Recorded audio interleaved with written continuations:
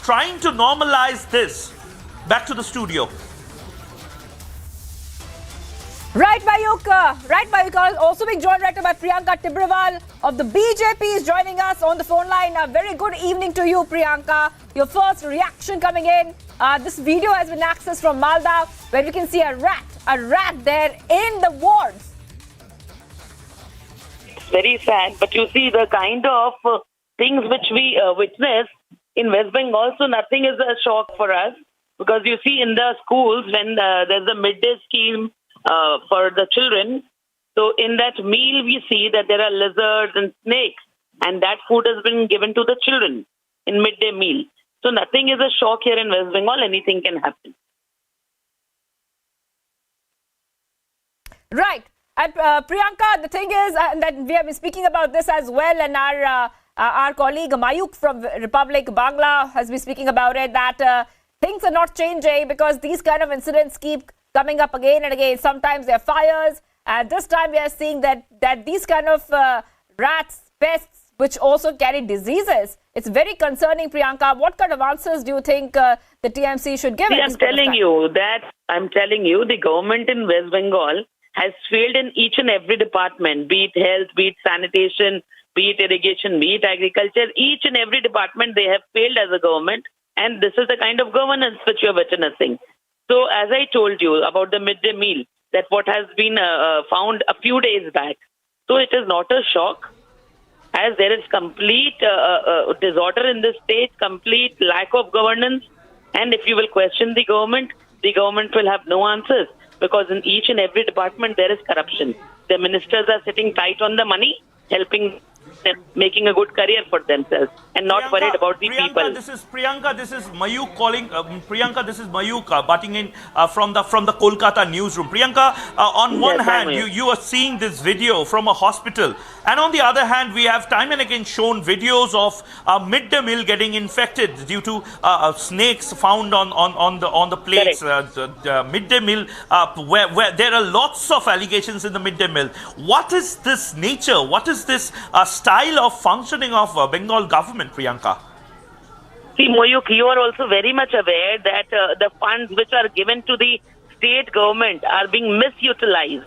As I will tell you, recently there was a lot of compensation which was given to the Baktui people in that Baktui Ghatna, and that money belonged to some other department. So you have seen the mismanagement by this government. So, and this is nothing new or shocking. And this is being done by the government because most of the ministers are involved in corruption, and they are making their houses and building bungalows and properties from them for themselves. They are least bothered about the people of Bengal.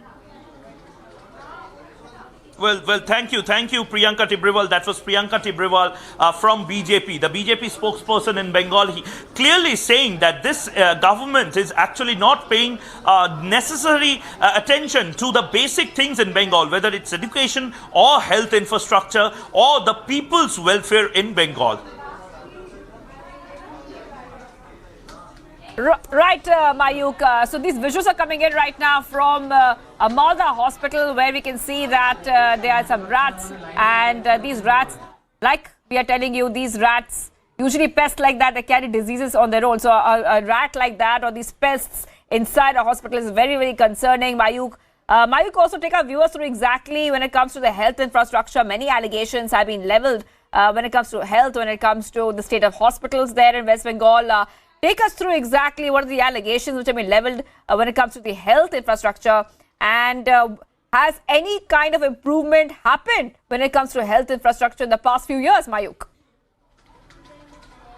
Well, as a responsible media channel, we are actually showing the videos and reporting the facts. What we can see in Bengal from several districts. We are showing videos, footages, the utter apathy towards the people who are trying to go to government hospitals. I am time and again saying, Republic is time and again saying, questioning the government authorities, the people who are at the helm of power, why this single person should also be deprived. This can be normalized, saying that this is a singular thing, this is an exceptional thing. But our question is that why should this situation be there if it's a government hospital, if it's a super specialty hospital as claimed by the government of West Bengal, if it's a vision program, if it's part of the vision program, and if it's a important hospital in North India, not Bengal, then why this situation will be on camera, why this situation will be a talking point in Bengal, and this is not a casual or a trivial matter. This video, Mamata Banerjee and all the Trinamool Neta should see this video. This video has gone viral, and questions are being raised regarding the way government hospitals are functioning, and it's a clear case of apathy, it's a clear case of mismanagement of hospital authorities, and we are time and again questioning. And this is not a singular incident in Malda. Previously also in midday meals, what Priyanka Tibrewal from BJP was saying, we have seen snakes, insects in midday meal, that midday meal lunch which is being served to the poorest of poor children in Bengal, those who are not part of the dropout list, those who come to schools, those who attend primary schools. Those lunch have also been infested by all these creatures like rats and other things that have been time and again shown on camera. So the basic point is that whether this government is actually less prioritizing on the crucial grounds like the health infrastructure, the education sector, as well as for the welfare of the poorest of the people in Bengal. Right. And Mayuk, what is important to note right now that these visuals, these questions being raised right now about the state of affairs in the West Bengal hospitals, the government hospitals, is coming on the back of many scams, the jobs scam, the recruitment scam, these scams. On top of that, we're seeing these visuals also come in right now, Mayuk. Well, on the TV we had shown it, but it is practically we can see everywhere in West Bengal. In hospitals, the pathetic condition, the dogs and the rats and the cats are running in the hospital. You can see everywhere. But first time it has been caught in the TV that the rat is on the patient's body. This is the pathetic state of the West Bengal in the health sector. They are telling that Paschim Bangla sob dike egiye. We can see the pathetic state, and you see in every hospital in the primary health center, there is no visible facilities. If you can visit the hospitals, you can see by yourself the pathetic condition of the hospitals. Right. Also, the big question being raised right now is that why is there so much of apathy when it comes to health infrastructure? And like Mayuk was also saying that these visuals expose that how much work needs to be done. Health is not a joke. Health is something which is very, very important. And these are very big questions coming, especially when already there's so many scams against top ministers in the TMC. Ajay. This is the government of the scam. You will see everywhere only scam and scam. Right. With the pathetic condition of the West Bengal, not in the health center, in everywhere. If you see in the education system, from the primary school to the higher level, the big scams in the teachers, the failure students who are class 8 fail, they are teachers. How can you believe that the education system of the West Bengal will be up to the mark?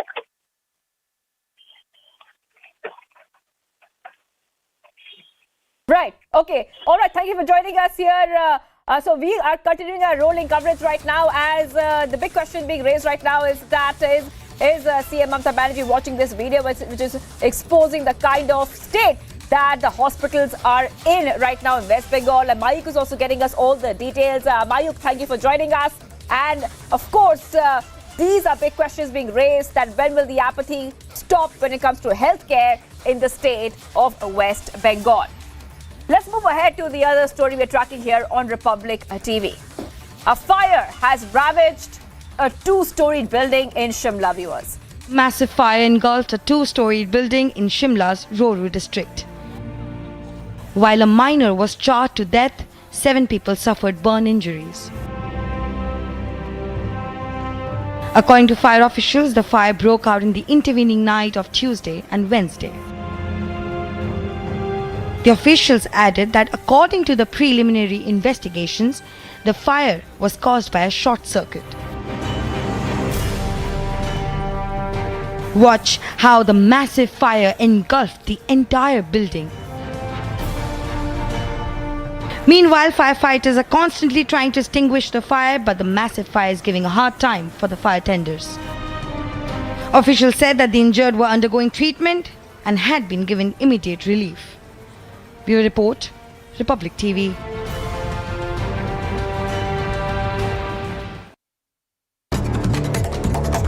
All right, viewers, top updates right now as Tripura goes to polls. Polling for Tripura Assembly elections are happening amid tight security. Arch rivals Congress and CPIM join hands to dislodge BJP from power in the northeastern state. A chaos broke out in Tripura's Dhanpur Assembly, where certain voters were obstructed to cast their vote. In retaliation, the voters blocked roads.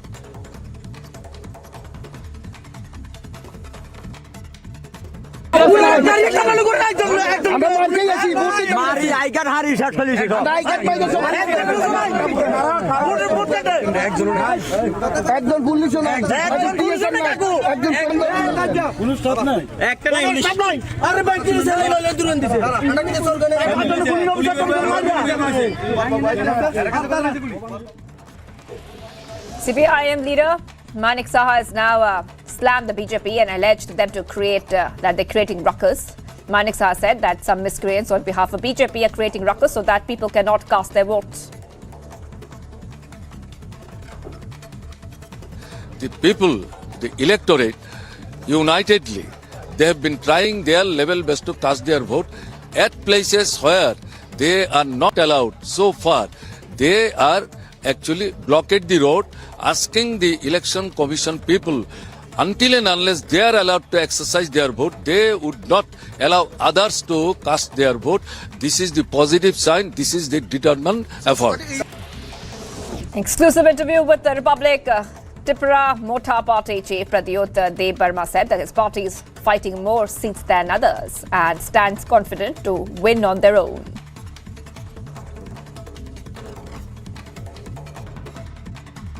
My vote base is far bigger than the Congress vote base. BJP in the last election got 18 out of 20 seats, BJP, IPFT combined. I am actually going to bring that number down to less than 1 seat. So that is also the BJP voter base. So my vote base is not fixed to Congress. As polling began for 60 assembly constituencies in Tripura today, Chief Minister Manik Saha urged all voters to turn out in big numbers and exercise their franchise.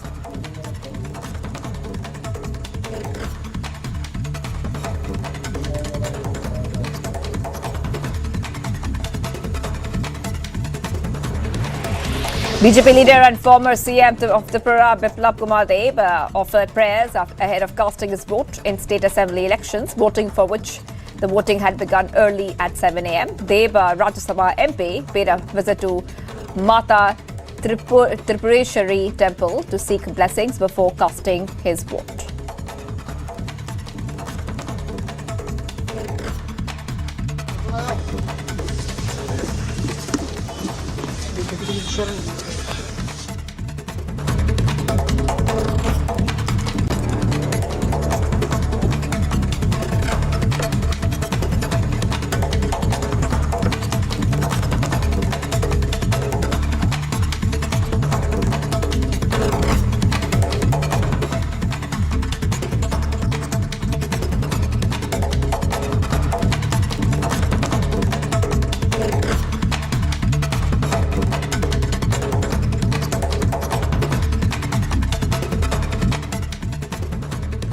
In Thane, Municipal Commissioner, Assistant Municipal Commissioner Mahesh Ahir was near the TMC office headquarter. In fact, and at that same point of time, what we have been told by the wife of Jitendra Awad, she mentions that the supporters of Jitendra Awad had came across through to an audio clip wherein he's been heard talking to a criminal who is behind the bars, and he is conspiring to kill the son-in-law and the daughter of Jitendra Awad. These are the allegations by Awad family and in fact of NCP as well. Now, when this audio clip came across these supporters, they directly went to the TMC office, and in fact they physically and in fact brutally assaulted the Assistant Municipal Commissioner, Mr. Mahesh Ahir, and in fact at the same point of time they were so aggressive that the police who were in fact guarding him and also protecting him had to take the gun out in order to save his life, and in fact he was immediately taken to the Jupiter Hospital, following which a case was in fact filed, Samiksha, late in the night yesterday with the sections 307, 332, 149, 147. Several IPC sections were in fact imposed against them, and in fact 7 people including Jitendra Awad was also booked. But at this point of time, that is the lockup wherein those 6 people are in fact locked in. But one of the important point out here is that Jitendra Awad is still free. No action has been in fact taken against him, as his wife has said that he is not behind this. The supporters are like family members. They got into emotion and hence they took this kind of action. So basically wife of Awad is protecting Jitendra Awad, and in fact no word from Jitendra Awad himself. Viewers, but we're coming up on the other side.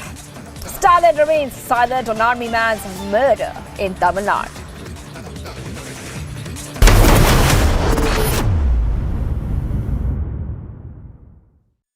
The development of a nation is influenced by education. Education that does not enable independent thinking and knowing is devoid of something fundamental. Education helps implement effective social reforms. Focus more on the fundamentals like the skills of decision making, mental models, or love towards reading. Education's main purpose is to build the necessary skills which help us to succeed in life. Catch the special episode of Read India's celebration this weekend only on Republic TV. Light utility helicopter which is being designed and manufactured by the HAL. So a massive development by the Hindustan Aeronautics Limited for the light utility helicopter in this particular category, going on to show that India is moving towards Atmanirbhar, and HAL is definitely going on and providing a shot in the arm for the Air Force sector as well.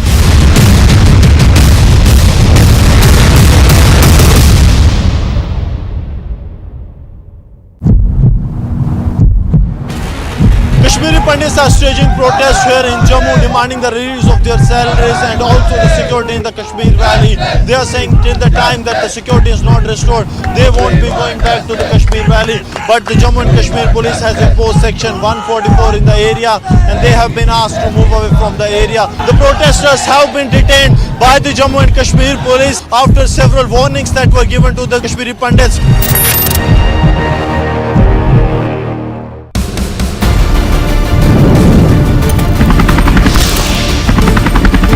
The light combat helicopter Prachand, which is indigenously manufactured by the Hindustan Aeronautics Limited, it's been loaded with rockets and missiles as well, and focusing over here is this turret gun which is again been manufactured by the HAL. These are 70 mm rockets which will be loaded into the Prachand. 10 of these Prachands have been taken by the Indian Air Force and 5 of them are with the Indian Army as of now, and we have 15 of them with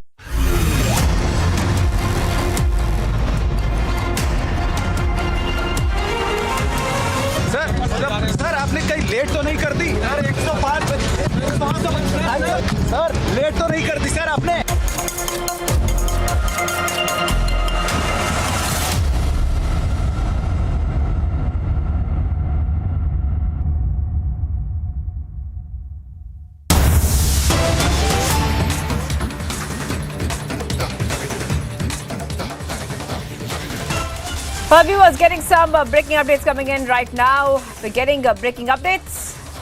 These visuals are coming in from Chennai, and remember that as we speak, protests are continuing after the army jawan's murder in Tamil Nadu, and the CM is continuing to evade questions.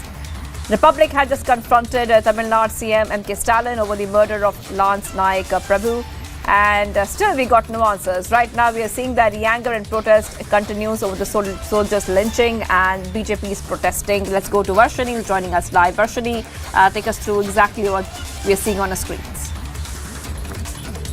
Well, Shivangi, if you see, this is the scenario that we have been talking about for the past 2 days. Republic, which has been extensively speaking about how, this Jawan's murder is not a very small thing to take it lightly. Rather, it is very, very important. And now, if you see, this is gone to another level where there is no single response from anybody, particularly Republic confronting the Chief Minister of Tamil Nadu and still response. The response is very, very important and essential now, but it is very obvious that the DMK wants to be silent. The DMK is trying to protect their councillor, and the DMK party is not, making a statement, an official statement, not giving the honors and the respect that the Jawan who died deserves. And this is the most shocking. We will be picking up more details. We will be going through all the minute details from the ground throughout, as all the reporters are on this as of now. Republic, we will not let this go. It's the attitude that the people have, and that is what we do have. But the DMK government has to come up with an answer, and we will be definitely questioning and confronting, because this is not a simple thing to take it lightly. Therefore, we will be bringing you all the minute details, Shivangi, as soon as possible. And the similar situation is still prevailing 48 hours. Now again, the next day is also going to pass, but still there is no answer. And the family demands the same thing: a simple monetary compensation, a job for the widowed wife and the two little kids. They have to, they need to have a secure future, and that is the demand put forth by the ex-servicemen, by a lot of army officials, by the family, by the villagers, by the people in Tamil Nadu. Everybody has the same demands to be fulfilled by the ruling DMK government, and that is exactly what we are expecting to get out of the Chief Minister's mouth, to give an official statement saying we will definitely take care of the situation, we will do something for the family, give her a job in the government public sector, and make sure that their lives are secured for their futures, for the little kids, for the widowed wife. And that is what is very important this moment, and that is what we are trying to do to get the DMK government to react on this. All right, thank you for joining us with all the details, Varshini. And anger over the murder continues at the same time. No answer coming in from PM Stalin. Taking a very short break, viewers, as we continue our live and rolling coverage. The CM, Stalin, confronted by Republic, but continues to stay silent and give no answers.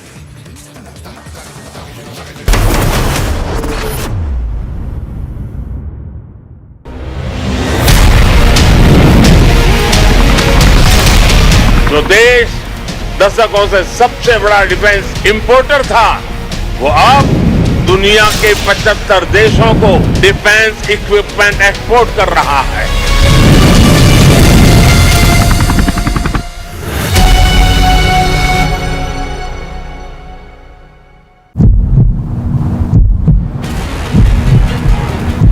Why, sir? But why? No, I don't. We'll speak, sir.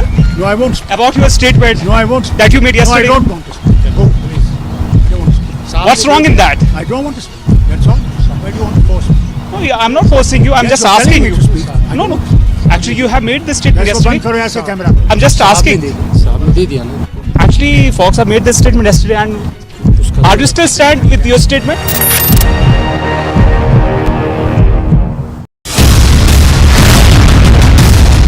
light utility helicopter which is being designed and manufactured by the HAL. So a massive development by the Hindustan Aeronautics Limited for the light utility helicopter in this particular category, going on to show that India is moving towards Atmanirbharta, and HAL is definitely going on and providing a shot in the arm for the Air Force sector as well.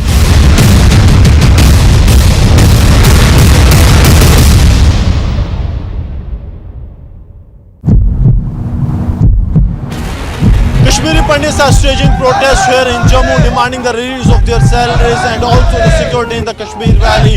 They are saying till the time that the security is not restored, they won't be going back to the Kashmir Valley. But the Jammu and Kashmir police has imposed section 144 in the area, and they have been asked to move away from the area. The protesters have been detained by the Jammu and Kashmir police after several warnings that were given to the Kashmiri Pandits.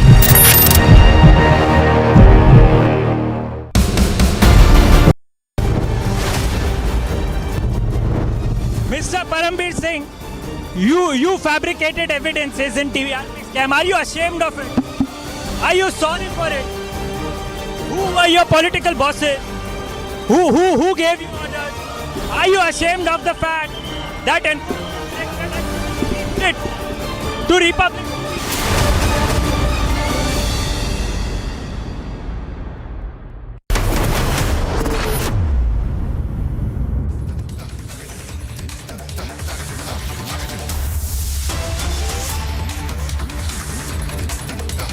Viewers, we're live and breaking. 8 days back, an army man, Lance Naik Prabhu, was hacked to death by a mob led by DMK Neta. Only after Republic covered the story. Tamil Nadu police arrested the accused, but the police is now attempting to defend their action. They are downplaying the murder by saying it's not a pre-planned murder. At the same time, we are seeing that there are multiple protests happening. The BJP is staging a protest as well. Veterans of the army are staging a protest as well. The BJP chief, Annamalai, has also joined in the campaign. The big Republic campaign has also been launched, where we are saying that Lance Naik Prabhu should get justice. In fact, many reactions are coming in. Let's go ahead and play them out.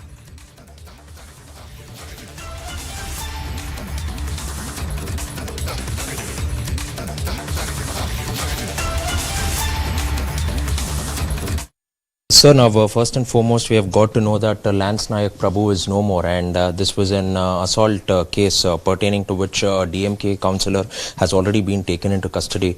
But why such late action, sir? And where was this person absconding, and was he taken into custody from Karnataka?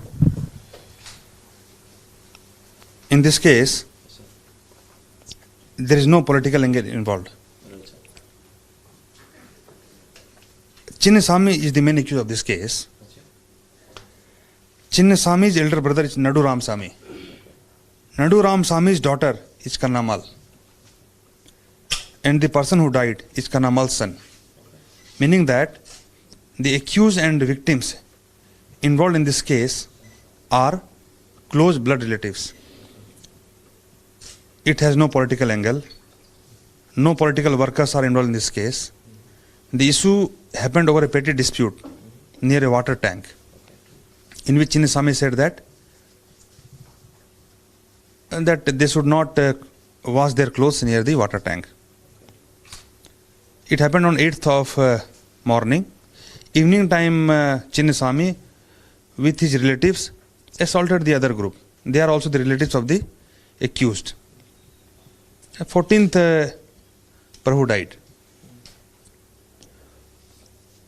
Police has acted very fastly, very swiftly, and as on today, all accused are inside the jail.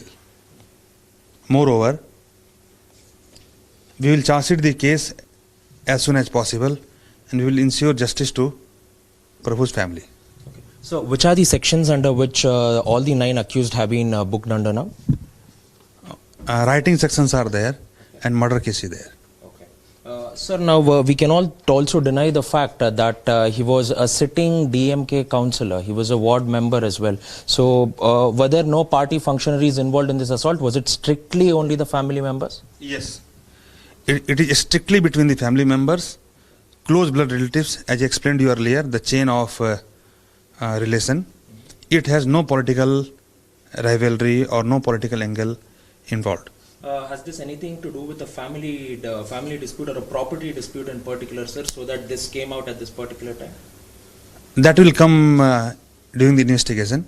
As of now, it is revealed that the matter is purely within the family members, nothing else. Okay. So where was the accused taken in from, sir? Chinnaswamy, who was absconding for 4 days even after the time of crime, where was he absconding? That we will reveal later. All right, let's go straight to Aneri. Is joining us live right now from Chennai. Aneri, right now we're getting multiple updates.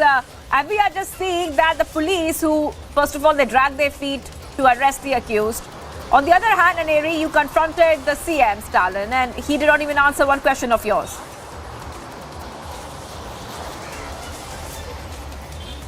Well, that's right, Shivangi. We have been questioning the DMK government. We have also confronted the Tamil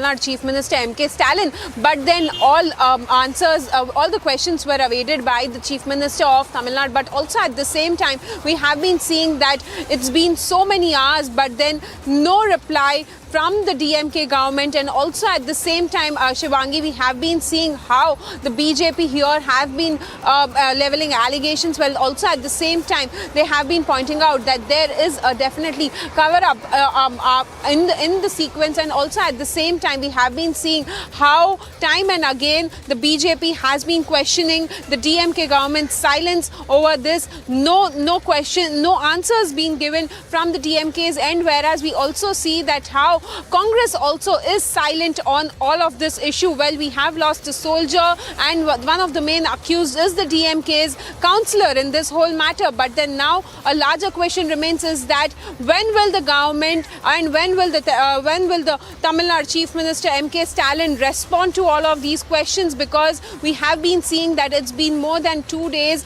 but then still no reply or no answers to the questions which Republic has been asking. And also at the same time, we have been seeing how Republic has been taking up this campaign, and after Republic took up this campaign, the DMK councillor was arrested by the police. So definitely the BJP, the opposition parties here in Tamil Nadu have been questioning the delay, and they also say that there could be a cover-up from the police end also. So definitely we'll have to wait and watch where this leads to. But yes, the family demands justice. The late Lance Nayak Prabhu's family demands justice. They say that the Chief Minister should come and visit. But however, we do not see any of the leaders from the government or from the DMK coming and responding or coming and meeting the family of late Lance Nayak Prabhu. So definitely many questions being raised on the DMK government here in Tamil Nadu. Shivangi.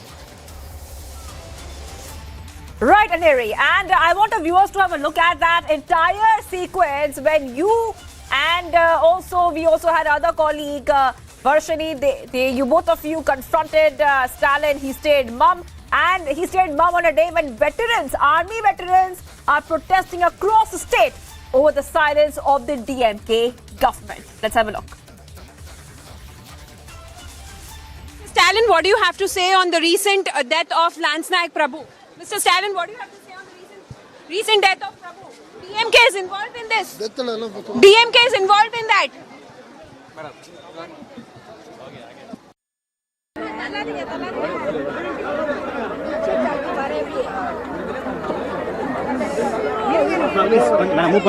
Please move பண்ணுங்க. Sir, please. Chief Minister, sir. Chief Minister, sir. Chief Minister, sir. They are, sir, ஒரு DMK counselor, ஒரு soldier is dead. Chief Minister, sir.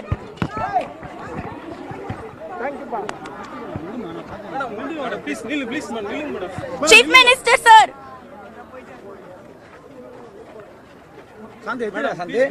உங்க பின்னாடி தான sir வரேன், disturb பண்ணல sir.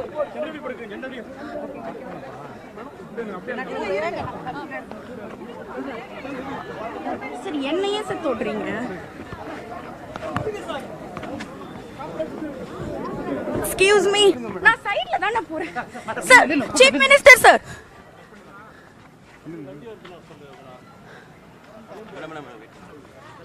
சரி okay நான் ஒண்ணுமே பண்ணல நான் பாட்டு கத்திட்டேன் சார் சீஃப் மினிஸ்டர் சார் ஒரு ஆர்மி மேன் கொல்லப்பட்டிருக்காரு உங்க கவுன்சிலர் பதில் வேணும் chief minister sir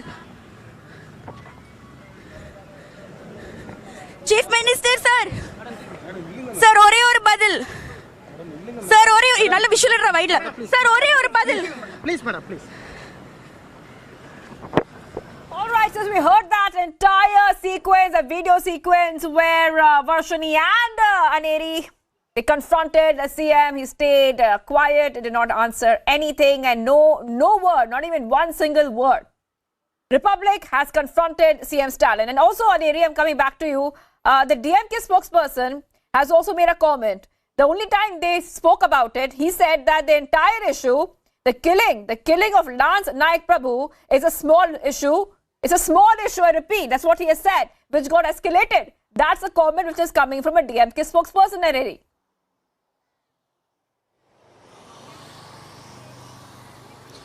Well, Shivangi, we have been seeing how after almost 48 hours also, we see that there's no reply, because on 8th of February, whole of this incident had taken place, but then no proper complaint was registered, no FIR was registered. But then after the death of Lance Naik Prabhu, we had seen that there were few arrests which were made. But then now definitely the DMK has to answer all of these questions, because one of the main accused in this whole case is the DMK's councillor, and that is the reason why we are seeing that it's a complete silence from the DMK's end. The government, the ruling government here in Tamil Nadu, is completely silent. But when we talk about one such reaction coming in from the DMK, they say that it's a small issue. But then the larger question and a larger picture remains here is that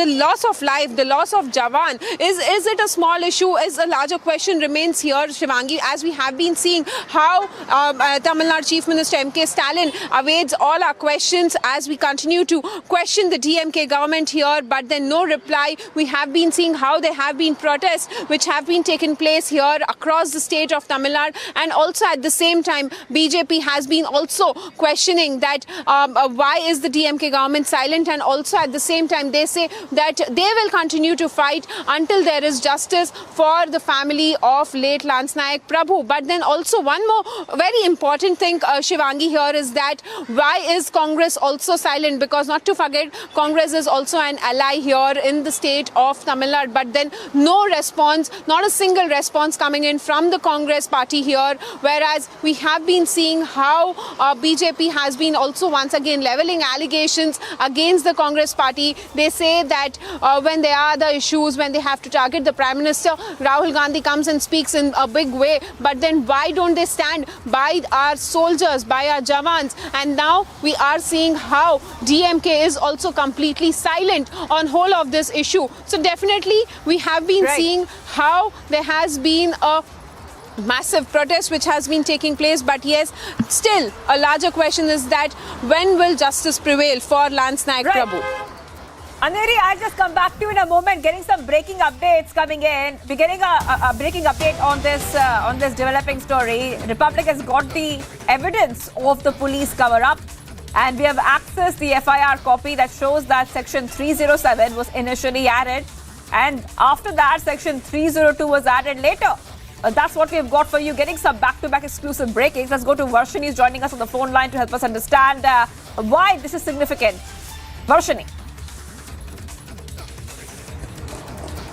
Well, Shivangi, if you see, this is very, very important because we have every single minute detail from Prabhakaran himself written in the complaint, and now this is the FIR copy that was filed after the death of our Army Jawan Lance Naik Prabhu, and previously we also accessed the FIR yesterday, which was the initial FIR where it was an attempt to murder case, but now this is the final FIR where this is a murder case, and only after this FIR was filed we know that these people have also been arrested, particularly the ward councillor Chinnasamy. In this, every single detail is given. On 8th February at 9:30 p.m. The police have got a call from a private hospital in Hosur, upon which they have rushed there and found out that these the Prabhakaran and Prabhu and his father Madayan were critically getting treated for injuries, and upon that Prabhakaran has given a complaint, a written complaint at 12:30, and the police have taken it back to the police station and filed a proper FIR at 6 a.m. in the morning on 9th February. And after this, in the complaint, whatever Prabhakaran has mentioned, it is all very clearly written. It is written that Prabhakaran has joined the Indian Army in 2010 and currently being posted at Srinagar, and he had come to his hometown for his holidays, for his vacation on 12th of January this year. Similarly, his brother joined deceased Jawan late Lance Nayak Prabhu had joined the Indian Army in 2016, and he had also been come for his village on 11th of January to be with the family for vacation. And later on February 8th at 10 a.m. in the morning, Prabhakaran had gone to the water tank to wash his clothes, and the councillor had gone to Prabhakaran and asked him not to wash his clothes. But in this FIR copy, we are able to get that Chinnasamy's daughter-in-law and Chinnasamy's daughter-in-laws were also washing their clothes, but rather Chinnasamy had asked only Prabhakaran to not wash clothes at the water tank, and that is where the issue had started, and that is where an argument broke out between both. When his daughter-in-laws are able to use the water tank, a public water tank, for their personal purpose, why cannot I, is the question that the Jawan Prabhakaran had raised. And this is when the issue had begun, and Prabhakaran had left back home. And later on, we also see that it is also written that Chinnasamy had used abusive words, and he's also used and he's also removed his own slipper, and he is also shown it in front of the Jawan Prabhakaran's face, and he's also at around 5 o'clock in the evening, he had also brought in his own friends, in his own relatives, his own people, to hit them right in front of Prabhakaran and Prabhu's house. When Prabhakaran was at his home, when he was talking to his parents, he's brought in a huge gang with his own relatives, sons, cousins, everybody, and at evening 5 p.m. this has happened on February 8th. And upon being attacked, upon getting thrashed upon and getting all those injuries, they have rushed to the hospital, nearby hospital, where the treatment for Prabhu was not available. Later, the hospital had recommended them to go to this private hospital in Hosur so that they can save his life, and that is when they rushed immediately in the night at 9:30 to Hosur private hospital, Kaveri hospital, which is written in the FIR, from where the hospital officials have called the police, and that is how the police ended up in the first place in the hospital, and that is how the police got to know that such a incident has taken place. And only after that, everything is clearly written in this FIR copy that we have access, Shivangi, every single detail from Prabhakaran himself. And upon that, later on during the investigation also, there is a clarity in this FIR copy where the police also mentioned the names of the other 9 people. The police also mentioned exact words and exact conversations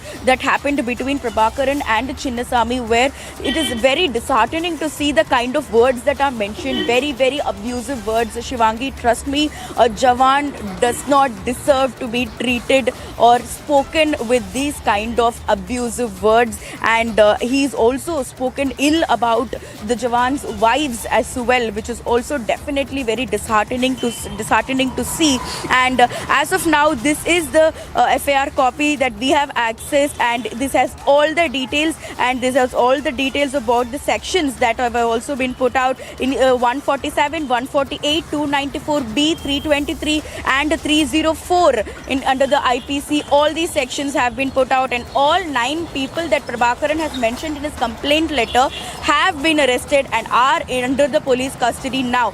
But as we also saw, Initially, only 6 people were arrested. Now, all 9 people that Prabhakaran has mentioned in his complaint have been arrested and are under the police custody. And this also has a very detailed information. This FIR copy that we have accessed has every single detail. The names of all the 9 accused: Chinnasamy, who's the ward councillor; Guru Surya Murthy, he's a son of Chinnasamy. Similarly, Gunanidhi, he's also another son of Chinnasamy; Rajapandi, who's another son of Chinnasamy, and there is another son called Puli Pandi. 4 sons along with his own sons, and other people including Manigandan, Madayan, Vediyappan and Kaliyappan are the other 4 people who have attacked the 2 Jawans.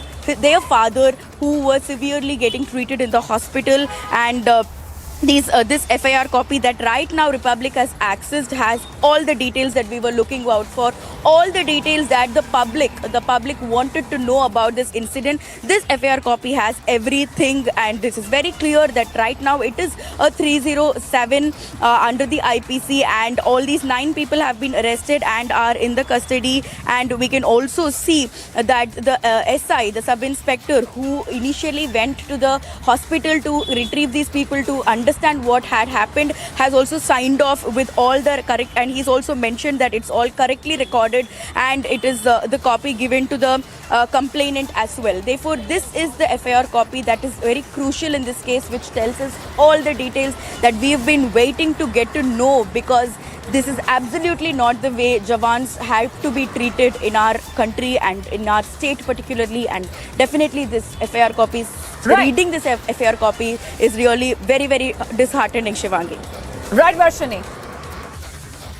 Absolutely. So Varshini is telling us that there is this angle that we have got for you, exclusive angle. There is a cover-up. It looks like a police cover-up. And also remember, viewers, that the police dragged their feet before they even arrested the DMK councillor and others. Very, very shocking. And also Varshini and Aneri have confronted CM Stalin, who has refused to speak a word on the murder of the army Jawan. Taking a very short break. Much more coming up on the other side.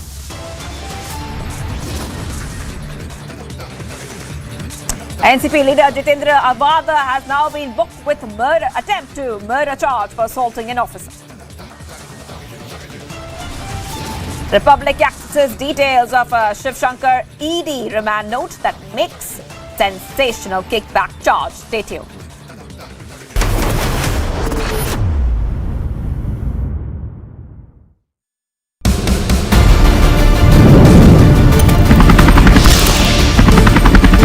The light combat helicopter Prachand, which is indigenously manufactured by the Hindustan Aeronautics Limited, it's been loaded with rockets and missiles as well. And focusing over here is this turret gun, which has again been manufactured by the HAL. These are 70 mm rockets which will be loaded into the Prachand. 10 of these Prachands have been taken by the Indian Air Force, and 5 of them are with the Indian Army as of now, and we have 15 of them with us. And this definitely puts India on a high pedestal.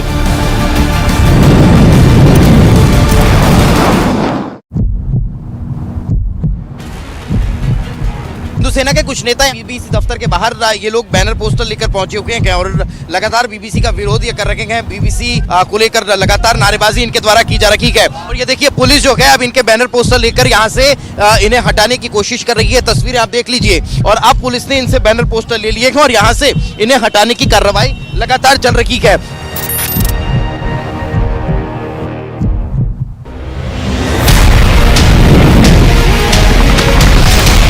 जो देश दशकों से सबसे बड़ा defence importer था, वो अब दुनिया के 75 देशों को डिफेंस इक्विपमेंट एक्सपोर्ट कर रहा है।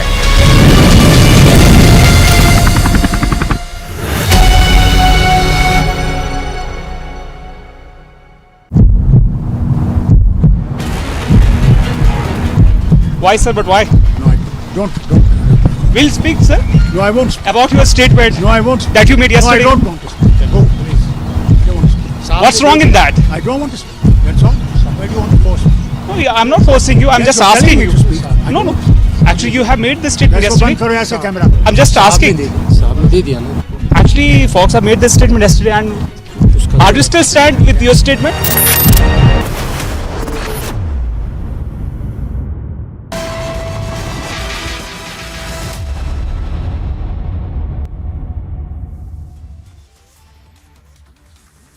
viewers, voting has ended in the Tripura polls. A total of 69.96% of lakh voters exercised their franchise in Tripura Assembly elections. Start till 3 p.m. That's the figure. The BJP is contesting 55 Assembly seats, and its ally IPFT has fielded candidates in 6 constituencies. The two parties will be having a friendly fight. In fact, in one seat only. The left front is contesting 47 seats and Congress 13 constituencies. So it's a three-way fight right now. My colleague Piyush Mishra has been in Tripura. He's been, in fact, observing what's happening, and he's spoken to the movers and shakers there. Let's have a look at what Piyush Mishra has got for us. As Tripura went to polls, the voting has now ended. So today voting is going on. What kind of expectations you have as far as this voting is concerned? So far my constituency is concerned, I think the percentage of the voters will be more increased than my by-poll election. So far there all the constituencies are concerned. Last year, in the year 2018, we got only 36 singly, this BJP, and 8 the alliance partner. This time it would be more than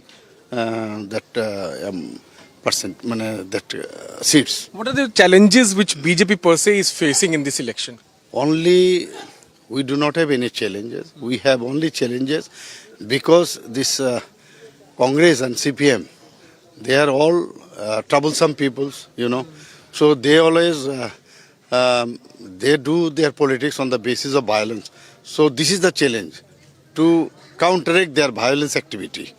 Because they have only, for a long time, they have been survived on this, doing this kind of violence. So they are trying in some places. So this is our challenge, how to resist those violence. How many seats you are expecting this time, sir? I told you, no? So this should be more than the last times. Last times more. So there's a very big important development which has taken place during the campaigning, and that's about the third important political player, Pradyut Devbarma. Is there any chance of having a post-poll alliance with him?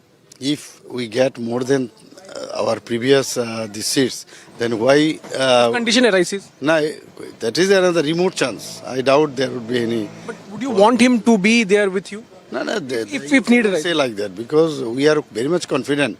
We are host on ourselves that this time too we'll have majority will have. But he's claiming that he is going to the kingmaker. Let him claim. It is up to him only. On that I don't want to comment. But people will not accept this Motha, because Motha do not have any proper these things ideology. They sometimes they said Greater Tripura land, and the boundary of the Greater Tripura land, nobody knows where it ends. Sometimes they say that it starts from Bangladesh, sometimes it ends at Assam, Mizoram. So these are all hypothetical. Can there be an imagination of Greater Tripura land which he has been talking about? Because not only with your top leaders, but also he had talks with Congress left. Only to create sentiment and to create confusion among our this tribal brother and sisters, and ultimately every 5 years it happens, and there is formation of new party, and that also in future you will find you will not get them. My last question to you, if need arises, once again I'll ask, if there is hung assembly, would you want, because obviously you're not going to shake hands with either of the partners from Congress Left Alliance, would you want him to come with you? You see, I told you it's a thin chance. And even if this arises, then I cannot say right now. We are expecting we will get more seats. How can I say present? I'm asking because he's the one who is saying. Issue. He's saying that Amit Shah talking about him is something like blessing to him. Yeah, present though it is very difficult to tell anything. Viewers, you are watching India's #1 news channel, Republic TV. Coming up on the other side, Stalin remains silent on army jawan's murder in Tamil Nadu.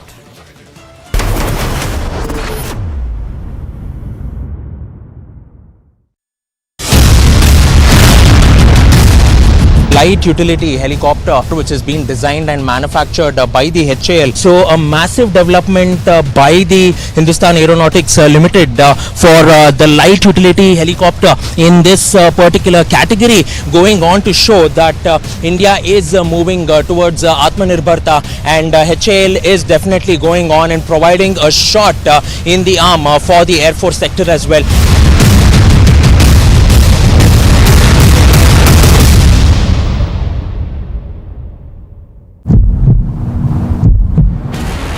Kashmiri Pandits are staging protests here in Jammu, demanding the release of their salaries and also the security in the Kashmir Valley. They are saying till the time that the security is not restored, they won't be going back to the Kashmir Valley. But the Jammu and Kashmir police has imposed section 144 in the area, and they have been asked to move away from the area. The protesters have been detained by the Jammu and Kashmir police after several warnings that were given to the Kashmiri Pandits.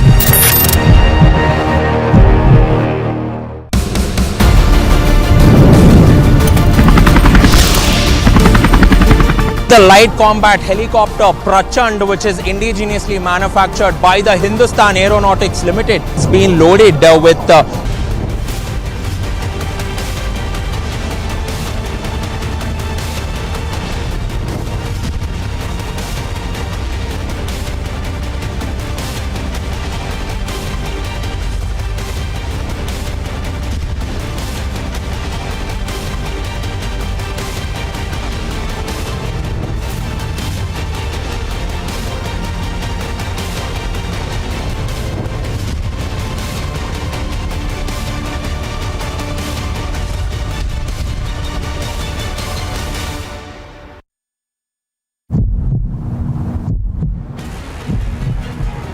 these are the army veterans who are coming here and will shortly also be going inside the residence of Lance Nayak Prabhu, where we have walked for over 500 meters, and they will also be paying their respects to Lance Nayak Prabhu. But all said and done now, the veterans of the Indian Army are also demanding one justice for Lance Nayak Prabhu. Bharat Mata ki Jai! Bharat Mata ki Jai! Bharat Mata ki Jai!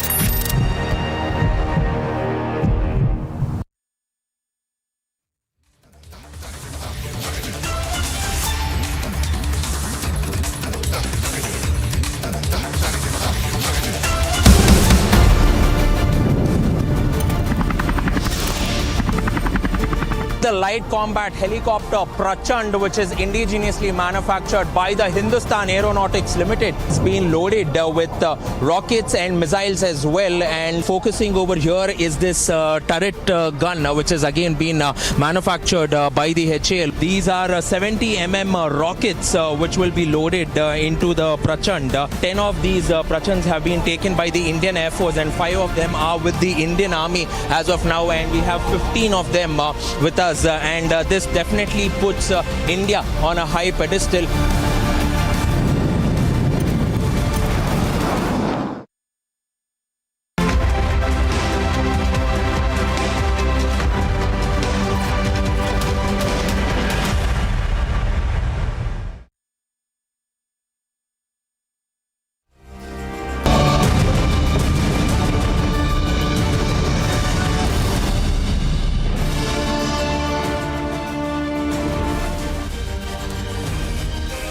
Hello and welcome. You are watching a special episode of This Is Exclusive. Despite the kind of pressure on the DMK government, Tamil Nadu Chief Minister M.K. Stalin still remains defiant. Not a single word coming in from the Chief Minister.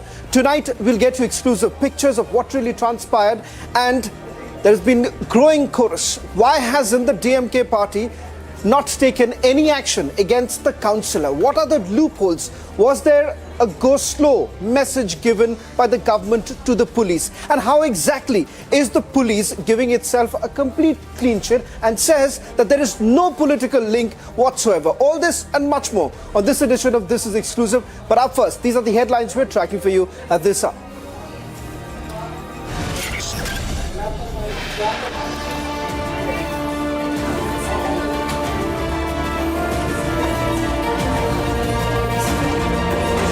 Outrage across the country as India demands justice for Lance Nayak Prabhu Singh.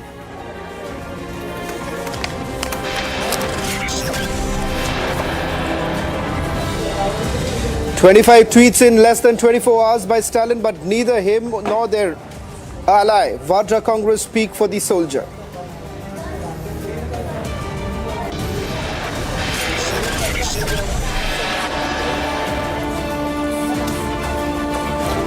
Republic campaign echoes across the country. Voices from all over India demand justice for the soldier.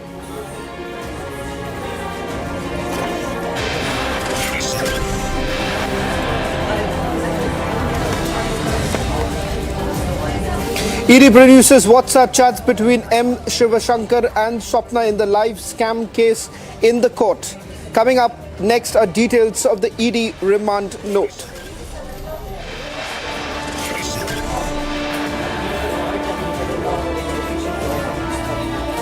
ED continues to face income tax heat surveys at offices in BBC's Mumbai and national capital.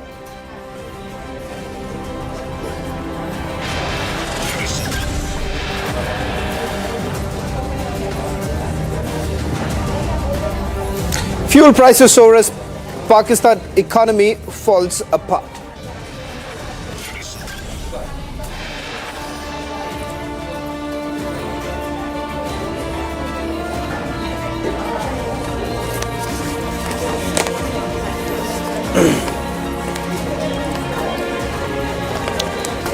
Well, starting this edition with some exclusive pictures that has now been accessed by Republic TV. Ladies and gentlemen, these are pictures that should put the DMK government in Tamil Nadu in complete shame.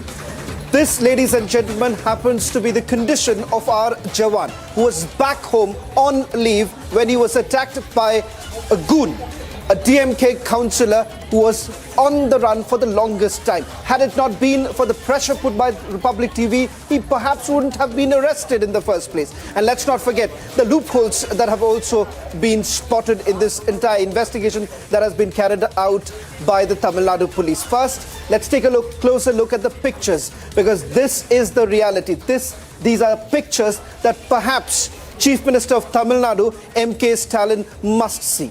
A man who has refused to take a single question from Republic TV. Why is it that there's been absolutely radio silence on the part of the party? And not just that, not a single action that has been taken against the DMK councillor who was on the run and finally that was arrested by the Tamil Nadu police. We'll try and go across to our reporters on the ground getting us the latest images on your screens right now. These are the images of the bruises sustained by the Jawan. Picture of the soldier moments after the incident. We'll try and go across to Varshini, Aneri as well as Prajwal. All three reporters on the ground.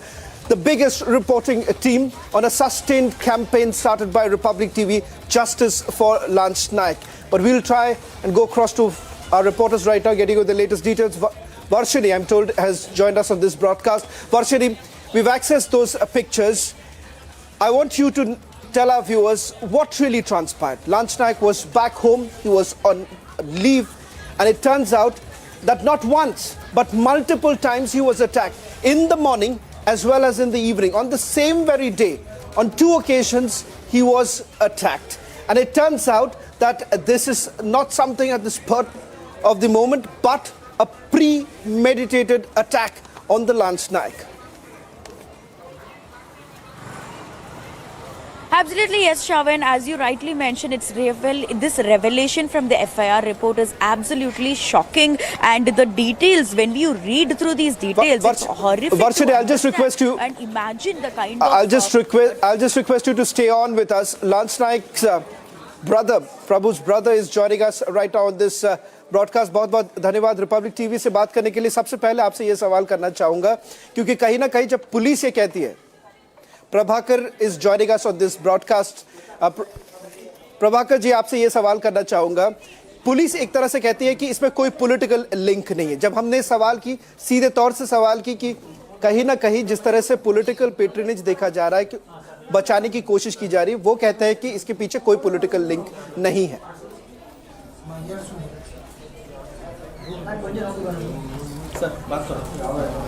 Hello hello hello Prabhakar ji, क्या आप सुन पा रहे हैं? Hello Prabhakar ji, सुन रहा हूँ। प्रभाकर जी, क्या आप सुन पा रहे हैं?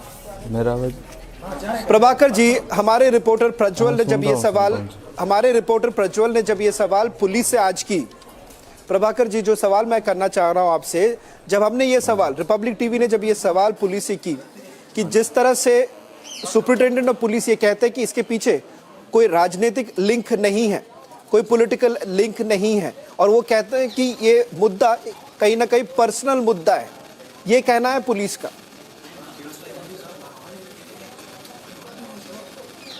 इस पे वो सीधा मेरे को ये बोल के मारा था, मैं डीएमके का काउंसलर हूँ, तू कुछ नहीं कर पाएगा मेरे को, ये ज़रूर बोला था उसने।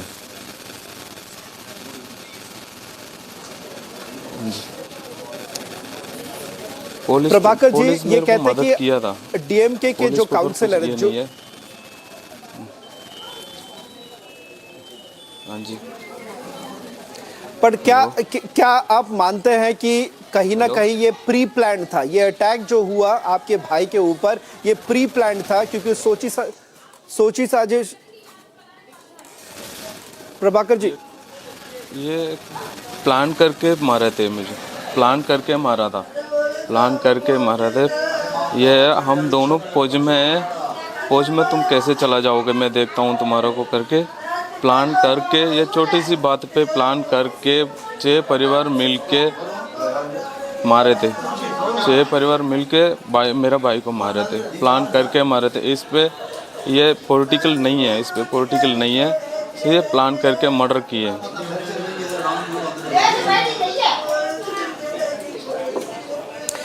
प्रभाकर जी, जब आप कहते हैं कि ये उन्होंने प्लान किया, ये प्लान करने के बाद ये मर्डर किया, इसके पीछे आप क्या कह सकते हैं, क्या सबूत है? क्योंकि कहीं ना कहीं सवाल ये उठाया जा रहा है कि इससे पहले भी उन्होंने क्या आपको कभी धमकी दी थी, ऐसा कुछ हुआ था?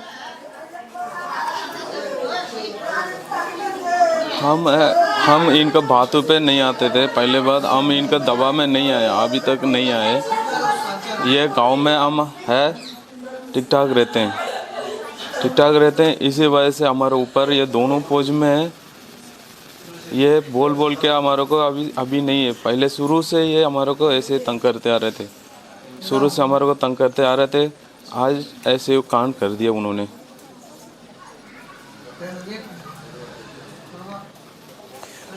प्रभाकर जी, क्या आप कह सकते कि आप कह रहे हैं कि पहले से वो तंग कर रहे थे, पहले से आपके ऊपर कुछ दबाव डालने की कोशिश हो रही थी, इसके पीछे कारण क्या था? आप उनके साथ लड़ाई किस बात पे हो रही थी? लड़ाई एक कपड़े से, सिंपल सा एक कपड़ा धोने के चक्कर में हुई थी। मैं उसको पास बताया भी, ठीक है मैं नहीं धोता हूँ, निकाल दूंगा। उसके बाद भी आके मेरे को गाली दे के चप्पल निकाल के मारने के लिए आया दौड़ के। उस टाइम कुछ नहीं हुआ, लड़ाई कुछ नहीं हुआ, हमारे को गांव वाला ने समाधान करके भेज दिया अपना घर पे। उसके बाद शाम को 5 साढ़े 5 बजे आसपास पापा ने और पापा का दोस्त दोनों रोड पे, मेरे घर के जस्ट सामने 5 मीटर दूर पे रोड, वहीं पे आप खड़ा होकर बात कर रहे थे दोनों। तब उस रास्ते से आ रहा था वो, उस रास्ते से आते आते पापा ने जो बात कर रहा था जो दोस्त से, उसको क्या कहा, उसने सीधा पापा का नाम लिया, फिर गाली देने लग गया। गाली देते देते पूरे उनका जो परिवार है 1-2 बंदे आ गए थे, आते सीधा पापा को आ गए घर पे। पापा तब तक तो घर पे मेरा गेट के पास आ गया था। गेट पे पास आने के बाद गेट से खींच के लेके गया, खींच के जाते सीधा चाकू मारा कर सिर पे, माथे पे चाकू मारते उसको चाकू से पूरा खून हो गया। पापा नीचे गिर गया। जैसे पापा चिल्लाना शुरू किया ना, मैं और भाई अपना दोनों बात, मैं ही भागा था बाहर। जैसे मैंने बाहर गया, मेरे को कम से कम 6-7 बंदे लेके दूर लेके चला गया, मेरे को मारने लग गए। उसके बाद मेरा भाई आया था, भाई के एक ही थप्पड़ लगा उसको पीछे, और राड से, जो लोहे वाला राड से एक मारा, वो उधर ही गिर गया। गिरने के बाद भी उसको छोड़ा नहीं, मारते रहा। मैं भी उधर मार खा रहा था। पापा भी पहले बेहोश हो गया, उसको भाई भी बेहोश हो गया, अभी कुछ नहीं कर पाएगा। फिर उसके बाद गांव वाला ने 1-2 बंदे निकाल के भाई को और पापा को पहले भेज दिया। तब तक पुलिस आ गया था उधर। पुलिस आते उनके पास जो वेपन था वो ले लिया उन्होंने।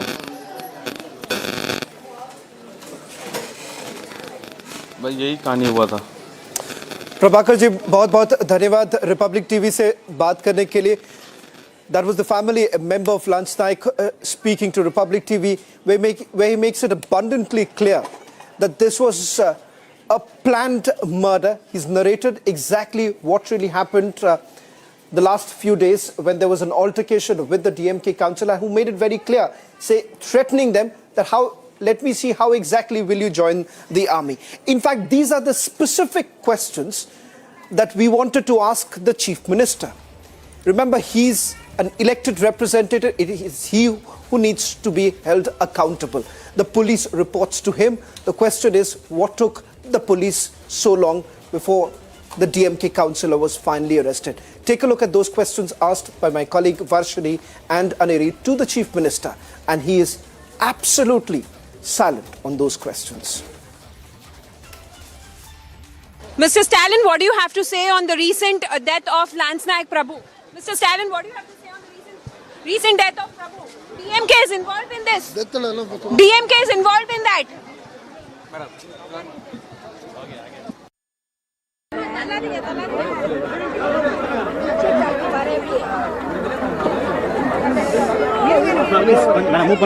Please move பண்ணுங்க. Sir, please. Chief Minister, sir. Chief Minister, sir. Chief Minister, sir. They are, sir, ஒரு DMK counselor. நாளை ஒரு soldier is dead. Chief Minister, sir. Thank you, madam. Please, please, madam. Chief Minister, sir.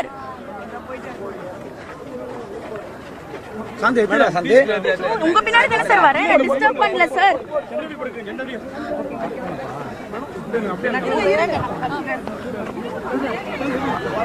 Sir என்னையே sir தொடுறீங்க?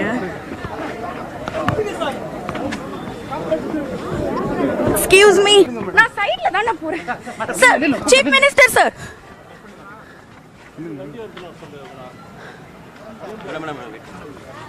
சரி okay, நான் ஒண்ணுமே பண்ணல, நான் பாட்டு கத்துக்கிறேன் சார். சீஃப் மினிஸ்டர் சார், ஒரு ஆர்மி மேன் கொல்லப்பட்டிருக்காரு, உங்க கவுன்சிலர், பதில் வேணும் chief minister sir. Chief minister sir, sir ஒரே ஒரு பதில் சார், ஒரே நல்ல விஷுவல் வைட்ல சார், ஒரே ஒரு பதில் please madam, please. It's utterly disgraceful when elected representatives like the Chief Minister of Tamil Nadu feel that they cannot be held accountable. 2 years ago, a similar sort of incident, ladies and gentlemen, took place in Mumbai when a retired naval officer, Madan Sharma, was brutally attacked. He was stepping outside his residence when goons of Shiva Sena started beating him up. And at that point in time, Chief Minister Uddhav Thackeray did not feel the need to even address the issue. In fact, it was because of his family members that there was a media spotlight. Mr. Madan Sharma, his only crime was that he had forwarded a cartoon that mocked the then Chief Minister of Maharashtra, Uddhav Thackeray. Madan Sharma is joining us on this broadcast. Mr. Sharma, thank you very much for speaking to Republic TV.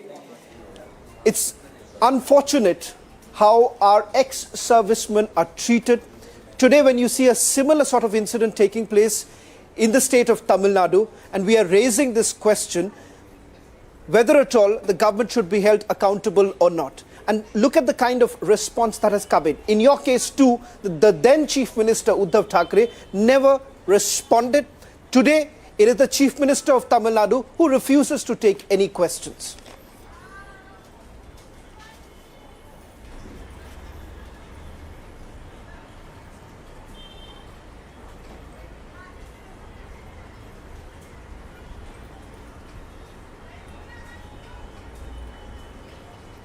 We'll try and reconnect with Mr. Madan Sharma. I can speak in English also. Madan Sharma ji, सवाल आपसे ये कर. Madan Sharma ji, I wanted to ask you is that in your case, you saw there was no response from the then Chief Minister Uddhav Thackeray. Today, you have a Lance Naik who had gone back home. He was threatened by a DMK councillor and he was told in as many words that let me see how you will go back to the army. That's the kind of threat that was issued. It's utterly shameful for a nation who's been extremely proud of their own soldiers. This is the way soldiers are being treated, and elected representatives like Uddhav Thackeray as well as MK Stalin do not feel the need to even respond. As far as Uddhav Thackeray is concerned, he's not an elected representative, but MK Stalin is, and he does not feel the need to respond.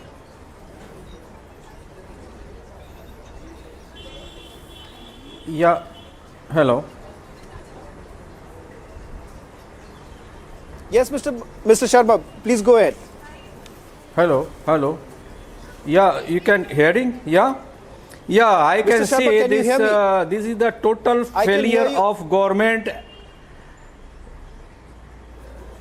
Okay, this is the total failure of government and political communities. Political and government, I mean say this judiciary failure, because we need our society to upgrade and make the understand what is the soldiers after the retirements. They are going to the home, and the kind of life they are living, and on top of that the politicians or the civil societies are attacking on them. It is really a shame on the part of our society. It is required fully awareness in the civil society as well as the government reformation and judiciary reformation on the law and order. Let us take on my incident. After the incident, I have gone through full India. I have registered my veterans community one society, and I have just visited over last 2 years to bring the all soldiers, retired soldiers, veterans to at one platform and to recognize in the civil society. And that's what I am doing continuous till now. And it is required from government and judiciary to reform the situation for the veterans. Breaking. And this is actually in my case after the incident, the case and the this culprit has brought on the table in the police station. They have been arrested, but till now I do not know what has happened after that. So this is, you can say, is the judicial, the law and order in the government government is running is also is the failure. I don't know what has happened in my case, what are the how the case is going on and where is held and where is now the action is taken, what action further being taken. But this is a shame on part of the society Mr. and Sharma, politicians thank that you very the much veterans is for being joining us attacked. on this broadcast. Right. Mr. Sharma, thank you very much for joining us on this broadcast and putting across your views. We fought for you at that point in time, and today we are fighting for Lance Naik.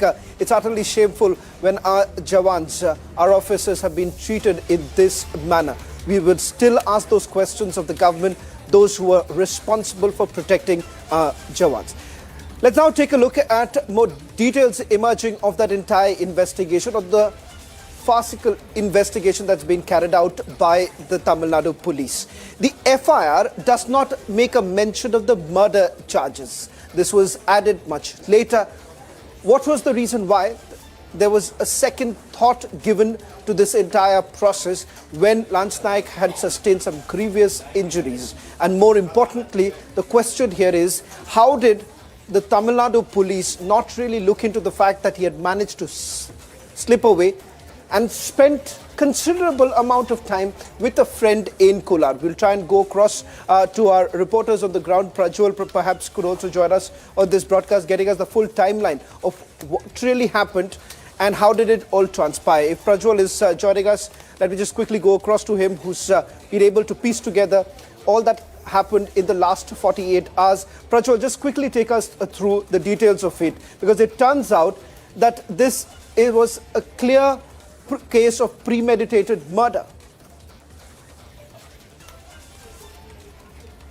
Absolutely, Shravan. Now, we have received the entire timeline and this verbal altercation happened early on the morning of 8th of February between 9:30 to 10, and the full-blown fight happened between 4:30 to 5:30, where they were attacked. These soldiers were clobbered for over an hour now. Initially, it started off with Chinnaswamy and his goons attacking the father, who is Madaya, who is here, and later when these two soldiers saw that their father was being attacked, they immediately stepped into question as to what happened and what went wrong, and then even they were beaten up, and later they were admitted to the hospital on the 8th of Feb at 6:30, and they were admitted to the Kaveri General Hospital. It's a government hospital, and as soon as they were admitted there, the doctors went on and stated that he will have to be taken to Hosur because the nature of injuries are quite serious, and therefore he was shifted to the hospital. But before being shifted to the hospital,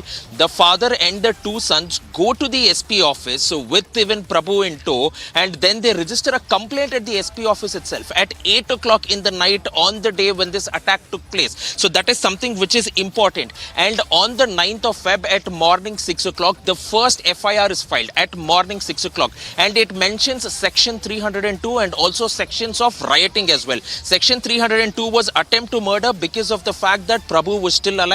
Later he was taken to the hospital in Hosur and he was administered treatment, but then he was not responding to the treatment, and on the 14th of Feb Prabhu was not there. But between February 9th to Feb 14th, we get to understand that this particular person, the accused number 1, Chinnaswamy, escapes with 2 of the accused here, accused number 7 and 8, and they flee to Karnataka in Kolar, and they stay there at a farmhouse for over 3 days, and finally the Tamil Nadu police, feeling the heat, pick them up. Prajwal, requesting you to stay on. We're getting in some more breaking news right now. My colleague Aneri is with DMK leader TKS Ilangovan. Let's quickly go across to Aneri. Killing a soldier. Mr. Elagwan, you are saying that it's a small issue. We have lost a Jawan. You are saying it's a small issue. You are right. Jawan has not lost in a war, or the DMK killed him. But it is his cousin. Very clearly, a DMK councillor is involved in that case. It is a murder. Police have taken action. They have arrested all the people who are involved in it.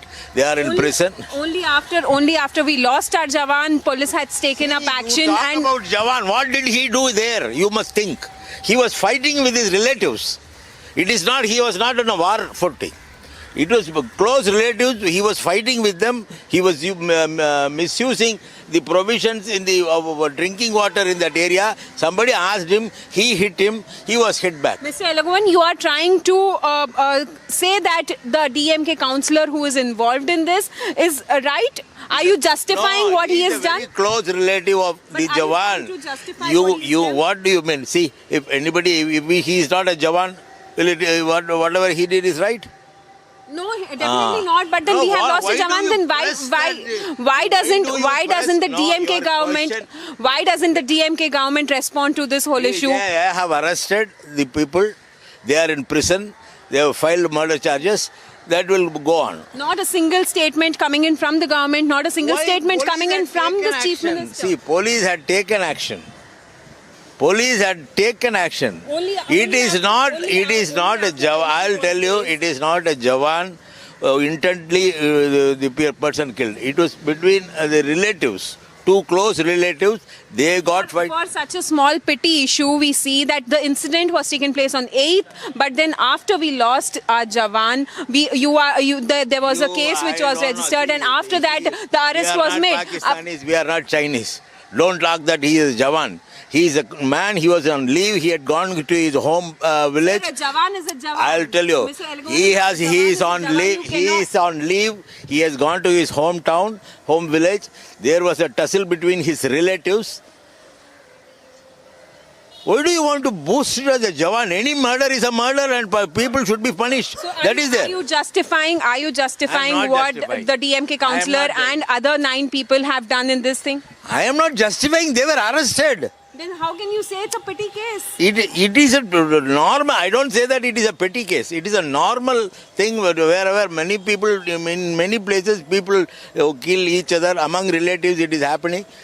Police have taken action. They have arrested the councillor. Every action of the government was why is it that no one from the DMK has visited the family of Lance Naik Prabhu, and not even a single statement coming in from the government, not even a single statement coming in from the chief minister? See, it is an incident where the police had done their duty. Only after we lost him. What can we do? It is among Why didn't the police take action? Why hasn't the police taken action on the 8th of February when this incident took place? They were taken to hospital. Then after he died, the police filed a case, and these people had absconding. They were caught. Police went there, searched for them and caught them, and they are in prison. Why isn't the DMK councillor removed from the party till now then? He will be removed. Our leader is not in station. Tomorrow you can see the announcement. So, Shaman, as you can clearly see, we had DMK leader Mr. Elegovan speaking to us. Well, they say that soon action will be taken on the DMK councillor as well, and we are expecting that the announcement would come up tomorrow is what Mr. Elegovan has been saying. Shaman.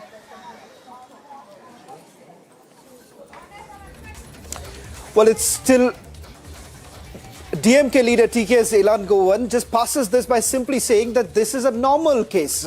That's the kind of brazen response coming in from the DMK, despite those questions being asked. Why exactly hasn't anyone from the DMK visited the family members of Lance Naik?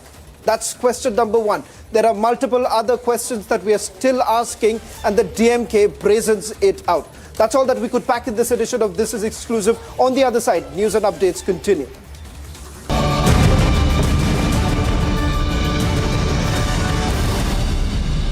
QS&THE, the world's foremost university rankings organizations, have ranked Amity amongst the top 3% universities globally, making it among the very few Indian universities to be included in both rankings. Yet another top ranking for Amity University.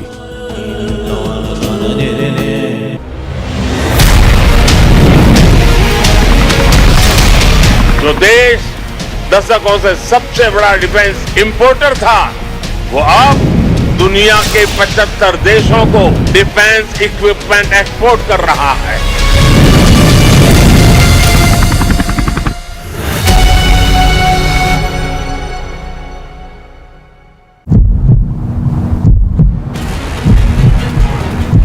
Why, sir? But why? No, don't. We'll speak, sir. No, I won't. About your statement. No, I won't. That you made yesterday. No, I don't want to speak. Go, please. I don't want to speak. What's wrong in that? I don't want to speak. That's all. Why do you want to force me? No, yeah, I'm not forcing you. I'm Yes, just you're telling asking me you. to speak. No. Actually, you have made this statement Let's go yesterday. back to camera. I'm just asking. Actually, folks have made this statement yesterday, and are you still stand with your statement?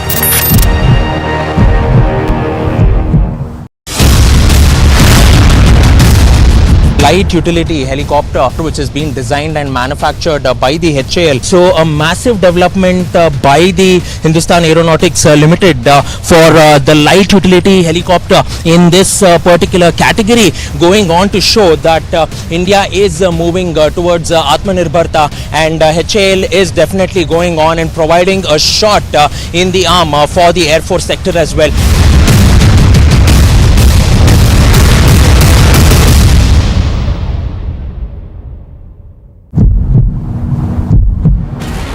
Kashmiri Pandits are staging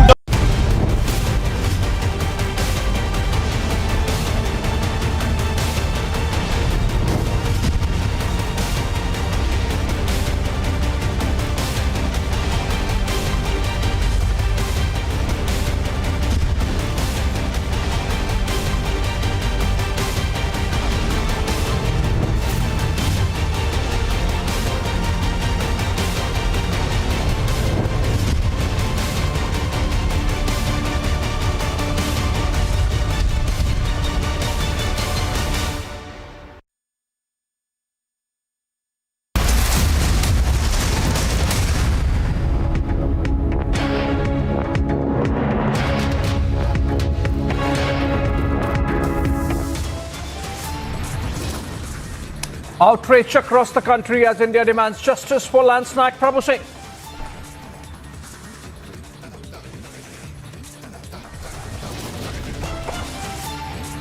"25 tweets in less than 24 hours by Stalin, but neither him nor their ally, Vara Congress, speak for the soldier."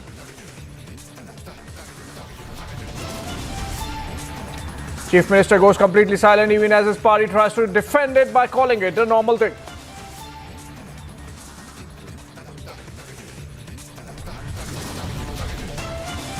Republic campaign echoes across country. Voices from all over India demand justice for the soldier.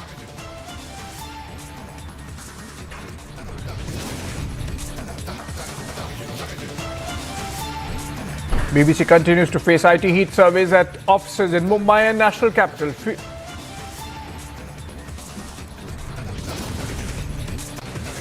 Fuel prices to historic high as Pakistan rupee falls to new low against dollar.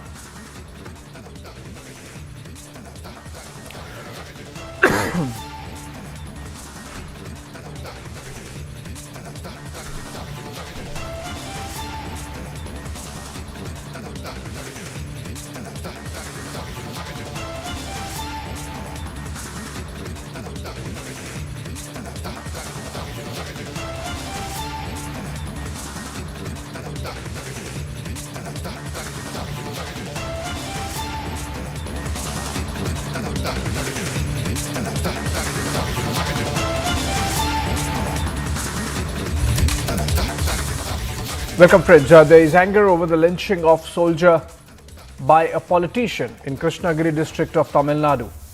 Republic has accessed evidence that this is a premeditated murder.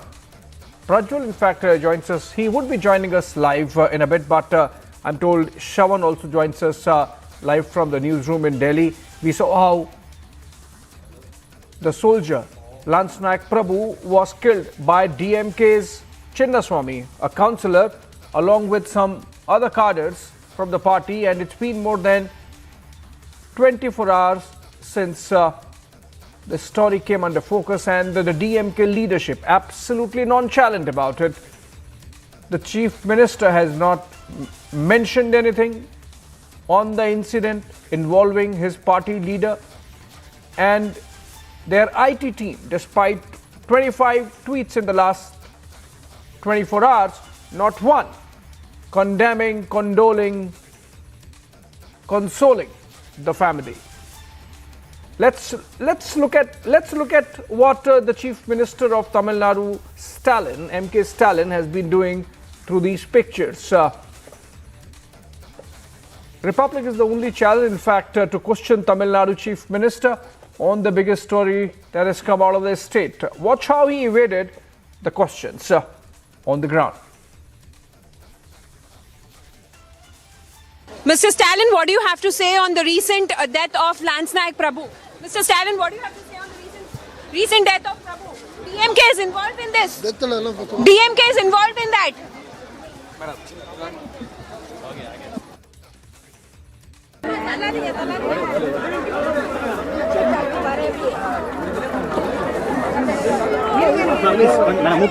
Please move பண்ணுங்க.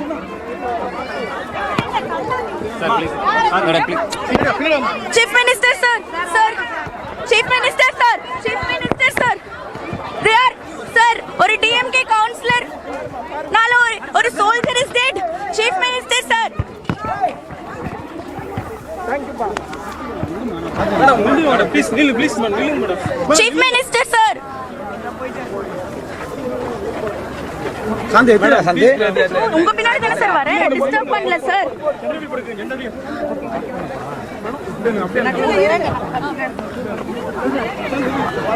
Sir என்னையே sir தொடுறீங்க. Excuse me, நான் சைடுல தான போறேன் sir. Chief minister sir.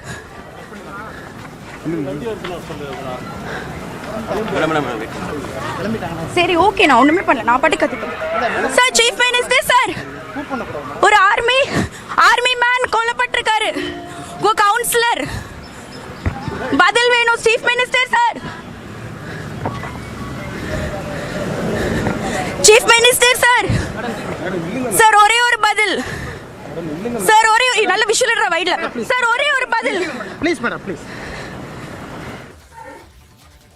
Well, that was Varshini in Chennai trying to question Chief Minister Stalin on more than a couple of occasions with no response coming in. In fact, the security cordoning of our reporter and not letting her get even near to the Chief Minister. In fact, Rahul and Stalin have been completely silent on the murder of the soldier Rahul Gandhi. In fact, skiing or pictures coming in of him skiing in Jammu and Kashmir. Not a tweet, not a word consoling the family. The cries of this family is what they must watch.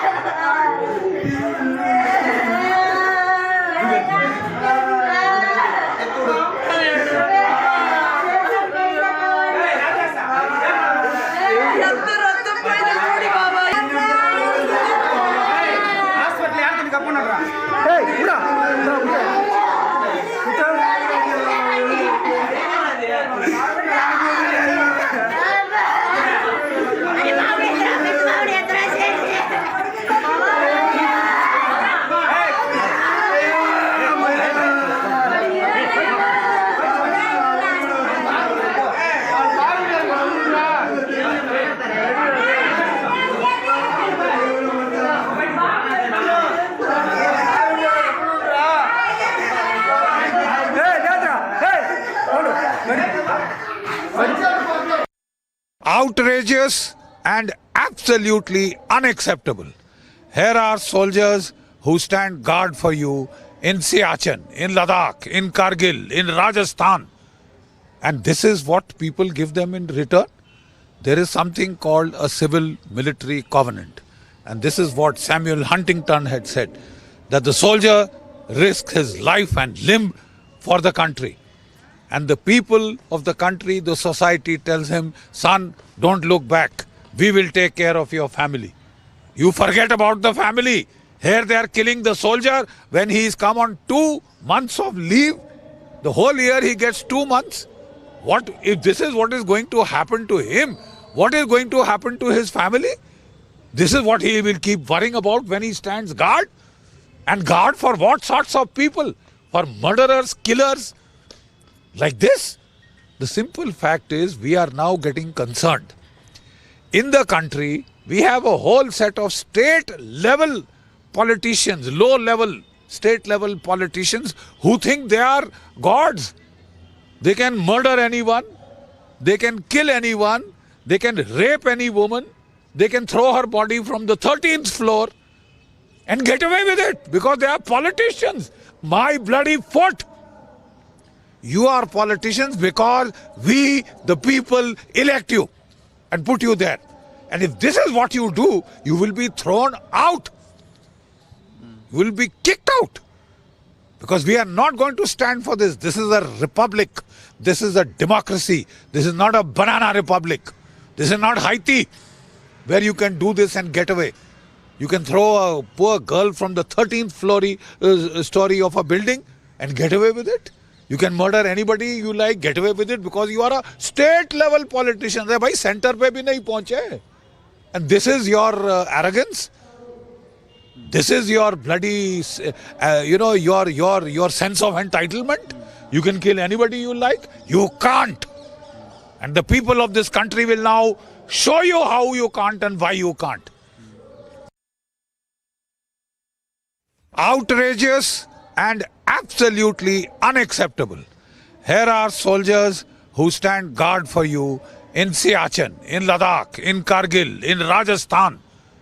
And this is what people give them in return. There is something called a civil-military covenant. And this is what Samuel Huntington had said, that the soldier risks his life and limb for the country. And the people of the country, the society tells him, son, don't look back. We will take care of your family. You forget about the family. Here they are killing the soldier when he is come on 2 months of leave. The whole year he gets 2 months. What if this is what is going to happen to him? What is going to happen to his family? That was Jaljiri Bakshi clearly expressing the sentiment that's there on the ground of anguish, shock and horror at the manner in which the government there and the DMK particularly have conducted themselves. Joining me live from the newsroom, Shawan Sen, our senior editor, investigation. Shawan, we have this preposterous statement coming in from TKS Elongavan, for example, of the DMK, and he's saying that why are you making it big? It's a normal small thing. He's saying that, oh, we will take care of the councillor, but don't boost this as a murder. It's a normal thing. He's saying that the Jawan was on leave, he did not die fighting a war. What kind of statement is that, Shawan? Well, in fact, that's the exact mindset that perhaps rubs off on the police, which basically reports to the DMK government in the state of Tamil Nadu. The reason being, Abhishek, is that if you take a closer look at the timeline that we've been able to piece together, and our reporters on the ground, they have been able to gather more details of the investigation, the farce investigation that has been carried out by the Tamil Nadu police. Take a look at two very important aspects. The police came on record to say that there is no political link. That's the major assertion that has been made by the police to my colleague Prajwal. Second, they say that this was not premeditated. They said that this was at the spurt of the moment, but that's not the case. Family members have now corroborated that the DMK councillor was in an inebriated state. He visited the house not once, but twice, once in the morning, once in the evening. Makes it abundantly clear that he was first threatening the family. His brother, who spoke to us a short while back in the earlier broadcast, made a very clear assertion, and that is, for the longest time, they were being threatened by the DMK councillor. Whatever be the reason, whatever reason that they are citing, it could be petty in nature, but having said that, it is the Lynchistan family who was facing the brunt. Secondly, the DMK councillor had threatened the family members. In fact, he said that let me see whether at all you can go back to the army or not. Doesn't really matter if you are part of the army. So he was very clear that about the actions that were taken. Now, what's important to point out here, soon after the incident that took place, what happens is that the DMK councillor gives a slip to the police, manages to enter the state of Karnataka, spends a considerable amount of time with one of his friends in Kolar. It was only much later when Tamil Nadu police got, perhaps there was a lot of pressure that was being built by the family members and the local politicians there on the ground that the police finally decided to act upon it. It is only then the CID of Karnataka was actually intimated about the presence of the DMK councillor in Kolar area, and that's when they had sent a team. He was arrested, sent back. Not only that, there are also gaping loopholes in this entire investigation. The murder charge, which seems to be a complete afterthought, the section was added much later. The question here is that here is a Jawan who sustained grievous injuries. And there is absolutely no doubt about the fact that this was a premeditated murder, as the family is alleging at this point in time, on the account of the facts that are available on the table.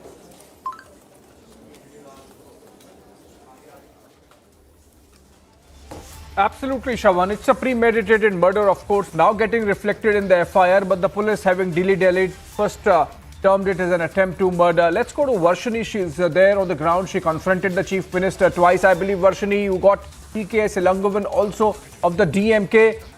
Do you get a sense that there is even an iota of remorse in the party leadership, having seen their conduct over the last 24 hours, 25 tweets, not a single mention of the incident, no condoling the family? Has any senior leader visited the family and expressed condolences?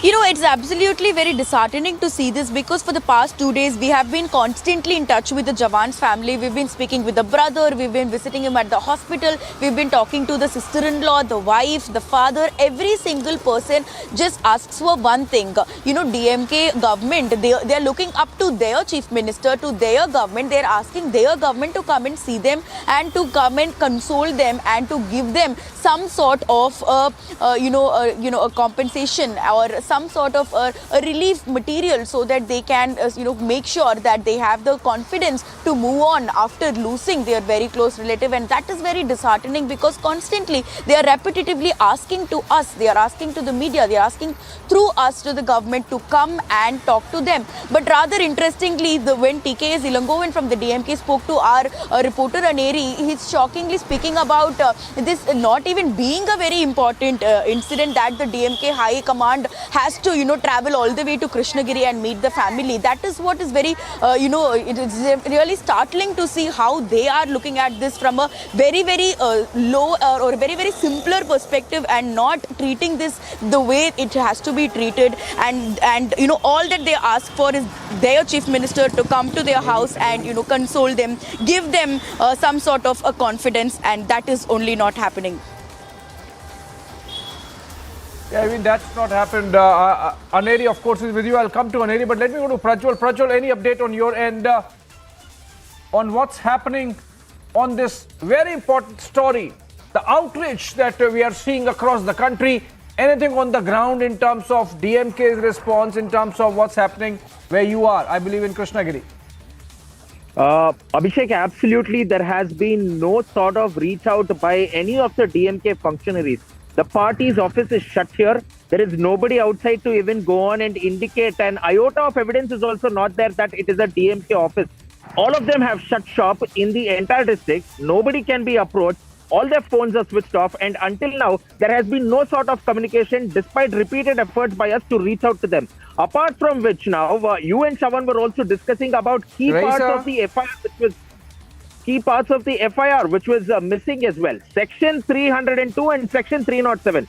Section 307, which we are speaking, was attempt to murder. On the 14th of Feb, after Lance Nayak Prabhu passed away, they did not add Section 302. They waited till the 15th of Feb for Chinnaswamy to be brought in, and then an additional FIR was filed on top of it, and only then Section 302, which was murder, was added here. After which now he was finally brought in and taken into custody. He was shown that he had been arrested on the 15th. But technically now sources in the know of the investigation are saying that he was already taken into custody on the 12th of Feb by the CID from Karnataka and was handed over to the Tamil Nadu police, who handed Chinnaswamy and the other two accused who were enjoying the leisure time in a farmhouse for 3 days, and they were admitted to a government hospital stating that they had sustained injuries by the attack from the brothers. So there you see the loophole, that the attack, the blame was being pinned on the brothers, both of them who were serving defense personnel.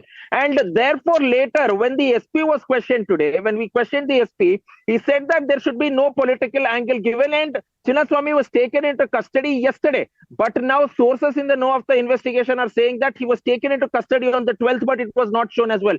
So why was this done is something that needs to be seen. And the police felt the heat only after the passing away of Prabhu. Until then, they thought that this is just another case and it can just be sidelined as well. So we will have to look into how the investigations go, because there are still several loopholes that we are looking into. Because if this is not a watertight case, then it will definitely be lost, and they know the financial condition of the family, and the family alleges that it should be a watertight case, and they want a lawyer who will be fair and just to them, who will go on to put their appeal in front of the High Court in Tamil Nadu. Prajwal. Yeah, Prajwal, this sounds preposterous. They're saying that this is not a watertight case, there might be something more. They're saying that don't bring politics into it. There is an element of politics, obviously, because it's connected with the impunity with which Chinnaswamy conducted himself. After altercation, gathers his goons, takes a couple of hours. It's a premeditated, calculated, cold murder. He comes back, indulges in this beating, which leads to the death of the soldier. Shawan, why we not talk about politics? The kind of impunity that Chinnaswamy has shown in his conduct. the manner in which he has come back and beaten up the soldier along with the men he carried, even if now under arrest?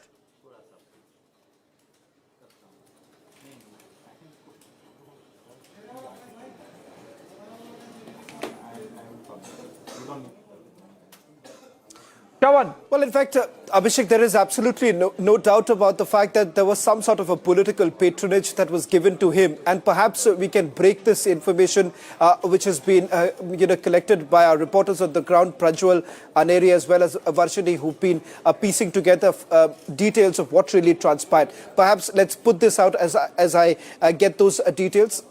First and foremost, soon after the incident, the DMK councillor who was present at Krishnagiri manages to escape. This was after few arrests had already taken place.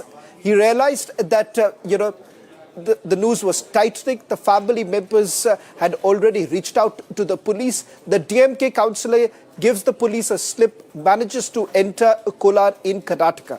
What my reporters on the ground are essentially indicating, what they're picking up from sources after speaking to multiple from the police to also those who are part of the family, they are indicating that he spent about a considerable amount of time in Kolar. And then from there comes back, it was only after the information was leaked that the Tamil Nadu police found out that he's already left the state. He's at Karnataka. The CID in Karnataka was actually informed about it. They were intimated, and thereafter he was arrested, brought back. Now there is no clarity as of now, Abhishek, with regards to the time of the arrest, and that's the other key area, because one, there is an indication that he was already arrested on Tuesday night.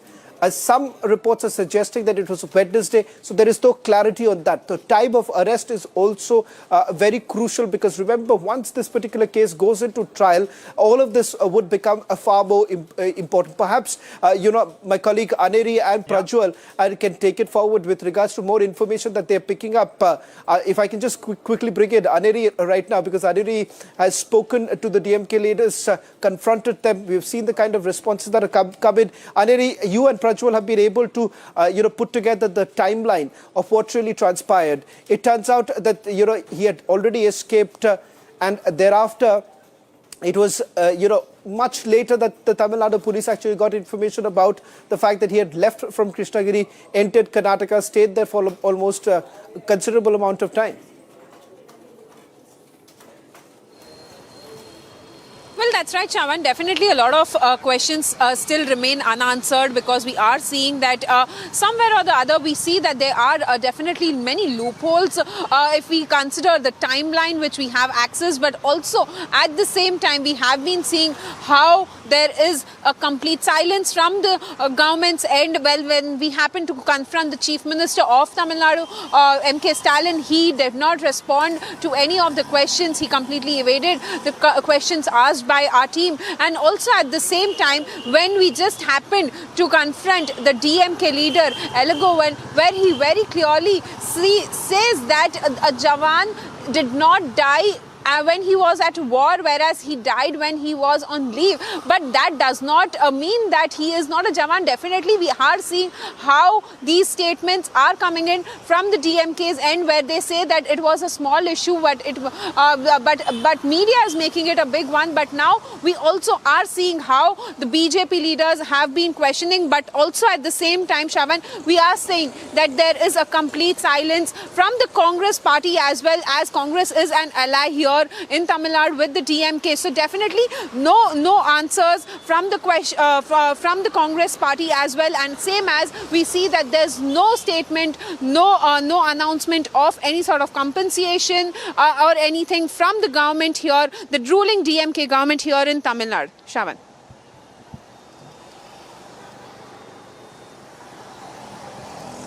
All right, Aneri there giving us details. The fact of the matter is that Chinnaswamy, the DMK councillor and cadre, wanted to escape. In fact, did try to slip into Kolar and was subsequently arrested. As Shawan was mentioning, the fact that there is some discrepancy in the timeline that has been presented by the police, that leaves us wondering if the police conduct itself has been above board in terms of going ahead and arresting Chinnaswamy.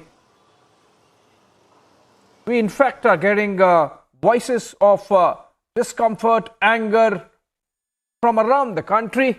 Gurleen, in fact, I'm told, joins us over the phone from Mumbai. Gurleen, over to you. Your thoughts on what's happening in Tamil Nadu after the killing of Lance Nayak Prabhu by DMK cadre. No word yet from the top leadership except for saying, oh, this is not murder, don't make it that big. The Jawan was not on military duty. Gurleen.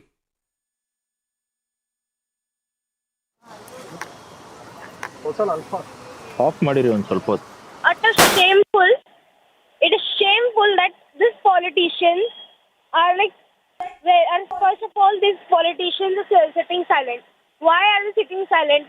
Yesterday itself, Rahul Gandhi was tweeting in BBC about BBC. He was tweeting. आराम से इनको याद आता है कि भाई हाँ tweet करना है, फोन उठा के ट्वीट करना आता है उनको वो टाइम में. Why haven't they picked up their phone? Why haven't they tweet on this very heart-wrenching incident?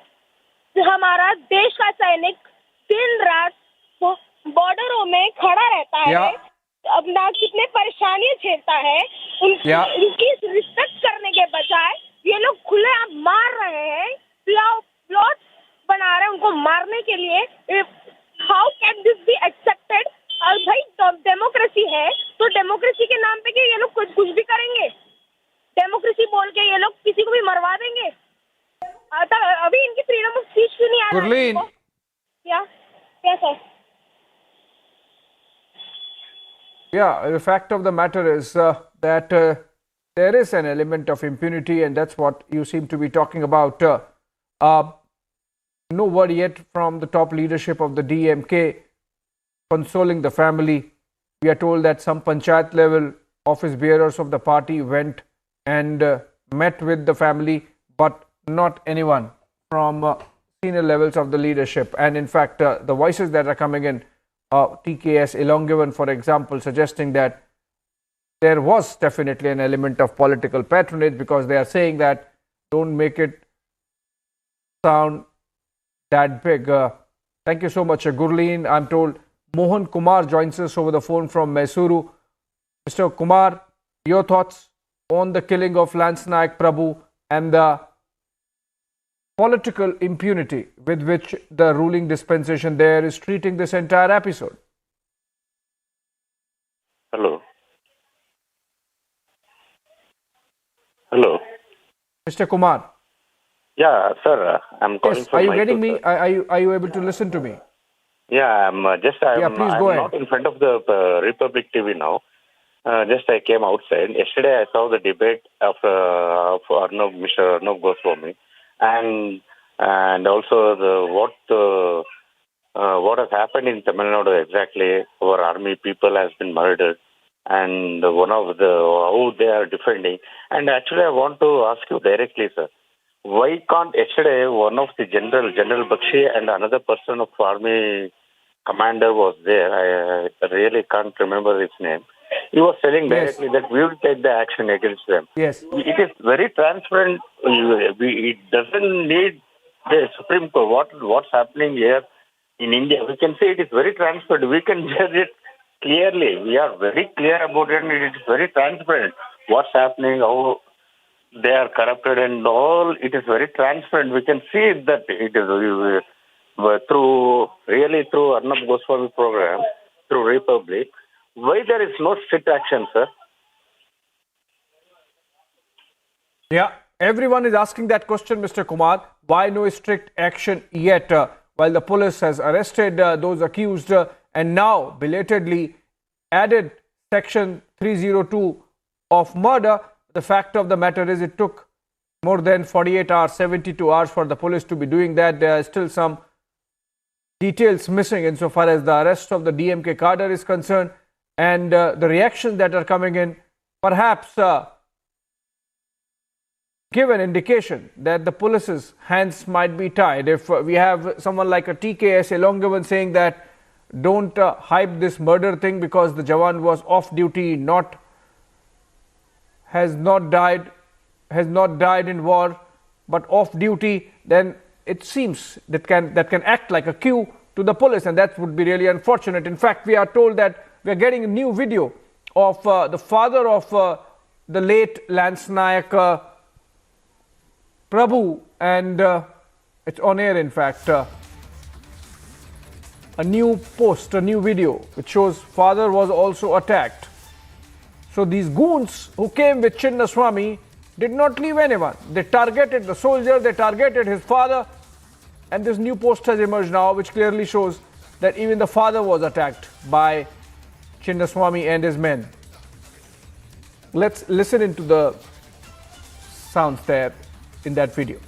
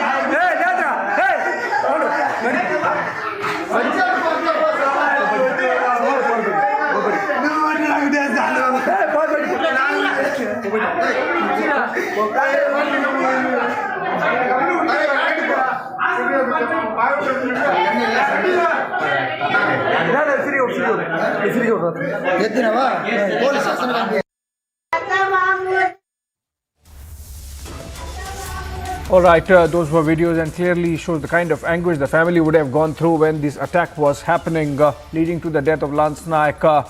Prabhu there, joining us, Major Rajan Kochar, even as our reporters continue to be on the ground. Prajwal there in Krishnagiri and Aneri, of course, in Chennai. Very good evening, sir. General Kochar, to you. You know, these developments that have taken place over the last 24 hours with the police adding murder charge belatedly in this case, and then the DMK leadership continuing to behave as if it's a small matter. Sir, does this add to the anguish and shock you expressed yesterday since the story really came under focus? Right, it has actually added anguish because a responsible government does not behave in this manner. And what video I am seeing in front of you, it is showing a barbaric act, a person who has been tortured. He's an army man. He is sacrificing his own life for the nation.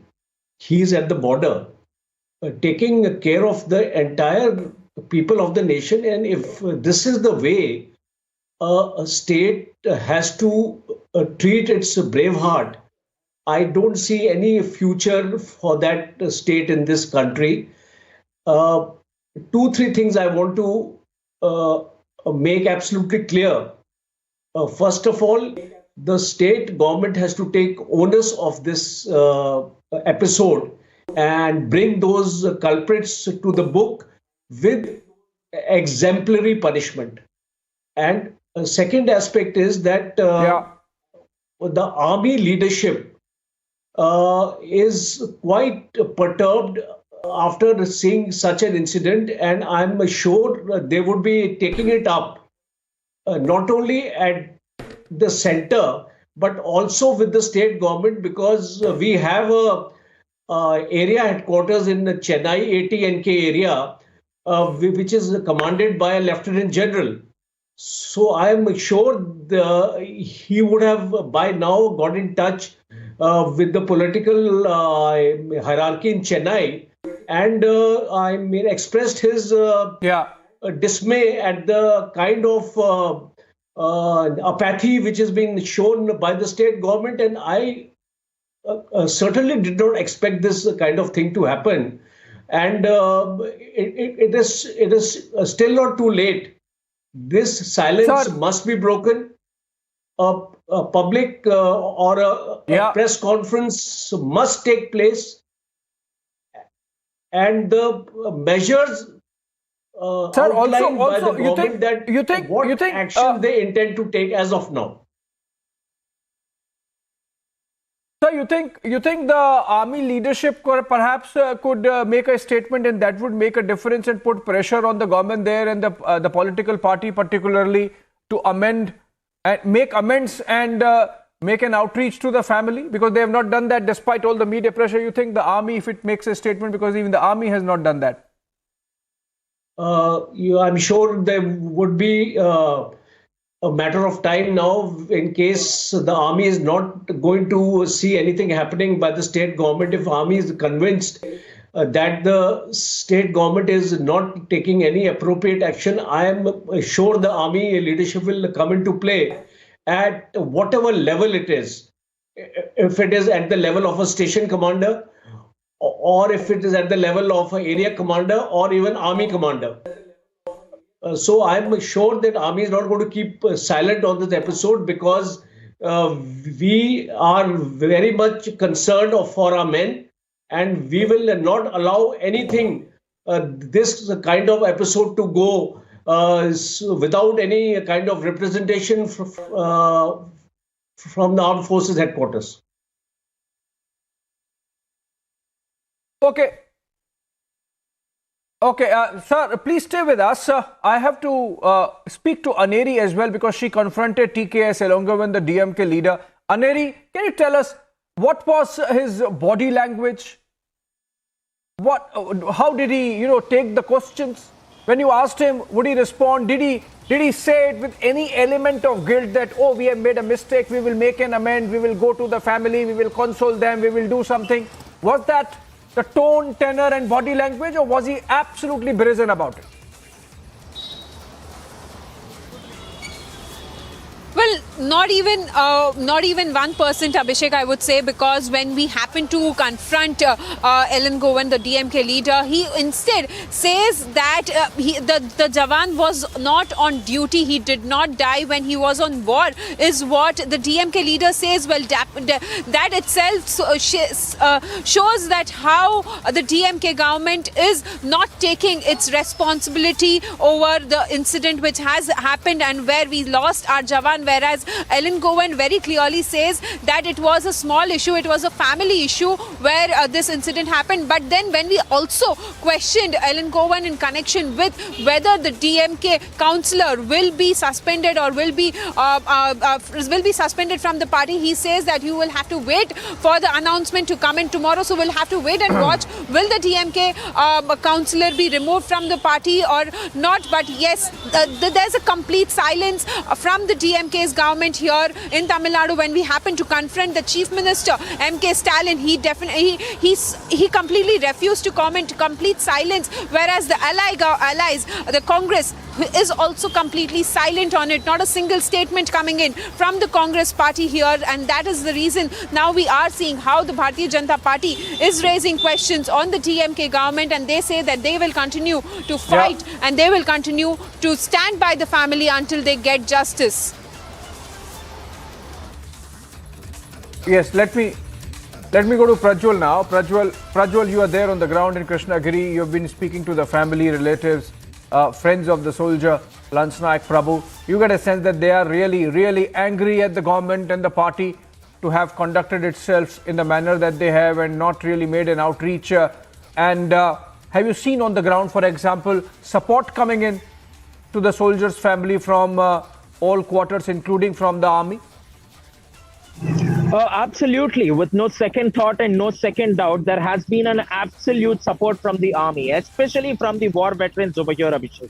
We saw over 7 groups of war veterans, not only from Tamil Nadu, but also from across the entire country coming in to pay their respects to Lance Naik Prabhu. And one of the most important things was a few of them stayed back and stated that they will stay there, they will make sure that they get justice and the widow gets a job. And even if the state government does not do anything, they will make sure that she gets a job which will be given by the central government. Secondly, now, the family, more than being angry, is afraid of the fact that the DMK and its cadres might go on to launch an attack at any point of time. And therefore, we are seeing that a few of the retired army personnel, a few of the serving army personnel in Krishnagiri are right outside the house in civil clothes, waiting and making sure that nobody comes here, and also are saying that there has been no sort of communication by the representatives of the DMK Stalin government here. Nobody has come so far. The BJP's state unit has already come in. We also saw Lieutenant Rajan, who came in here and said that he will also personally speak to the ADGPI. We are expecting that representatives of the Indian Army will be coming tomorrow to Madras, and they will be having a word directly with Tamil Nadu Chief Minister Stalin. This was told by Lieutenant Rajan, who is now retired, who heads the BJP wing of the ex-servicemen. He stated this, and now we are expecting that the army will have a word with the DMK, and at least then the state government will be forced to act after the army steps in. Right. We hope that builds some pressure on the DMK leadership once the Indian Army speaks to them directly. I'll ask General Kocher to stay with us. And in fact, Shawan spoke to one of the members of the family just a while back. Let's listen into that exchange, and then we come back with the reporters and, of course, General Kocher. Prabhu's brother is joining us right now on this broadcast. बहुत-बहुत धन्यवाद Republic TV से बात करने के लिए. सबसे पहले आपसे ये सवाल करना चाहूंगा, क्योंकि कहीं ना कहीं जब पुलिस ये कहती है, Prabhakar is joining us on this broadcast. Prabhakar ji, आपसे ये सवाल करना चाहूंगा. पुलिस एक तरह से कहती है कि इसमें कोई पॉलिटिकल लिंक नहीं है. जब हमने सवाल की, सीधे तौर से सवाल की कि कहीं ना कहीं जिस तरह से पॉलिटिकल पेट्रोनेज देखा जा रहा है, कि बचाने की कोशिश की जा रही है, वो कहते हैं कि इसके पीछे कोई पॉलिटिकल लिंक नहीं है.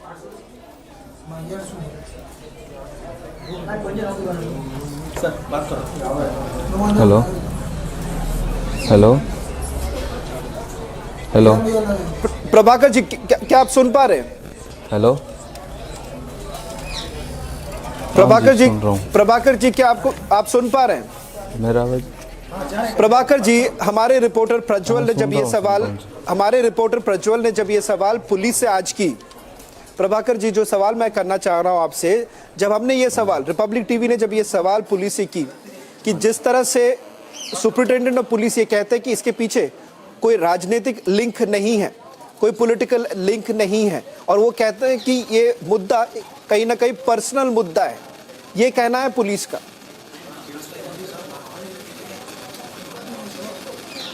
इस पे वो सीधा मेरे को ये बोल के मारा था, मैं डीएमके का हूँ, काउंसलर हूँ, तू कुछ नहीं कर पाएगा मेरे को, ये ज़रूर बोला था उसने.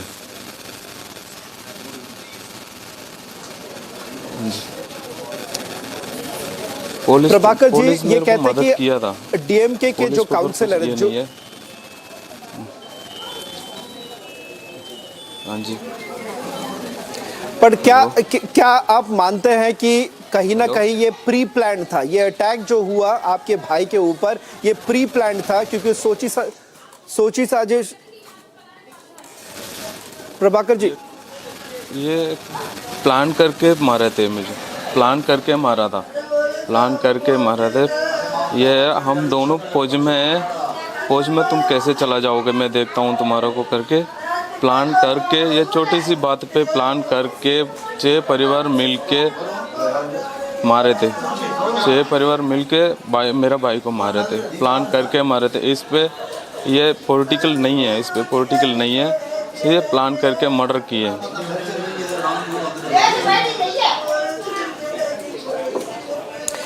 प्रभाकर जी जब आप कहते हैं कि ये उन्होंने प्लान किया, ये प्लान करने के बाद ये मर्डर किया, इसके पीछे आप क्या कह सकते हैं, क्या सबूत है? क्योंकि कहीं ना कहीं सवाल ये उठाया जा रहा है कि इससे पहले भी उन्होंने क्या आपको कभी धमकी दी थी, ऐसा कुछ हुआ था? हम इनका बातों पे नहीं आते थे, पहले बात हम इनका दबाव में नहीं आए, अभी तक नहीं आए। ये गांव में हम है ठीक ठाक रहते हैं, इसी वजह से हमारे ऊपर ये दोनों फौज में है। ये बोल के हमारे को अभी नहीं है, पहले शुरू से ये हमारे को ऐसे तंग करते आ रहे थे, शुरू से हमारे को तंग करते आ रहे थे। आज ऐसे कांड कर दिया उन्होंने।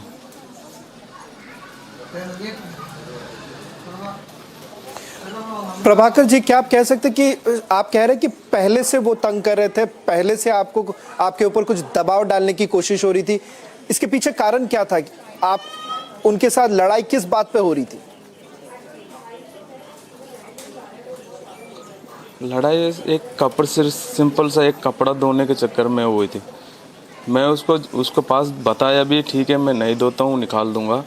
उसके बाद भी आके मेरे को गाली दे के चप्पल निकाल के मारने के लिए आया दौड़ के। उस टाइम कुछ नहीं हुआ, लड़ाई कुछ नहीं हुआ, हमारे को गांव वाला ने समाधान करके भेज दिया अपना घर पे। उसके बाद शाम को 5 साढ़े 5 बजे आसपास पापा ने और पापा का दोस्त दोनों रोड पे, मेरे घर के जस्ट सामने 5 मीटर दूर पे रोड, वहीं पे खड़ा होकर बात कर रहे थे दोनों। तब उस रास्ते से आ रहा था वो, उस रास्ते से आते आते पापा ने जो बात कर रहा था जो दोस्त से, उसको क्या कहा, उसने सीधा पापा का नाम लिया, फिर गाली देने लग गया। गाली देते देते पूरे उनका जो परिवार है 1-2 बंदे आ गए थे, आते सीधा पापा को आ गए घर पे। पापा तब तक तो घर पे मेरा गेट के पास आ गया था। गेट पे पास आने के बाद गेट से खींच के लेके गया, खींच के जाते सीधा चाकू मारा कर सिर पे, माथे पे चाकू मारते उसको चाकू से पूरा खून हो गया। पापा नीचे गिर गया। जैसे पापा चिल्लाना शुरू किया ना, मैं और भाई अपना दोनों बात, मैं ही भागा था बाहर। जैसे मैंने बाहर गया, मेरे को कम से कम 6-7 बंदे लेके दूर लेके चला गया, मेरे को मारना लग गई। उसके बाद मेरा भाई आया था, भाई के एक ही थप्पड़ लगा उसको पीछे, और राड से जो लोहे वाला राड से एक मारा, वो उधर ही गिर गया। गिरने के बाद भी उसको छोड़ा नहीं, मारते रहा। मैं भी उधर मार खा रहा था। पापा भी पहले बेहोश हो गया, उसको भाई भी बेहोश हो गया, अभी कुछ नहीं कर पाएगा। फिर उसके बाद गांव वाला ने 1-2 बंदे निकाल के भाई को और पापा को पहले भेज दिया। तब तक पुलिस आ गया था उधर। पुलिस आते उनके पास जो वेपन था वो ले लिया उन्होंने। All right. General Rajan Kochhar stays with us. I'm told Commodore G.J. Singh has also joined us live, in fact. A very good evening, sir, to you. But I'm told we also have a caller joining us from Chennai, Chandra Sehgal. Let's just get that voice also, and then I'll come back to you, Commodore Singh. Mr. Sehgal, you're there in Chennai. Do you get a sense that the government is concerned about this episode of killing of Lance Naik Prabhu in Krishnagiri? Or if not, do you get a sense that the civil society in Chennai there is going to create some pressure on the government to make amends, so that the DMK makes amends and makes an outreach to the family?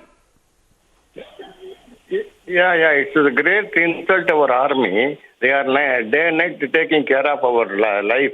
and country, the matter should be immediately referred to military court and take immediate action. Instead of going to local police and all these things, if you go to police station, you will never get justice. The military court should take up the case immediately.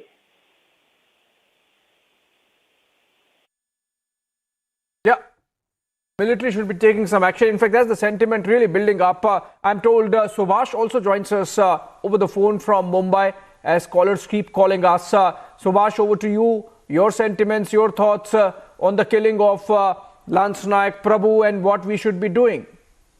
Sir कुछ नहीं करने का है, इनको खाली military के हाथ में दो ना, काय को कुछ करने का है, उनको खुला छोड़ो ना, 2 मिनट में उसका कपड़ा निकाल के पूरा चेन्नई घुमाएगा, कुछ नहीं करना सर, मिलिट्री को खुला छोड़ दो, उनका हाथ मत बांधो ना.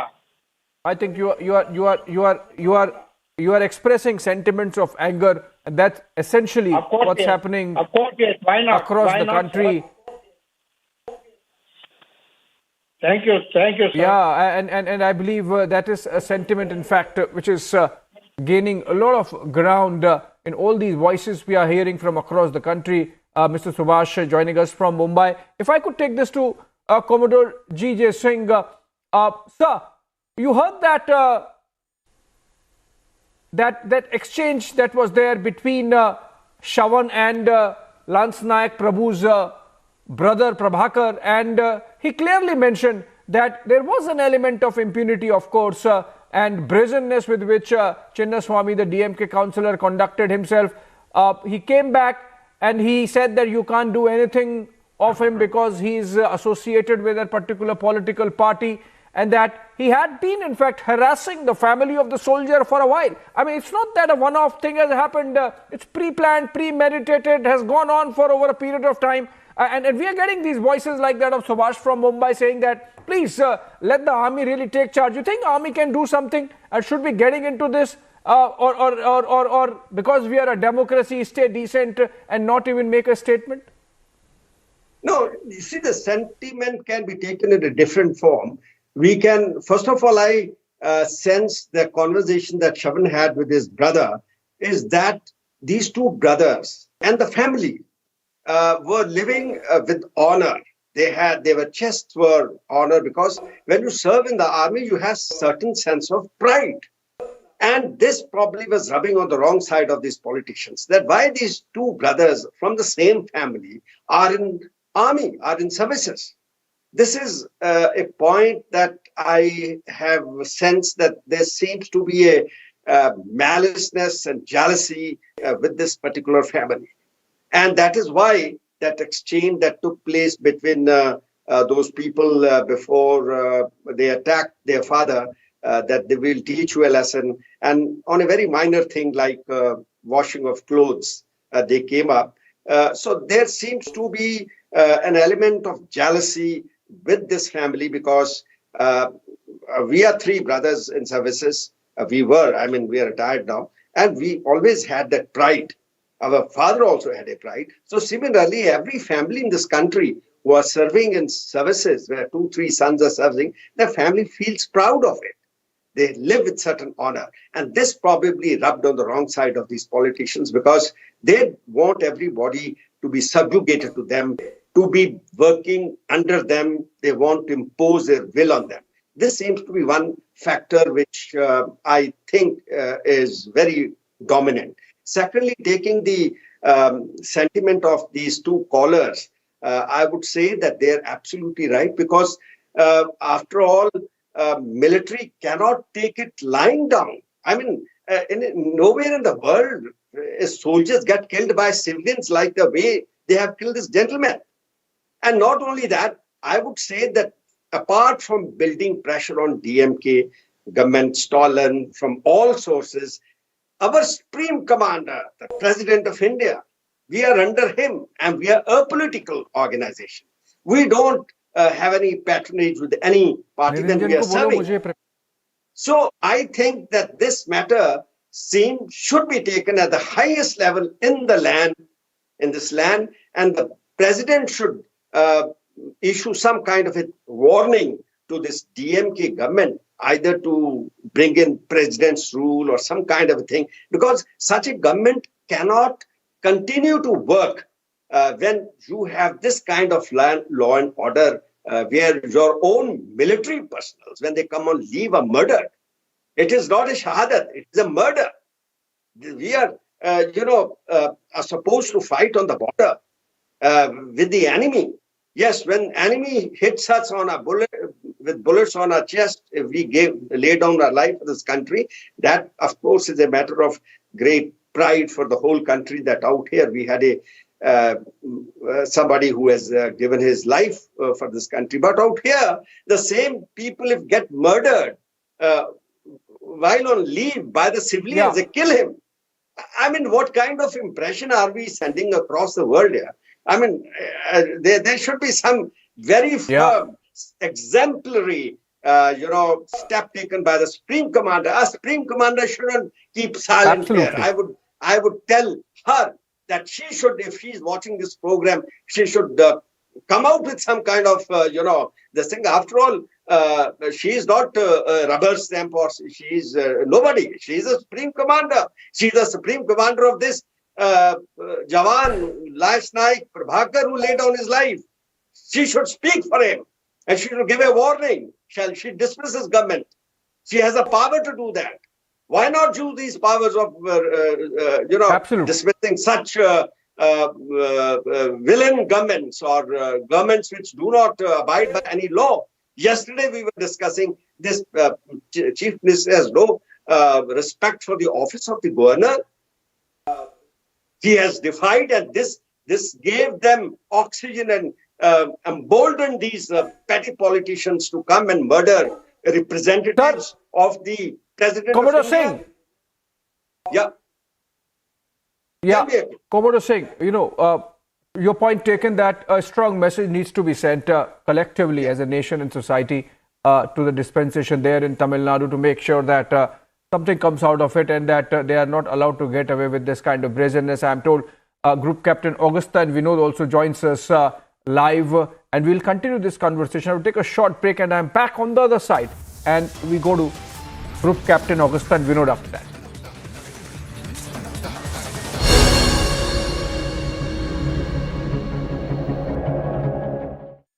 QS and THE, the world's foremost university rankings organizations, have ranked Amity amongst the top 3% universities globally, making it among the very few Indian universities to be included in both rankings. Yet another top ranking for Amity University.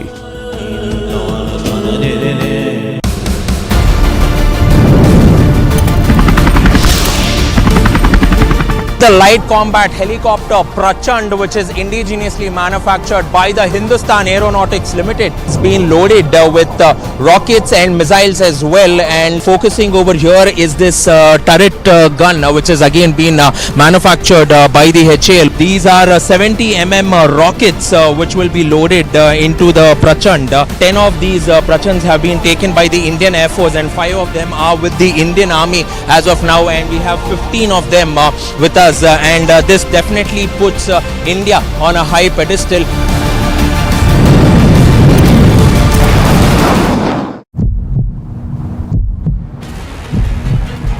सेना के कुछ नेता BBC दफ्तर के बाहर ये लोग banner poster लेकर पहुंचे हुए हैं और लगातार बीबीसी का विरोध ये कर रखे हैं। बीबीसी को लेकर लगातार नारेबाजी इनके द्वारा की जा रही है। और ये देखिए, पुलिस जो है अब इनके बैनर पोस्टर लेकर यहाँ से इन्हें हटाने की कोशिश कर रही है। तस्वीरें आप देख लीजिए, और अब पुलिस ने इनसे बैनर पोस्टर ले लिए हैं और यहाँ से इन्हें हटाने की कार्रवाई लगातार चल रही है।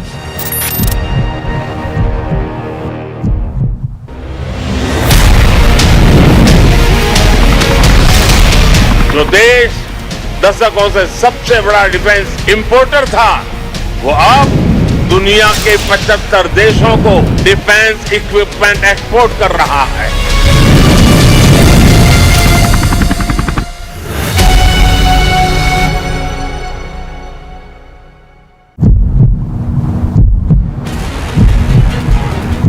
Why, sir? But why? No, I don't. We'll speak, sir. No, I won't. About your statement. No, I won't. That you made yesterday. No, I don't want to speak. Go, please. I don't want to speak. What's wrong in that? I don't want to speak. That's all. Why do you want to force me? No, I'm not forcing you. I'm just asking you. No, no. Actually, you have made this statement yesterday. I'm just asking. Actually, folks have made this statement yesterday, and Are you still stand with your statement?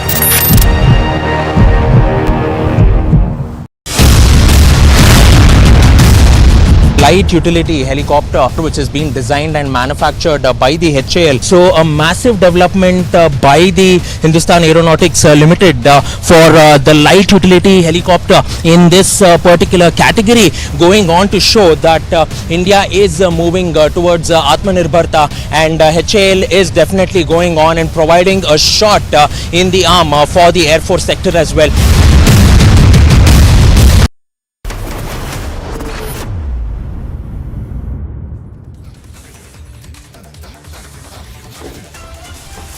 All right, welcome back. We continue to have that conversation on what's happened in Tamil Nadu with the killing of Lance Nayak Prabhu and the manner in which the DMK is really conducting itself. Commodore G.J. Singh, General Rajan Kochar, they continue to be with us, and we have Group Captain Augustine Vinod. Group Captain, if I could come to you because you just joined, and we heard that reaction coming in from the family and Brother Prabhakar, who is in fact an eyewitness, saying that this has happened over a period of time. This was building up. They were trying to harassing the family, and when the soldier was there, they thought that they will send across a message by beating up the soldier in front of the family. They in fact misbehaved with the father of the soldier as well. I mean, can it get really worse than that? The problem is twofold. Firstly, in North India has, in many decades, I've seen real war. Many people take up Fauj as a profession. So there is a different kind of respect, and there is a different kind of exposure to the normal public, and including the policemen in North India. Whereas in South of India has never come into contact battle. I spent 2 months there, and I've just come back to Delhi, and I studied there. So I think in Tamil. So with that as a background, I'm saying this. Normal people have tremendous amount of respect, but what they do not know is the rank structure, which is fine. But the problem is, people with power, whether it is gundas or whether it is police, and let me tell you, in this case, there has been an overlap between the gunda elements and the police. Because Rajapandi, who's the councillor's son, he 30-year-old fellow, he is a policeman. Not many people are talking about it. There is another guy called Guru Surya Murthy. These are the two people who gave that rod ke saath jo mara unhone. These are the two people. And these two people, Commodore sir, are serving policemen. These serving policemen have taken gundas along, 10 gundas along with them to beat up one soldier. Because they know, एक soldier 10 पे भारी पड़ता है या 100 पे भारी पड़ता है. And in spite of that, and now the second thing which we are not bringing to the mainstream media, I've watched vernacular media a lot to understand the situation. He was admitted to Hosur, near Hosur and hospital. The great point is that he was not given proper treatment. He was let to die. Group Captain? So they thought it will be one of those. Yeah, he was left to die. In fact, steam. In a planned manner. Group Captain, just hold on to your thoughts. I'm told I have to quickly go to the ground and to Prajwal. He's there in Krishnagiri, where this entire incident happened, the home of Lance Nayak Prabhu. I believe there is some action. Police has reached. Prajwal, what's happening? What's the update there from the ground?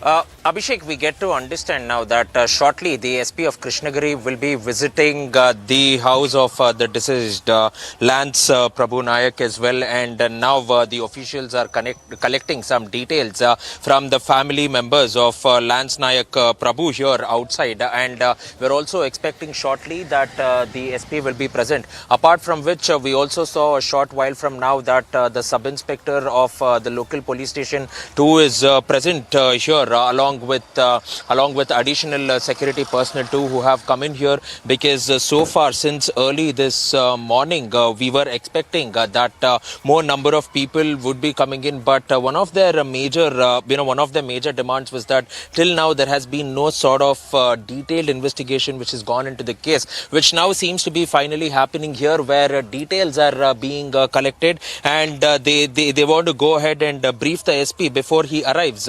So therefore we are seeing that the officials have come in now, recording statements of the family members of the deceased soldier. But apart from that, we are also seeing that we will shortly be expecting the SP to come in now. So the final details will also be made shortly, and the statements will be recorded soon. And now we will expect that the SP will come up with the updated FIR with the additional sections which has been there, which is section 302, which we have been stressing now and again, that section 302 is murder. So that has been added, is what we get to understand in the FIR now, and we will have to go ahead, gain access to the latest FIR copy which has been filed by the local police now, and then we will be able to see as to what is the sort of action that is being taken on ground.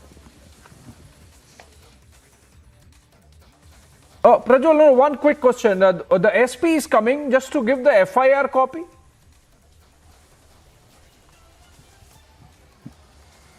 He's also coming here. He's also coming here to inquire about the health of Prabhakar, who is the brother of deceased Lance Nayak Prabhu as well, because today too Prabhakar was admitted to the hospital before he was brought back to the home, and he has sustained a fracture on his right leg now, and the doctors have confirmed, and he had also gone in for additional scans. So he's also coming in now to inquire about the health of the injured persons, both the father and the elder brother of Lance Nayak Prabhu. Abhishek. Prajwal, also I'm told that the investigating officer is there. Could you have a word with him? Did you get a sense after talking to him, Yes. if you did, that they are in fact going to be serious about it and they are not going to be under pressure, or you got a sense to the contrary that perhaps the police is under some kind of pressure?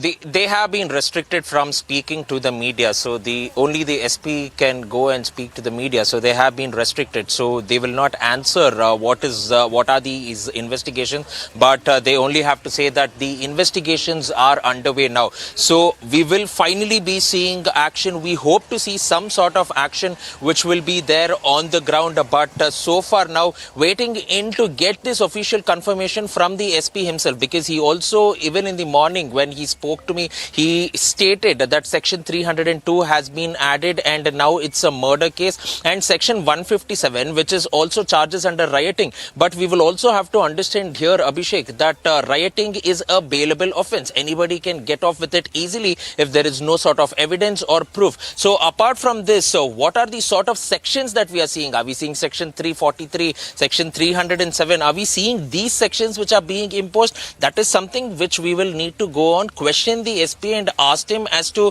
why has there been no other section which has been put against all these accused who have been taken into custody.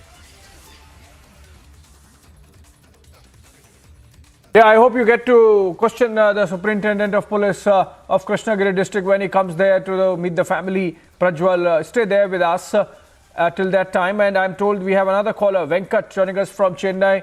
Venkat, if you can hear me, your thoughts and what kind of pressure can be put on the DMK to make sure that the family of the deceased soldier is well taken care of?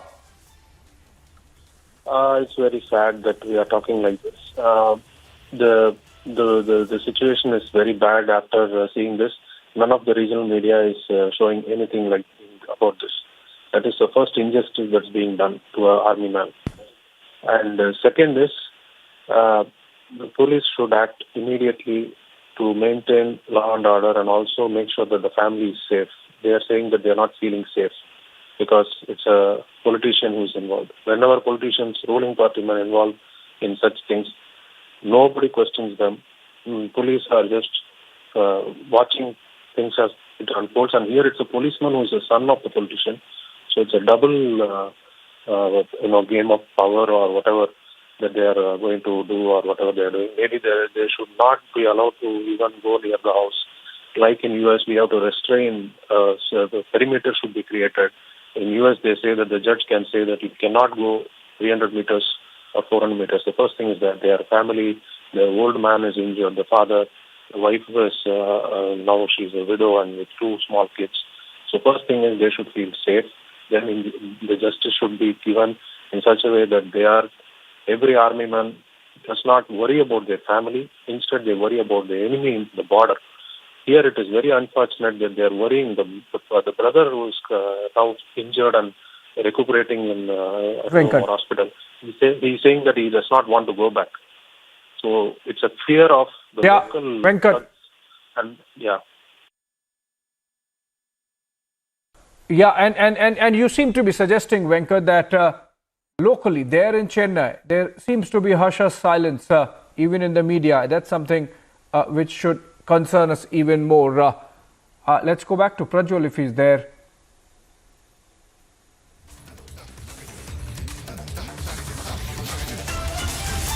We are expecting the SP of Krishnagiri to arrive shortly here at the residence of Lance Nayak Prabhu here to visit and also give a report and also to know about their conditions as well. But all this and much more on this coverage from Republic for justice for Lance Nayak Prabhu. Will justice be given or not? Will the case reach a logical conclusion or not? Republic will go on and stand with the family till the end and make sure that there will be a logical end to this case.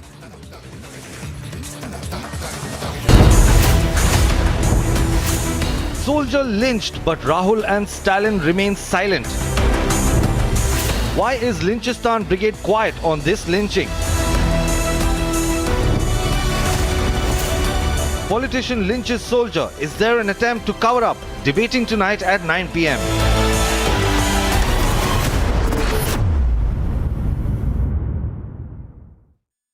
आग को फैलने से रोकना मुश्किल है, पर नामुमकिन नहीं। अब फायरवॉल टेक्नोलॉजी के साथ सेंचुरी प्लाई क्लब प्राइम आग से बचाए। The development of a nation is influenced by education. Education that does not enable independent thinking and knowing is devoid of something fundamental. Education helps implement effective social reforms. Focus more on the fundamentals like the skills of decision making, mental models, or love towards reading. Education's main purpose is to build the necessary skills which help us to succeed in life. Catch the special episode of Read India celebration this weekend only on Republic TV. Light utility helicopter which is being designed and manufactured by the HAL. So a massive development by the Hindustan Aeronautics Limited for the light utility helicopter in this particular category, going on to show that India is moving towards Atmanirbharta, and HAL is definitely going on and providing a shot in the arm for the Air Force sector as well.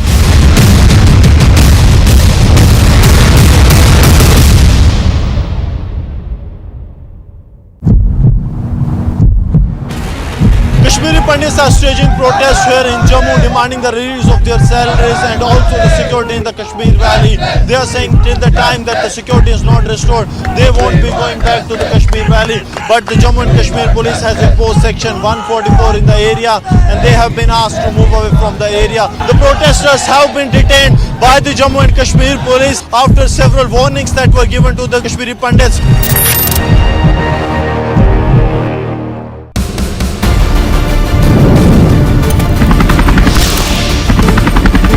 The light combat helicopter Prachand, which is indigenously manufactured by the Hindustan Aeronautics Limited, it's been loaded with rockets and missiles as well. And focusing over here is this turret gun, which has again been manufactured by the HAL. These are 70 rockets which will be loaded into the Prachand. 10 of these Prachands have been taken by the Indian Air Force, and 5 of them are with the Indian Army as of now, and we have 15 of them with us. And this definitely puts India on a high pedestal.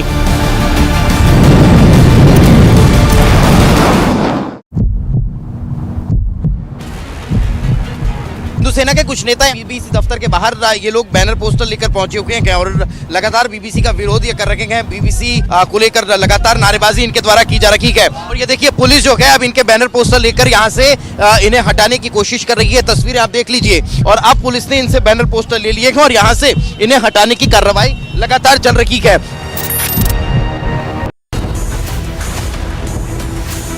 Soldier lynched, but Rahul and Stalin remain silent.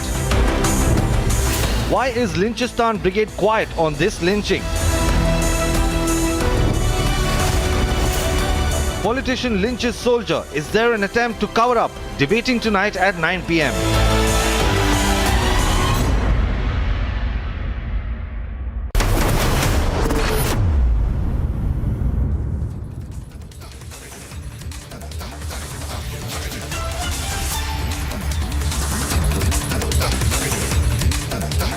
Viewers, we keep getting your top updates right now, and a lot of developments since the morning. At the same time, we're seeing that the CM Stalin has refused to answer even one question of Republic. Republic has asked again and again, what does he have to say about what happened, the murder of the army Jawan?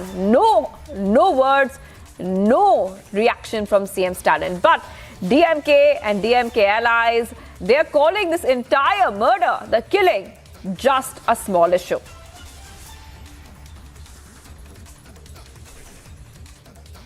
It is a fight between one or two relatives, one among the family, between cousins. So in the fight, somebody hit somebody, and it was a normal thing which happens in every village. You know, sometimes tussle is there. It is not. It is. We don't intend killing a soldier.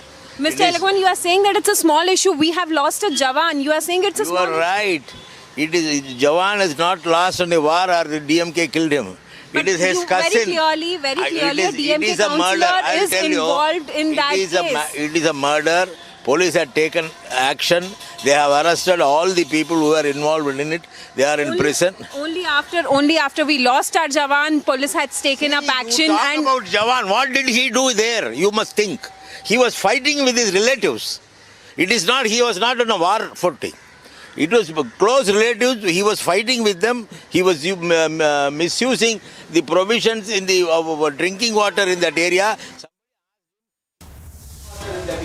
All right, viewers, much more coming up on the other side. After seeing DMK's shocking defense on killing of soldier, we have many more exclusives waiting for you just after this short break.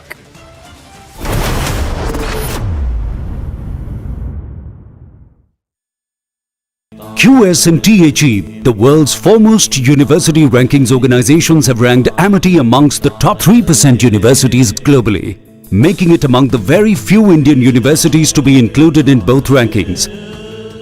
Yet another top ranking for Amity University. आग को फैलने से रोकना मुश्किल है, पर नामुमकिन नहीं। अब फायरवॉल टेक्नोलॉजी के साथ सेंचुरी प्लाई क्लब प्राइम आग से बचाए।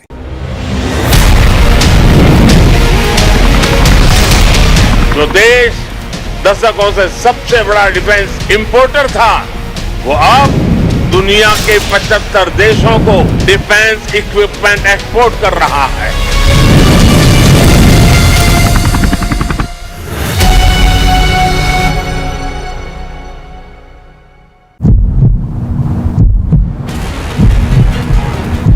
Why, sir? But why? No, I don't. We'll speak, sir.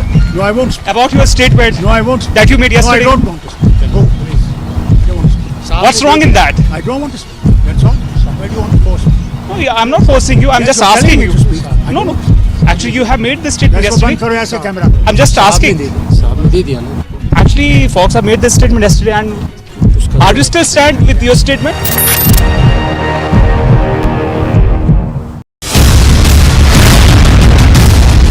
light utility helicopter which is being designed and manufactured by the HAL. So a massive development by the Hindustan Aeronautics Limited for the light utility helicopter in this particular category, going on to show that India is moving towards Atmanirbharta, and HAL is definitely going on and providing a shot in the arm for the Air Force sector as well.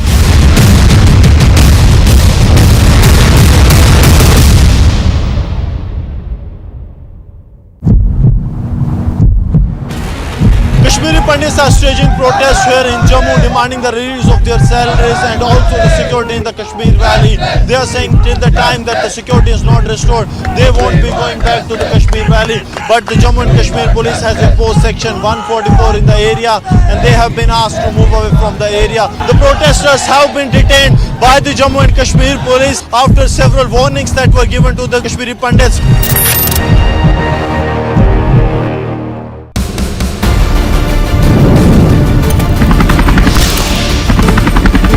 The light combat helicopter Prachand, which is indigenously manufactured by the Hindustan Aeronautics Limited, it's been loaded with rockets and missiles as well, and focusing over here is this turret gun which has again been manufactured by the HAL. These are 70 rockets which will be loaded into the Prachand. 10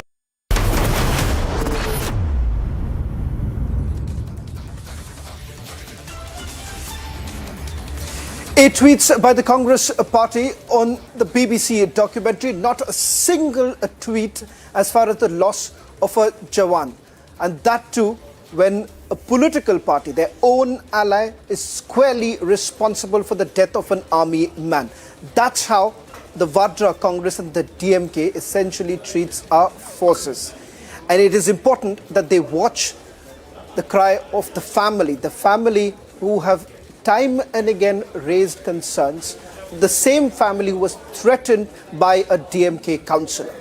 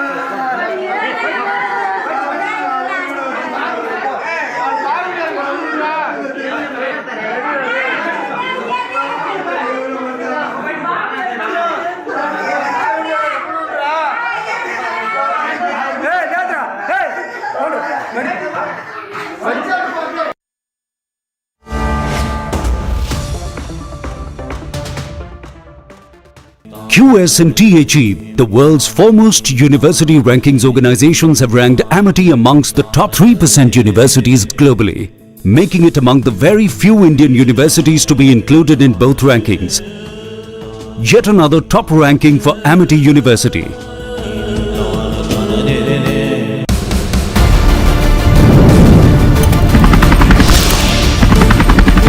The light combat helicopter Prachand, which is indigenously manufactured by the Hindustan Aeronautics Limited, it's been loaded with rockets and missiles as well, and focusing over here is this turret gun which has again been manufactured by the HAL. These are 70 rockets which will be loaded into the Prachand. 10 of these Prachands have been taken by the Indian Air Force, and 5 of them are with the Indian Army as of now, and we have 15 of them with us. And this definitely puts India on a high pedestal.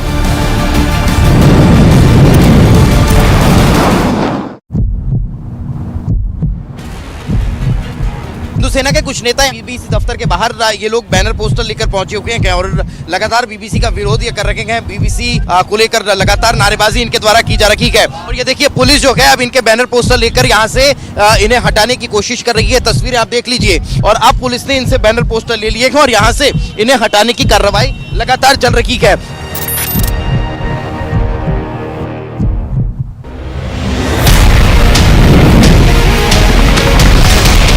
जो देश दशकों से सबसे बड़ा defence importer था, वो अब दुनिया के 75 देशों को डिफेंस इक्विपमेंट एक्सपोर्ट कर रहा है।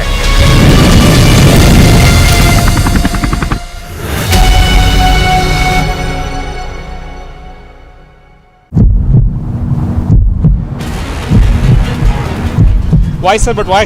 No, don't. We'll speak, sir. No, I won't. About your statement. No, I won't. That you made yesterday. No, I don't want to speak. Go, please. I don't want to speak. What's wrong in that? I don't want to speak. That's all. Why do you want to force me? No, yeah, I'm not forcing you. I'm Yes, just you're telling asking me you. to speak. I No, don't no. want to. Actually, you have made this statement Let's go yesterday. बंद करो ऐसे camera. I'm just asking.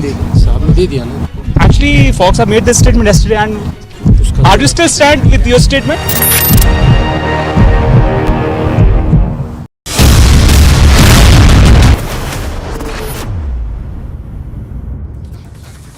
All right, viewers, so we continue our rolling coverage of what's happening after that terrible murder of the army jawan.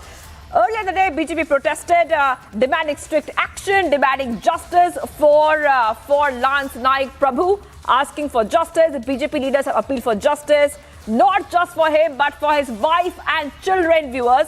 Tamil Nadu BJP chief Anna Malai has demanded exemplary punishment for the accused and stated that he will be observing a one-day fast at the War Memorial in Chennai along with several army personnel. Taking a very short break, much more coming up on the other side.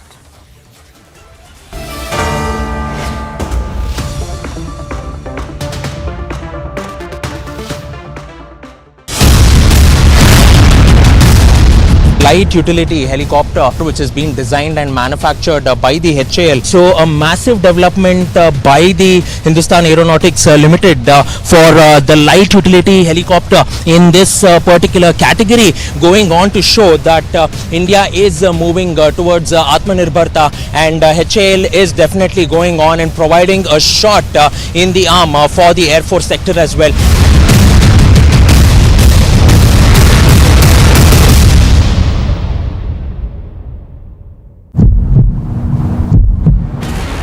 Kashmiri Pandits are staging protests here in Jammu, demanding the release of their salaries and also the security in the Kashmir Valley. They are saying till the time that the security is not restored, they won't be going back to the Kashmir Valley. But the Jammu and Kashmir police has imposed section 144 in the area, and they have been asked to move away from the area. The protesters have been detained by the Jammu and Kashmir police after several warnings that were given to the Kashmiri Pandits.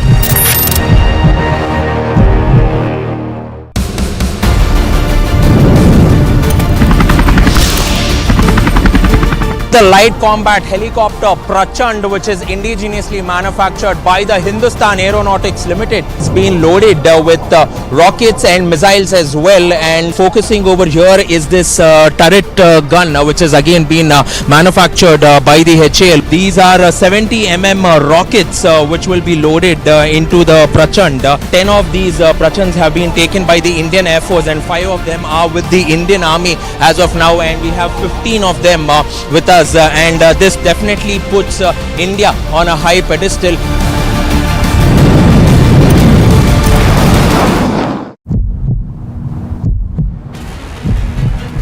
Hindu सेना के कुछ नेता BBC दफ्तर के बाहर ये लोग banner poster लेकर पहुंचे हुए हैं और लगातार बीबीसी का विरोध ये कर रखे हैं। बीबीसी को लेकर लगातार नारेबाजी इनके द्वारा की जा रही है। और ये देखिए पुलिस जो है अब इनके बैनर पोस्टर लेकर यहाँ से इन्हें हटाने की कोशिश कर रही है। तस्वीरें आप देख लीजिए। और अब पुलिस ने इनसे बैनर पोस्टर ले लिए हैं और यहाँ से इन्हें हटाने की कार्रवाई लगातार चल रही है।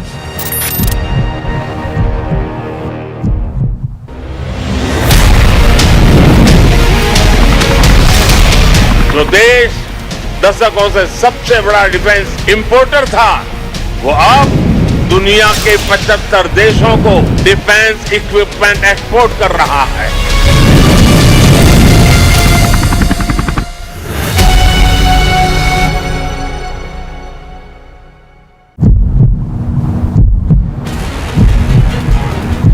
Why, sir? But why?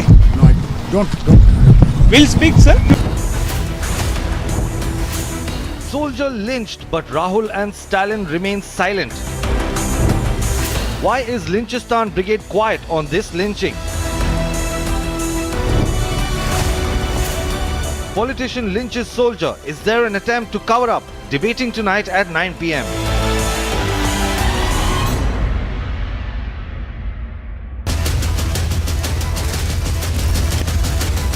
Burning Question, powered by XUV 400 and Cool Fans.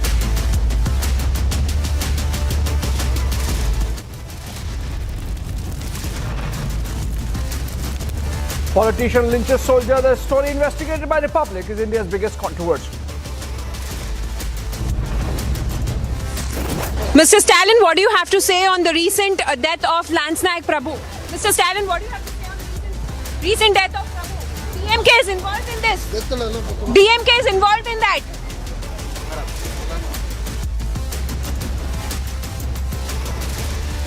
Rahul skiing in Gulmarg, shielded by our forces. Not a single tweet for the Lance Naik, who was killed by a DMK cadre. Stalin won't take questions.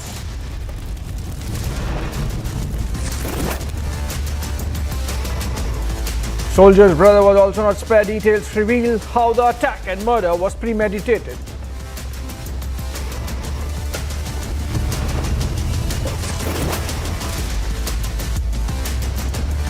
Police tried to play down political angle, cover up on belated murder charge added in FIR also exposed.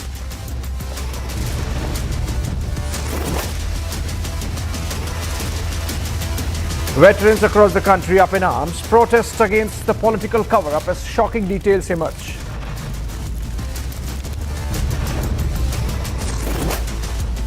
And as Lutyens buries the story, Republic investigation in Krishnagiri, Tamil Nadu is India's #1 talking point.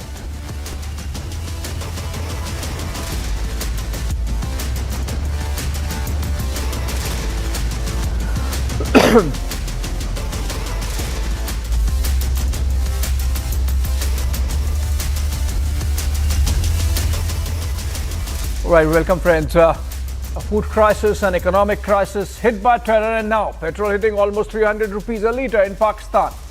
The country is facing its biggest ever crisis. Can they come out of it? But then more importantly, how does it pan out for India? Here's why it's an unprecedented crisis that signals the end of Pakistan, and then I come back to debate. Food war to power cuts to terror attacks, Pakistan is crumbling. The talks with the IMF has hit a dead end, and in a bid to get IMF on board, Pakistan is hiking petrol prices.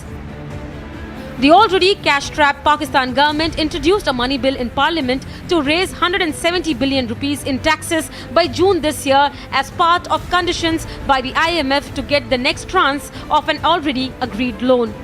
But will it be enough? The end of Pakistan seems certain. Bureau Report, Republic TV.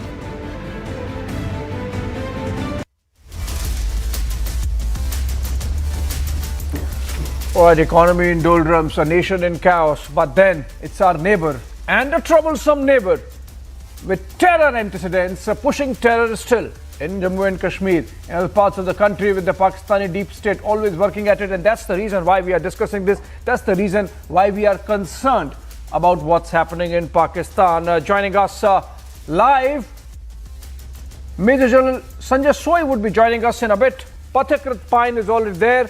I can see him with his beanie. And on the Pakistani side, we have Taj Haider, senior leader of the PPP, Pakistan People's Party, and Imran Jan, columnist and political analyst, live from Texas. Let's go to Texas first. Imran, give us a view from distance. You might not be that attached perhaps in giving a little objective view of what's happening in Pakistan, Imran.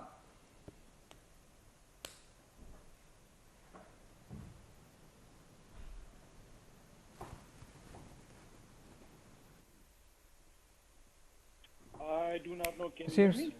There seems to be some audio issue there. Imran, can you hear me now? Can you unmute yourself?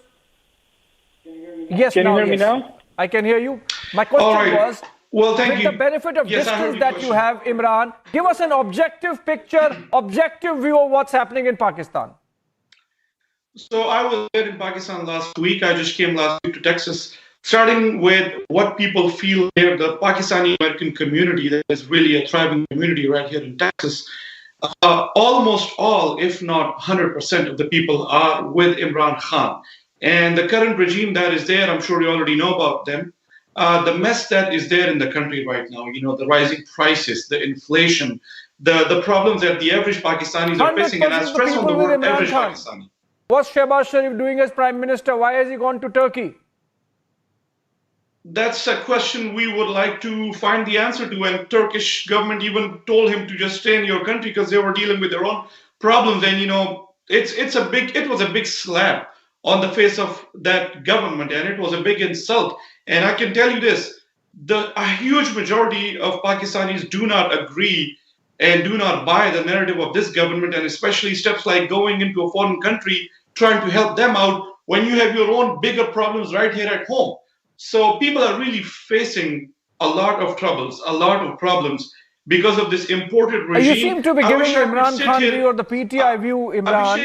Abhishek, let me say this.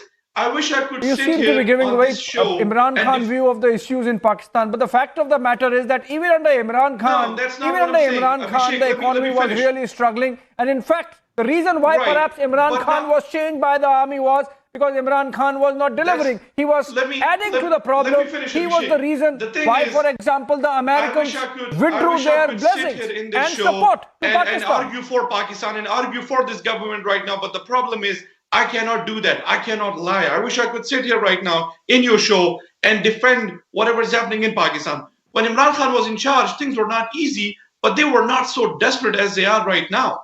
And no wonder India is happy. The Western world is not saying much. The Western media is almost completely quiet. No. We are not happy. We are concerned. And so, let me take this to Taj Haider. Of course, Let me take this to Taj Haider. Let me take this to Taj Haider. Imran, hold on. There is someone from Pakistan to respond to the charge you are making. The situation is worse under the present government, of which Taj Haider is part, Pakistan People's Party is part of. Mr. Haider, you think that they are the biggest crooks? The reason why Pakistan is struggling is because Imran Khan is not the Prime Minister of the country anymore.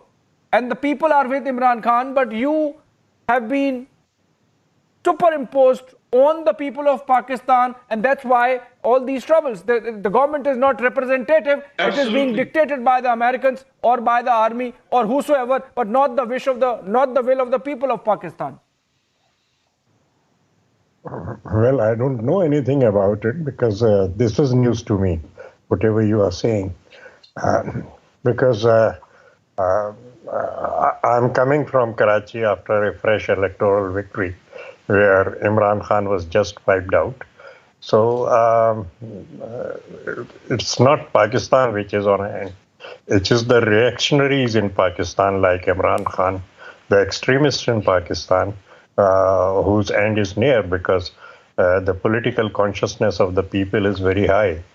And the right wing of Pakistani politics doesn't have any solutions for that.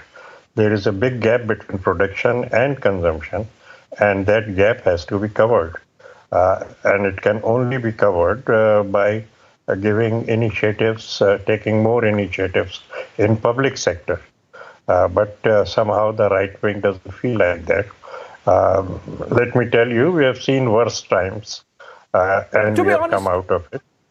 To be honest, Mr. Haider, and Imran, we are not concerned about the political. We are not concerned about the political bickering between the various political groupings in Pakistan. It's your internal matter whether Imran Khan is Prime Minister or Shehbaz Sharif is the Prime Minister. The issue is that the instability that is being caused in the region can have consequences.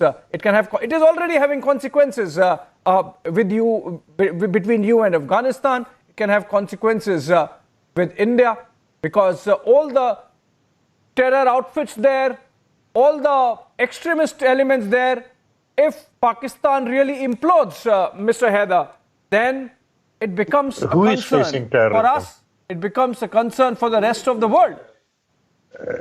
Who is facing the terrorist act? There can be it's only my party, which is the victim of terrorism. It's not Imran Khan's party or any other party. We're not talking about the internal politics, as Abhishek just pointed out. Can I comment on that, please?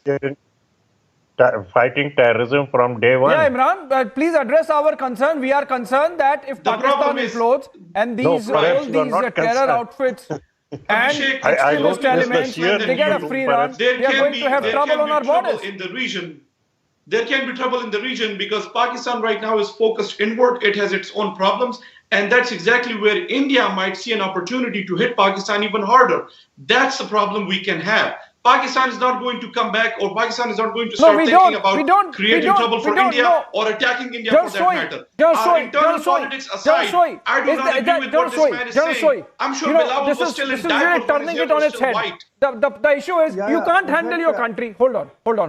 General Soy, Pakistan can't handle itself. There are more the people, the leadership has really failed miserably. They have a prime minister.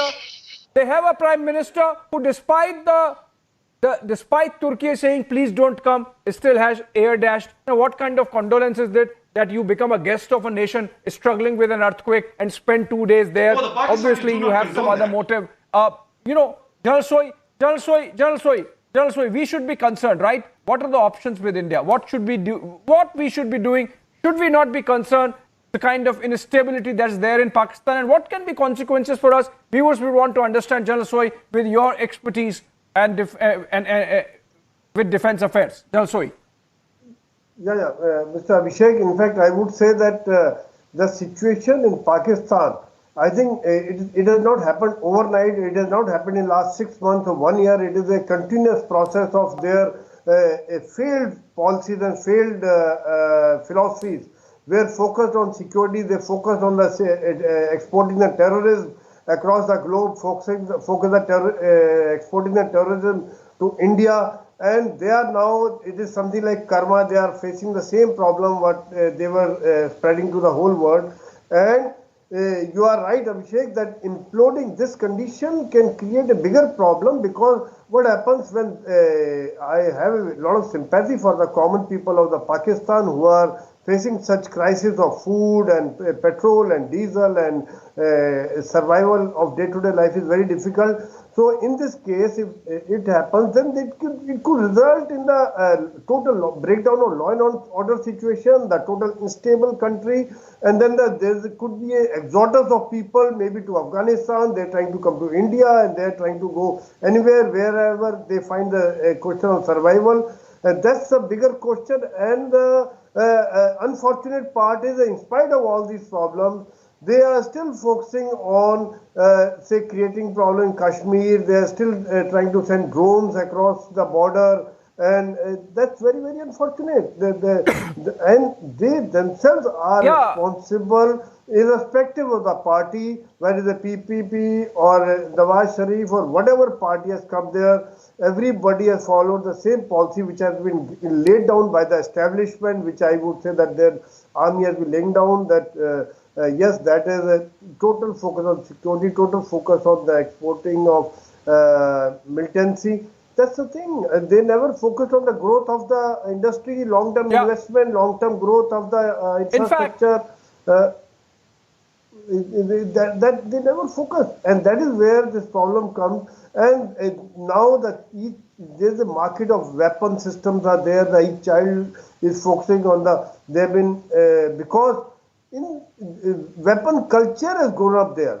That is a bigger problem out there. The weapon culture is there, which is in fact, though it will create a big problem within Pakistan, but then it will also have a ramification in the neighboring countries, whether it is Afghanistan or China and or India also. Yes, and we are prepared to take on anything, Abhishek. We should be concerned, obviously. With all this, all these possibilities there. If Pakistan really implodes, I'll come to you, Imran. You get an opportunity. I have to involve Pathikrit also in this. Pathikrit, Virgin Airlines says that they are cutting all the flights to Pakistan. You have UAE cutting all aid to Pakistan. They say, okay, thank you so much, we have done enough. You have China cutting the consular section, stopping visas, being given from Islamabad embassy from their embassy in Islamabad. You have IMF cutting the loan and saying, oh, please do whatever you can yourself first and prove that you are worthy of that loan, then only we'll give you that loan. all these cuts, and then you still have the Pakistani deep state Pathikrit saying, we will bleed India with 1,000 cuts. Who's really getting those cuts and wounds? As they say, that do unto others as you would want them to do unto you. Do you think that there is a lesson for the Pakistani deep state on all this, and would they take that lesson more importantly, or you think they are incorrigible and it's unlikely that they would be, learning anything and changing their ways, and hence India should be concerned? No, first of all, I don't think India should be concerned, because a stable Pakistan as if it was never, it's not that the stable Pakistan has been pro-India and wished India good. So it's their concern, they should face it. The examples that you took, Abhishek, the fundamental bottom line is nobody trusts Pakistan today. And the reason is very simple. The Pakistanis don't trust each other fundamentally. You see, Pakistan is going through, a multiple organ failure. It's imploding from inside. I'll give you, to put things in perspective, these two countries, India and Pakistan, it got independence at the same time. In the last couple of days, an Indian company called Tata's Air India actually gave, aircraft order worth $80 billion, which was held by the President of the United States and the President of France. And here Pakistan is actually begging, borrowing and pleading for a $1 billion loan from IMF. That's a difference. The difference is what? The difference is one country. I mean, India also suffered a lot. It still has its own challenges. But this country has actually focused on education and developing infrastructure, and its focus was creating a viable economy. And that's why from the verge of bankruptcy in 1990s, to today to become the 5th largest economy of the world, it's a huge achievement. So this is something which the Pakistanis could have emulated from us, but they did not emulate. This was a country which was actually, they fed on hatred, and that hatred is today acting as a Frankenstein. They have started hating each other so much. There is sectoral violence, sectarian violence, ethnic violence, terrorism is becoming imploding from inside. So Pakistanis must understand what is the problem. Second thing, it's important to understand there is no country in the world which has taken loan from IMF 21 times, $31 billion in total, and still today they don't have a plan as to how they would make the economy viable. Frankly speaking, Abhishek, Pakistan was never a viable economy. It has always depended and got bailed out by the loans and the money they got from the Americans, first to create terrorists and then to fight the terrorists. Today that money has got dried down, and that's the reason they have a problem. They have a problem because they import everything they use. They don't actually manufacture anything within their country. They want the trade to happen with India simply because most of the drugs and medicines they use actually come from India, go via Dubai into Pakistan. So the reality is this: till the time Pakistan is dependent on hatred and the deep state keeps on feeding on the hatred, that hatred will keep on destructing Pakistan from inside. And till the time they implode from inside, they will not learn lessons. Till the time there is one Pakistani left, they will fight with each other on the version of who is a better Muslim. That is the problem. Look at what they've done with each other. Their Shia mosque, look at what they have done with the minorities. The example is this, what Pakistan is facing today. Abhishek. Pathikrit, since you mentioned that aircraft deal, I have to add there, and for the benefit of Imran and Taj Haider Saab, the fact of the matter is for $80 billion, including maintenance and lifestyle, for life cycle cost, it's about $150 billion. That's about the 500 aircraft. In fact, today they have said that they would buy maybe 300, 340 more. That takes the total deal of Air India buying those aircrafts from Boeing and Airbus to about $200 billion, Pathikrit. And, just to give you an idea, Imran, what is $200 billion? Just one deal by a private airline company of India. That's about 2/3 of the Pakistani GDP as of today. That's the kind of scale, the difference in scale that we have. Pathikrit said that we invested in education and infrastructure. Pakistan did not. Taj Haider Saab, you also invested in education and infrastructure. But unfortunately, you invested in education of terrorists. You invested in infrastructure of creating those terror launch pads because you're so obsessed with Kashmir that you are forgetting that if you don't survive as a nation, no Kashmiri would want to even talk to you, Taj Haider Saab. Thank you very much. Well, thank you for your concern, but I'm afraid your happiness is very short-lived. And as I said, I'm not happy. I'm not happy. I'm concerned. You are not. Simply, you are I think not. we are indifferent towards Pakistan. Please understand. We are indifferent towards Pakistan. I've been listening this narrative. We are indifferent towards Pakistan, sir. We are not bothered about your Please let him country. speak. You can bother, you because can when keep we on were destroying speaking, it. when you were speaking, we were not saying anything. Can we please speak? Hold on. Patikrit, hold on. And some decency in this I will come to you, Imran. Taj Haider is mean- speaking. I'll come to you. Let's have some decency here. Let's have some. Go on. Go ahead, Taj Haider. Prejudice Go and ahead. hatred should not drive you to that level. And when the problem with prejudice No prejudice. is I just said we that, are concerned. Please go ahead. The problem with prejudice is that it stops your brain from thinking objectively. And I'm surprised at your lack of knowledge. We are very objective, and, and why should we not have prejudice? By the way, why should we not have prejudice, Taj Haider? Mr. Haider, we marked anniversary of Pulwama terror attack just 2 days back. It was day before yesterday. Your terror machine chooses Valentine's Day to carry out the most dastardly attack, killing 40 of our soldiers who were on duty. I think, and we have Fawad Chaudhry, for example, in the Pakistani National Assembly saying, we taught India a lesson in Pulwama. You are owning it up. You are saying, no, we don't do it. Your minister of that time in the government, on the floor of the house, says that we did it, and you had those Pakistani parliamentarians thumping their desks. What are you saying? That we should be objective? We shouldn't be, we shouldn't be biased? We shouldn't be affected by these things? Well, it's Mr. Fawad Chaudhry, not anybody from Pakistan People's Party. You cannot ignore the polarization in Pakistan between two ideas. One is socialism and secularism. The other is right-wing politics, which is extremist politics. And we are facing the brunt of extremism in a much more bigger way than anybody else. I mean, I personally have had 3 murder attempts on myself. And we have lost so many people who belong to our party. So the struggle is going on between the left wing, between the progressives and the extremists within Pakistan. And this struggle has raised the political consciousness of the people of Pakistan. This consciousness is irreversible. Our girls are getting education, they are organizing themselves, and they are going out of their houses. Imran, and this consciousness also is a very Imran, positive what you said stands on its head.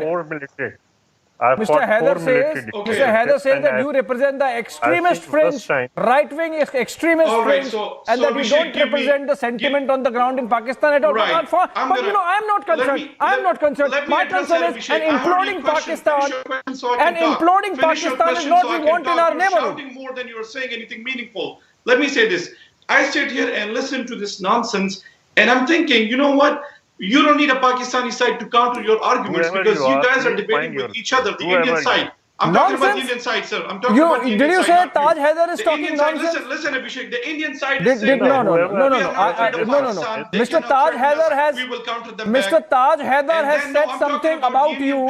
I'm talking I have about not the said Indian anything. panel. I'm talking about the Indian panel. Listen to me, Abhishek. You guys are saying Pakistan is imploding. Okay. You guys are saying Pakistan is under threat, and you guys are saying the instability will cause, create problems for us. And then you say they cannot do anything. We can fight them back. Nobody trusts Pakistan. And then you say, well, Pakistan has taken the most loans from IMF. Which is it? Is it trust or is it no trust? You guys are killing your own arguments. And you are saying India is such a great country and so much money has come into it. Listen, I think, Imran, the loan that Patikrit was talking about was over a period of a decade and a half. Billionaires and then and now everyone has realized that Pakistan's economies... That's what you should be focused on. And right here in Texas, where I am, I have we know how to handle our problems, Imran. We know how to handle our problems. If India was such a beautiful country, why are so many Indians leaving that country? Why are they ending up right here in the United States looking for jobs, literally begging for jobs? I mean, come on, guys. Don't make fools out of yourself. Oh, Irhan, since you are in the United States, who's heading Google, Who's heading Google, Who's heading Microsoft, 2 Indians are heading those corporations, not a Pakistani. It's not possible for a Pakistani to even dream what Indians in the United States purely on merit have achieved. I think, Imran, I wish I wish you were a little more honest. I wish you were a little more honest. By the way, Google and Microsoft being run by Indians, and the next two big corporations, Apple and Meta, they have their biggest markets in India. Imran, you don't even, you don't even exist when it comes to being of consequence in the global committee of nations. I wish you were a little more honest. I wish you were a little more honest. Jal Soi. Patikrit has a different view. Patikrit says that we shouldn't be concerned even if Pakistan implodes. But I believe that we should be concerned. Jal Soi, what are the options that India has? In fact, Abhishek, I would say that it's very, very unfortunate thing that in the state in which Pakistan is today, I would say both Imran and Haider, if you look back, I think Mr. Imran would remember that in 1947, what Pakistan was. What was the condition? I mean, it was one of the education hub, the people most educated, the Punjab, Lahore University. I mean, there was a huge demand for Pakistani people across the globe, in the Middle East, in the West, the doctors, engineers, even soldiers were going everywhere. I mean, there's a great respect. And where you are today, I mean, you have to do the introspection. You have to think of what has happened. Why we have reached this condition. What is the reason? Is it everybody ultimately because of the thought process of the hatred which is there? Because had you been friendly with us, had you been friendly with India, things would have been different. Both would have grown much faster, and you would have definitely been like something like, I would say, Singapore or Japan. And we would love to see Pakistan like that. That is where I feel sad for the Awam of Pakistan, sad for the people of Pakistan. Jal Soi, the fact of the matter is that Pakistan is cooking in its own broth. It's a situation of their own making. They wanted to bleed India with 1,000 cuts. It's they who are facing those 1,000 cuts, from IMF to their friends in UAE to China even, now stopping consular section within their embassy in Islamabad, suggesting that even Chinese don't trust you anymore. I think on that note, I have to end this conversation here. Pakistan's situation is something on which we would be continuing to focus over the next few days and make sure that there is no adverse fallout on India as well. Thank you so much, all our guests, for joining us, and viewers. We take a short break. On the other side, the burning question is back with the situation there in Chennai and Tamil Nadu on the killing of Lance Nayak. Prabhu.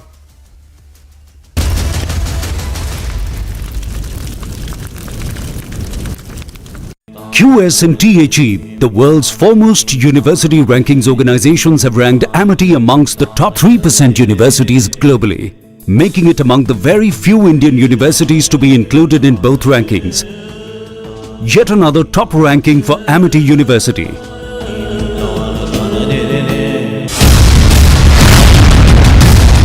Light utility helicopter which has been designed and manufactured by the HAL. So a massive development by the Hindustan Aeronautics Limited for the light utility helicopter in this particular category, going on to show that India is moving towards Atmanirbhar, and HAL is definitely going on and providing a shot in the arm for the Air Force sector as well.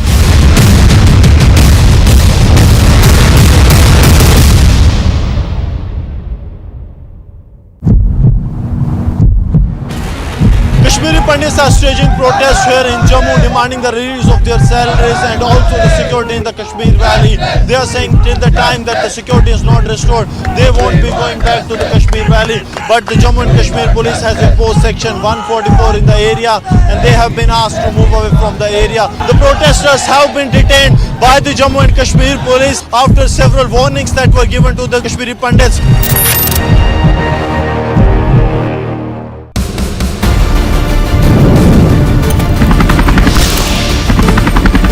The light combat helicopter Prachand, which is indigenously manufactured by the Hindustan Aeronautics Limited, it's been loaded with rockets and missiles as well. And focusing over here is this turret gun, which has again been manufactured by the HAL. These are 70 mm rockets which will be loaded into the Prachand. 10 of these Prachands have been taken by the Indian Air Force, and 5 of them are with the Indian Army as of now, and we have 15 of them with us agendas, and this definitely puts India on a high pedestal.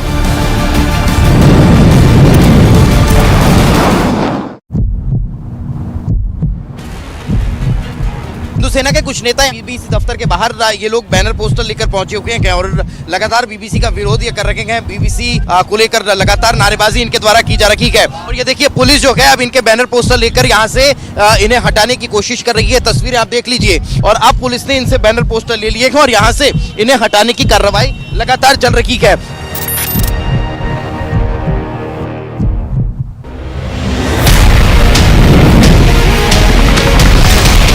जो देश दशकों से सबसे बड़ा defence importer था, वो अब दुनिया के 75 देशों को डिफेंस इक्विपमेंट एक्सपोर्ट कर रहा है।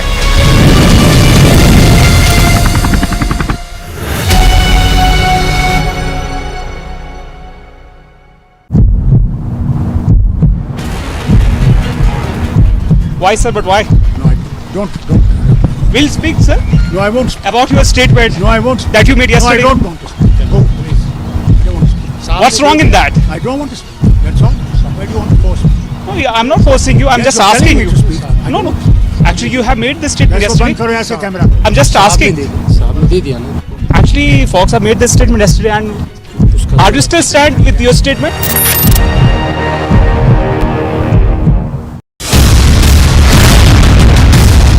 Light utility helicopter which is being designed and manufactured by the HAL. So a massive development by the Hindustan Aeronautics Limited for the light utility helicopter in this particular category, going on to show that India is moving towards Atmanirbharta, and HAL is definitely going on and providing a shot in the arm for the Air Force sector as well.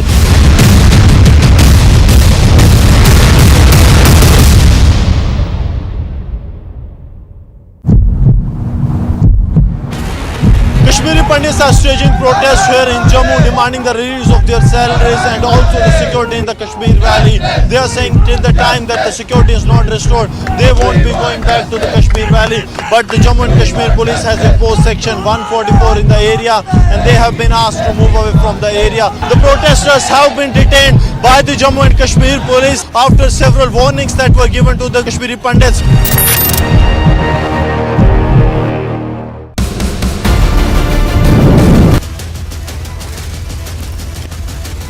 Trending burning question, powered by XUV400 and Cool Fans.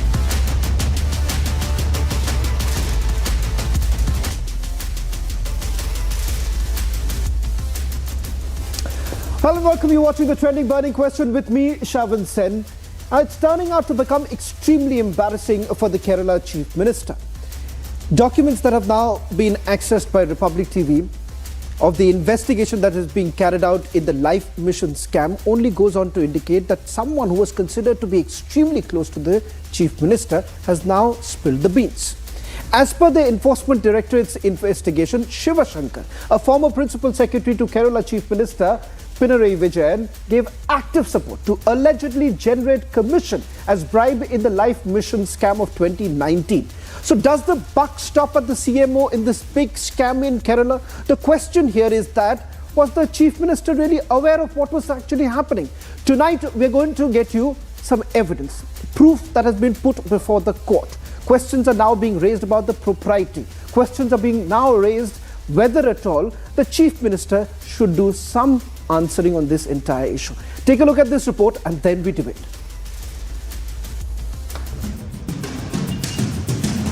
The man you see on your screen is M. Sivashankar, former Principal Secretary to Kerala Chief Minister Pinarayi Vijayan. He is in ED custody for alleged kickbacks in the Life Mission scam of 2019. ED documents reveal his active support to allegedly generate commission as bribe to give contracts. 3 days of questioning of M. Shivashankar, the former Principal Secretary to Chief Minister Pinarayi Vijayan, in the case related to Life Mission, one of the flagship programs of the Kerala government to provide home for the homeless. There has been allegations of alleged kickbacks that has been received, and he has been arrested. So this is a very important development that has come in place. The WhatsApp chats, part of investigation, show how there was an attempt to make Swapna Suresh the fall guy. Very, very happy to cooperate with them anytime, 24/7 to bring out the right or the big fishes behind the scam. This doesn't end with Shiv Shankar sir alone. I would like to request the Enforcement Directorate authorities to probe into or to intervene more deep into the entire scam or the case. The corruption charge at CMO doorstep has triggered a political storm. Swapna Suresh, she told that it's a beneficiary, not Shiv Shankar, family of CM. Whole family is the beneficiary. Former aide of Chief Minister is under arrest. Where does the buck stop? Bureau Report, Republic TV. Joining us on the trending burning question tonight, our advocate P. Krishnadas, spokesperson of the Kerala BJP. Joining us from Kochi, Rajesh Pillai, journalist, joining us from Trivandrum. On the other side, Dr. Sumansi Rawat, political analyst, joining us from Chennai, and Rahul Ishwar, activist, joining us from Trivandrum. Opening up the debate tonight, Rahul Ishwar and advocate P. Krishnadas. Rahul Ishwar, I'm just reproducing what has already been produced before the court. It's not what I am claiming. It's what the Enforcement Directorate claims before the court while they're producing Shiva Shankar, who was considered. If I'm not wrong, Rahul Ishwar, you are from Kerala, you would understand that that gentleman called Shiva Shankar was considered to be someone very close to the Chief Minister. And in fact, on 31st of July, 2019, there is a WhatsApp conversation between Shiva Shankar and Swapna Suresh. And I'm directly quoting from that, in which they say, CM had asked me to get you a job, but that will be low profile, though the salary will be double. Now that's what Shiva Shankar tells another accused, in this particular case, Swapna Suresh. Tell me now, Rahul Ishwar, wouldn't it be appropriate for the Chief Minister to come clean rather than simply saying that, this comes from a discredit? When Swapna Suresh was making those allegations, the Kerala Chief Minister, the party in itself had indicated that she is discredited. You can't really go by what Swapna Suresh says. Fair enough. Now Shiva Shankar is saying that this is from Shiva Shankar's WhatsApp messages. What do you have to say about that?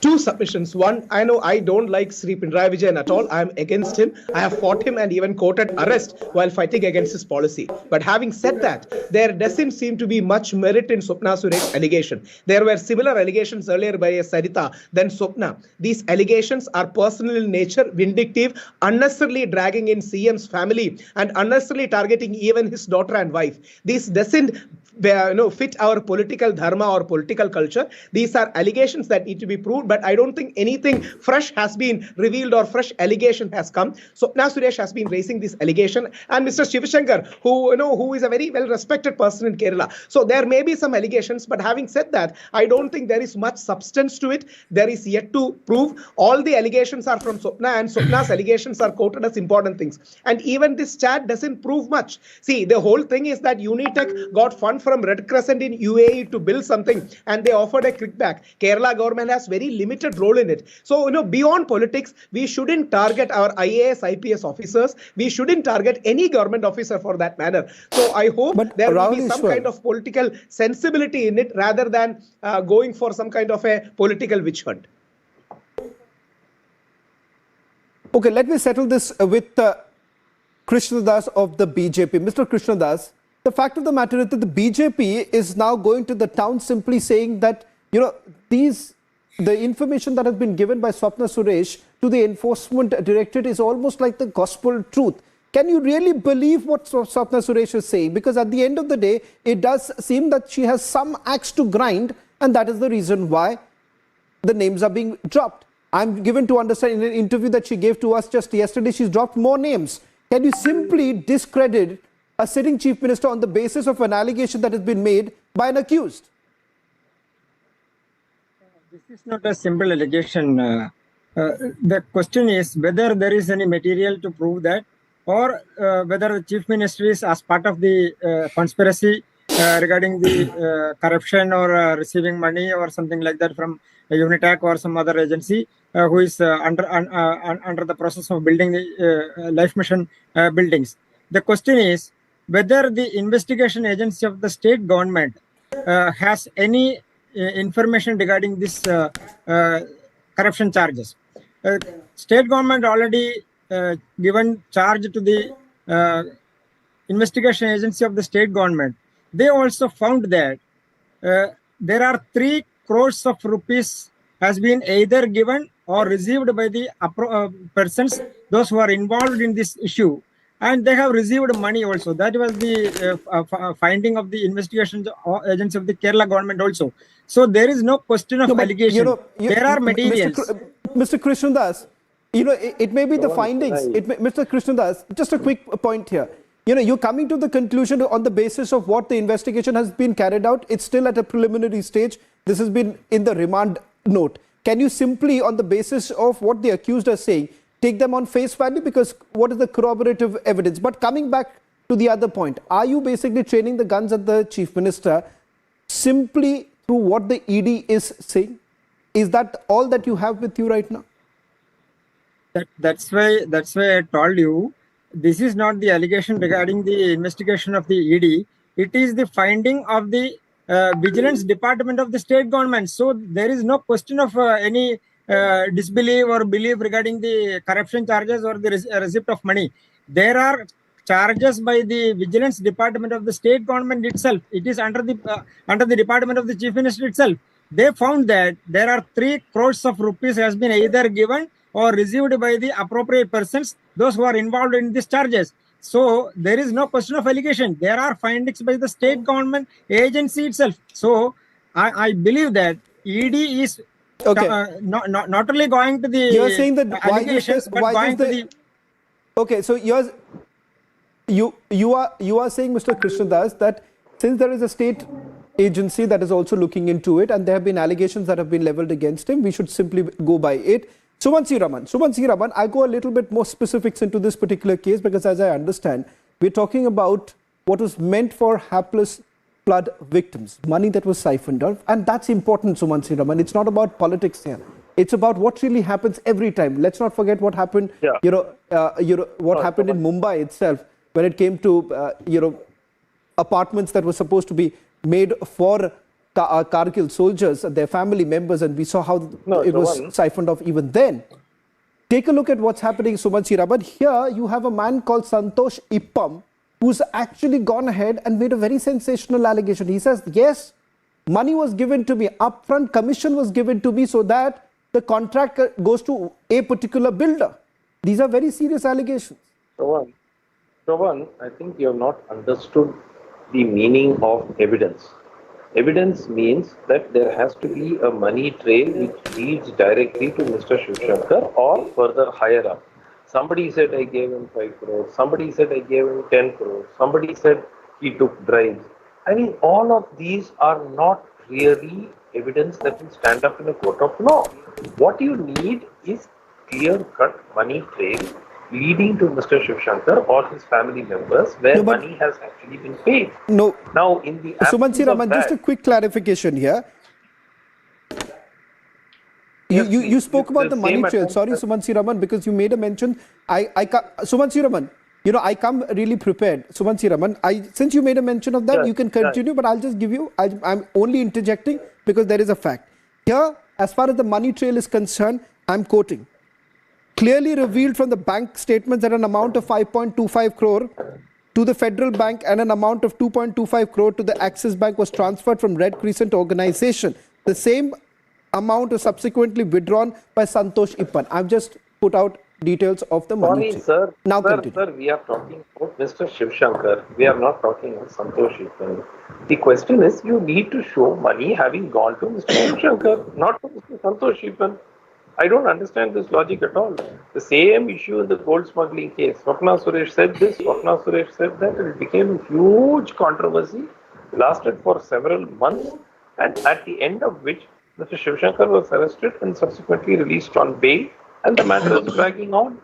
What is the clinching evidence that has been produced to link him? This whole thing seems to be a political witch hunt, which is sort of directed against another of the opposition chief ministers.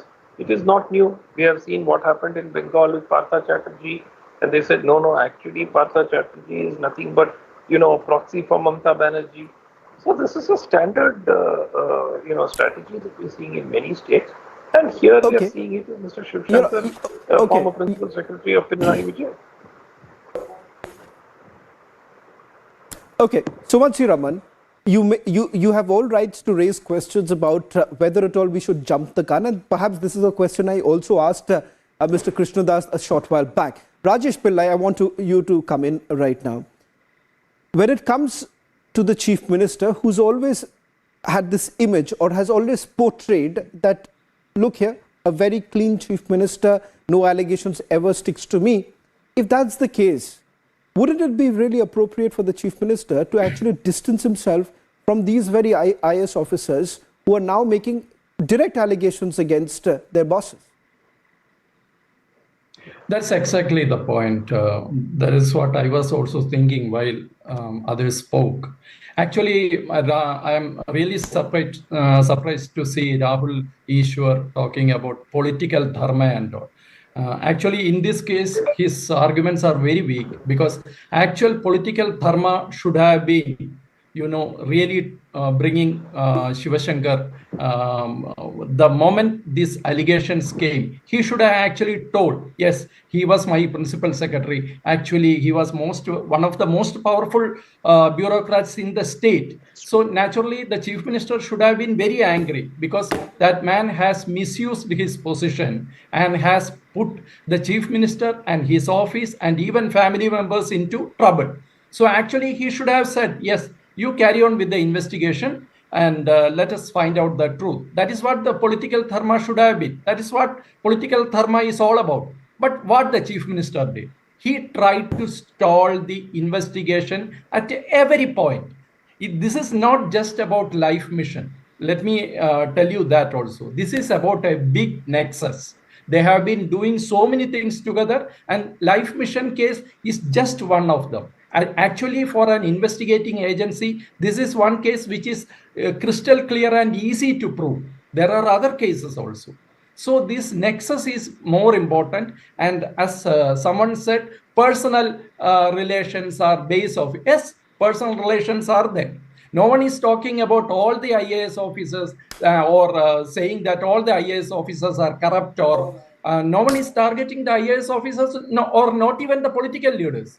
This is just one case, and there are other cases also related to this, like the gold smuggling case. There are reverse hawala happening in Kerala, which is hampering the economy of the country itself. And there are certain other cases which you can also directly link to Mr. Pillai, anti-national activities.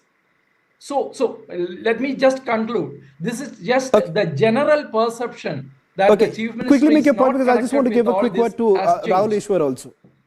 Just one submission. As a senior journalist, I have immense respect for Rajesh Pillaji, and I agree with the sentiments of what he's saying. But having said that, Rahul, see, Rajesh Pillai does actually make a point. Rahul, just 1 minute. Exactly. I'll give you the chance to respond.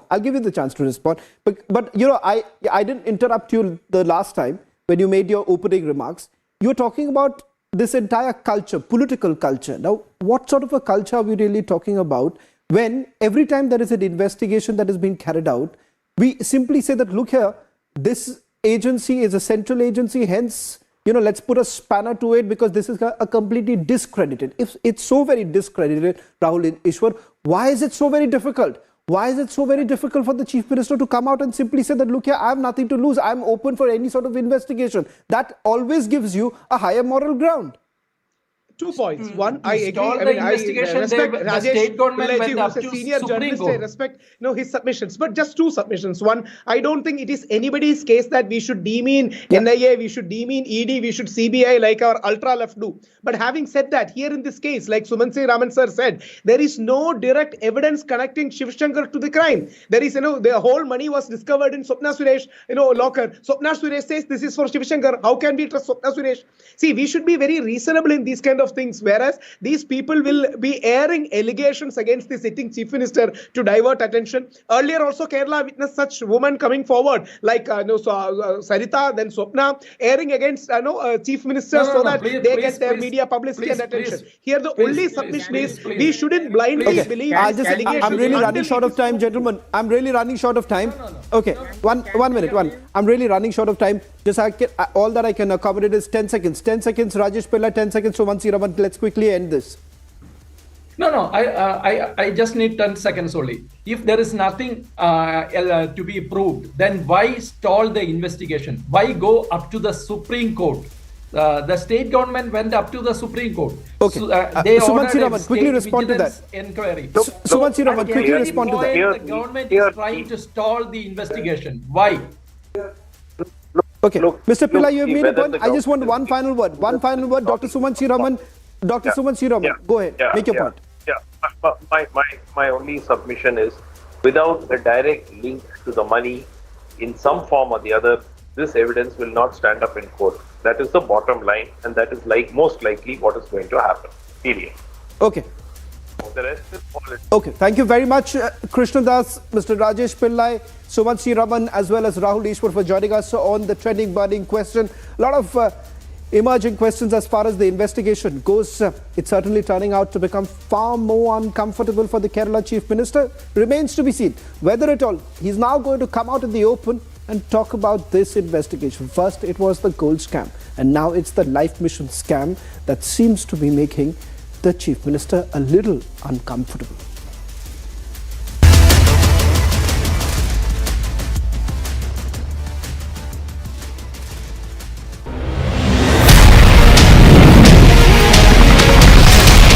जो देश दशकों से सबसे बड़ा defence importer था, वो अब दुनिया के 75 देशों को डिफेंस इक्विपमेंट एक्सपोर्ट कर रहा है।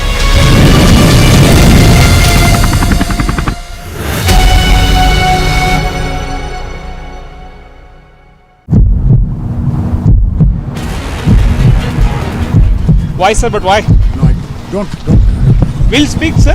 No, I won't speak. About your statement. No, I won't speak. That you made yesterday. No, I don't want to speak. Go, please. I don't want to speak. What's wrong in that? I don't want to speak. That's all. Somebody want to force me. No, I'm not forcing you. I'm Yes, just you're asking telling you. me to speak. No. Actually, you have made this statement That's yesterday. what I'm camera. I'm just asking. Actually, folks have made this statement yesterday, and are you still stand with your statement?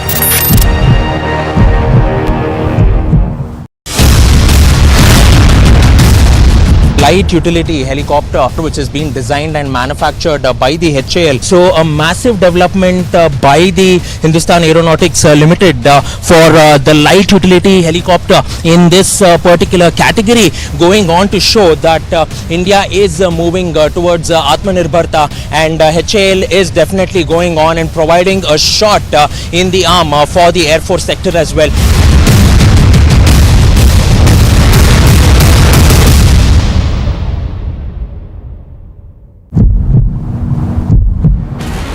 Kashmiri Pandits are staging protests here in Jammu, demanding the release of their salaries and also the security in the Kashmir Valley. They are saying till the time that the security is not restored, they won't be going back to the Kashmir Valley. But the Jammu and Kashmir police has imposed section 144 in the area, and they have been asked to move away from the area. The protesters have been detained by the Jammu and Kashmir police after several warnings that were given to the Kashmiri Pandits.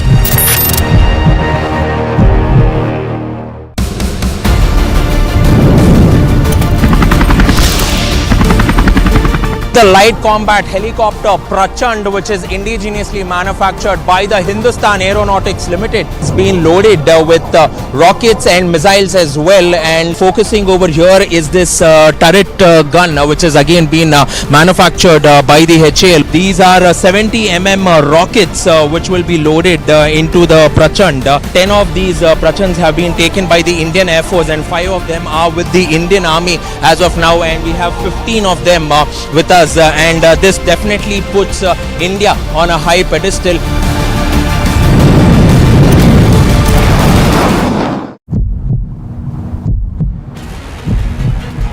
सेना के कुछ नेता BBC दफ्तर के बाहर ये लोग banner poster लेकर पहुंचे हुए हैं और लगातार बीबीसी का विरोध ये कर रखे हैं। बीबीसी को लेकर लगातार नारेबाजी इनके द्वारा की जा रही है और ये देखिए पुलिस जो है अब इनके बैनर पोस्टर लेकर यहाँ से इन्हें हटाने की कोशिश कर रही है। तस्वीरें आप देख लीजिए और अब पुलिस ने इनसे बैनर पोस्टर ले लिए हैं और यहाँ से इन्हें हटाने की कार्रवाई लगातार चल रही है।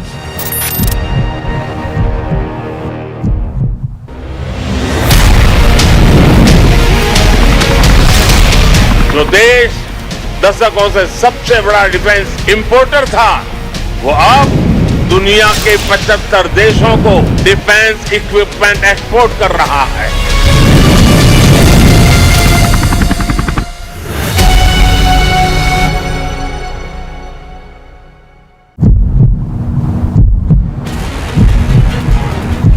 Why, sir? But why? No, don't. We'll speak, sir. No, I won't. About your statement. No, I won't. That you made yesterday. No, I don't want to speak. Then go, please. I don't want to speak. What's wrong in that? I don't want to speak. That's all. Why do you want to force me? No, I'm not forcing you. I'm Yes, just you're telling asking me you. to speak. No. Actually, you have made this statement That's yesterday. what I'm camera. I'm just asking. Actually, folks have made this statement yesterday, and are you still stand with your statement?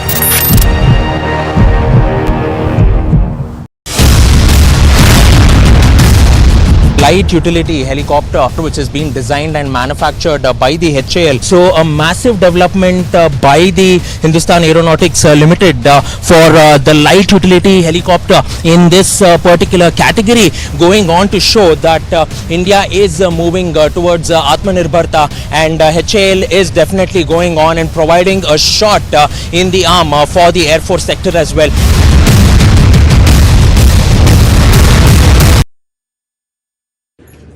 उस समय भारत के 70 million hectare कृषि भूमि में से 22 hectare भूमि पाकिस्तान में थी। ये भारत का वो भाग था जिसे हम ग्रेनरी ऑफ इंडिया कहते हैं, जहां सबसे अधिक मात्रा में अनाज पैदा होता था और कई लोगों का यह अनुमान था कि इसके बाद ईस्ट के अंदर से चावल की खेती और वेस्ट के अंदर में जो गेहूं की खेती, इसके जाने से भारत की 35 करोड़ की जनसंख्या के लिए शायद इस देश में अन्न पर्याप्त नहीं है।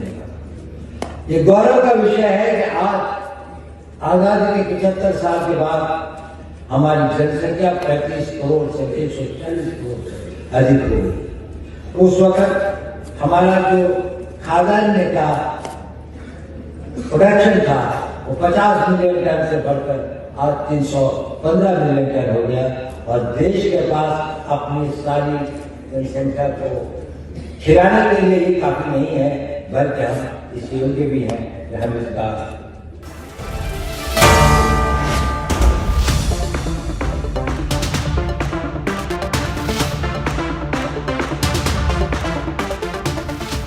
आग को फैलने से रोकना मुश्किल है पर नामुमकिन नहीं। अब फायरवॉल टेक्नोलॉजी के साथ सेंचुरी प्लाइड क्लब प्राइम आग से बचाए।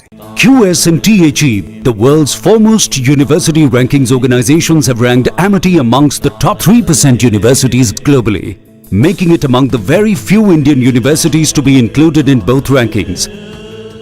Yet another top ranking for Amity University. आग को फैलने से रोकना मुश्किल है पर नामुमकिन नहीं। अब फायरवॉल टेक्नोलॉजी के साथ सेंचुरी प्लाइड क्लब प्राइम आग से बचाए।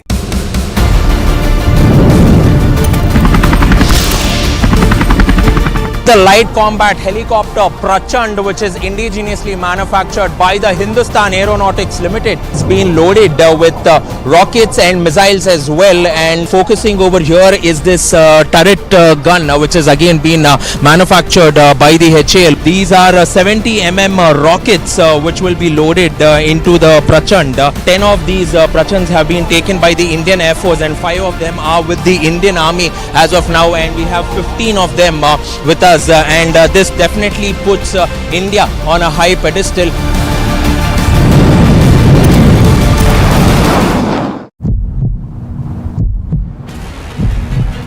हिंदुसेना के कुछ नेता बीबीसी दफ्तर के बाहर ये लोग बैनर पोस्टर लेकर पहुंचे हुए हैं और लगातार बीबीसी का विरोध ये कर रखे हैं। बीबीसी को लेकर लगातार नारेबाजी इनके द्वारा की जा रही है।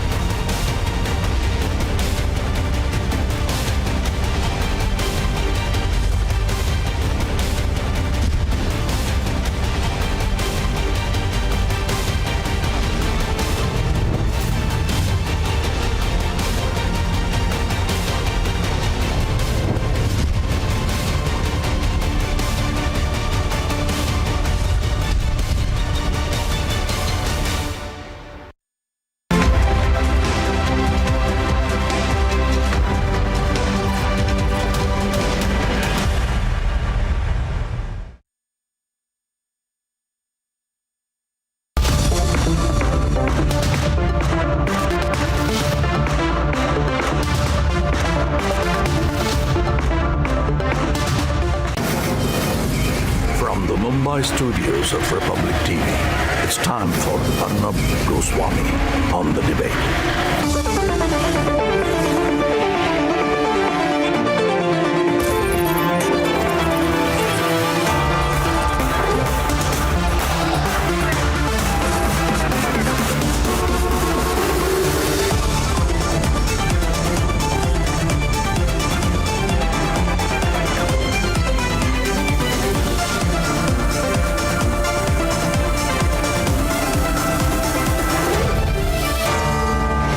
Arnab Goswami on the debate at 9. Presented by Amity University. Powered by RP Sanjeev Goenka Group, Century Ply and Panasonic.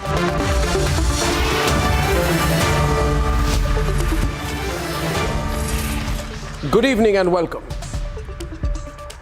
The Lynchistan brigade is quiet, but they must be made to speak on this lynching tonight. The lynching of a soldier. Soldiers are not a vote bank. So on the lynching of a soldier by one of their own, MK Stalin and Rahul Gandhi have made it a point to say nothing. Not one word on the Vadra Congress ally DMK's leader lynching a soldier. This is not the kind of lynching that these politicians want to make an issue of. So what, they say, if a soldier is lynched by a politician? If a politician murders a soldier, so what? Soldiers are not vote banks in this country. And so the visuals of a fatally injured Lance Naik Prabhu may make you weep. These visuals, ladies and gentlemen, may make you angry. They may make you call me tonight to share your outrage saying, Arnabs, what's going on? What are the politicians in this country doing? They're killing soldiers now, as so many of you have called me.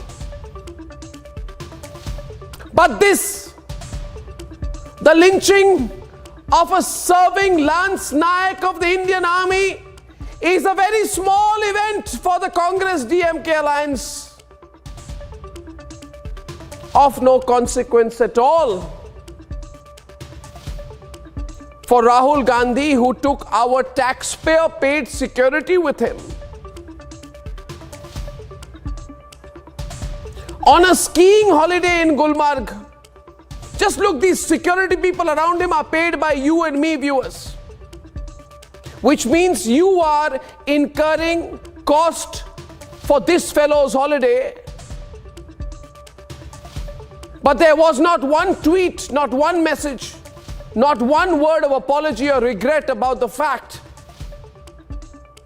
that while he enjoys himself, his allies' leader has murdered a soldier, lynched a soldier, clobbered to death a serving soldier. Ladies and gentlemen, this is the true face of these politicians, viewers. Look at this man. His name is MK Stalin of the DMK. He's the Tamil Nadu Chief Minister. And as our reporter runs after him to ask him to say one thing, he says not one word. He just keeps running away from the Republic reporters. And we have been the only channel to directly confront him. The sad part is the entire state machinery in Tamil Nadu is busy in a cover-up. The politician who killed the soldier was drunk. A drunk politician has lynched a soldier. The soldier's family says it was premeditated murder, which it was. And the politician had threatened the soldier, telling him, and I quote, "I will see how you go back to the army."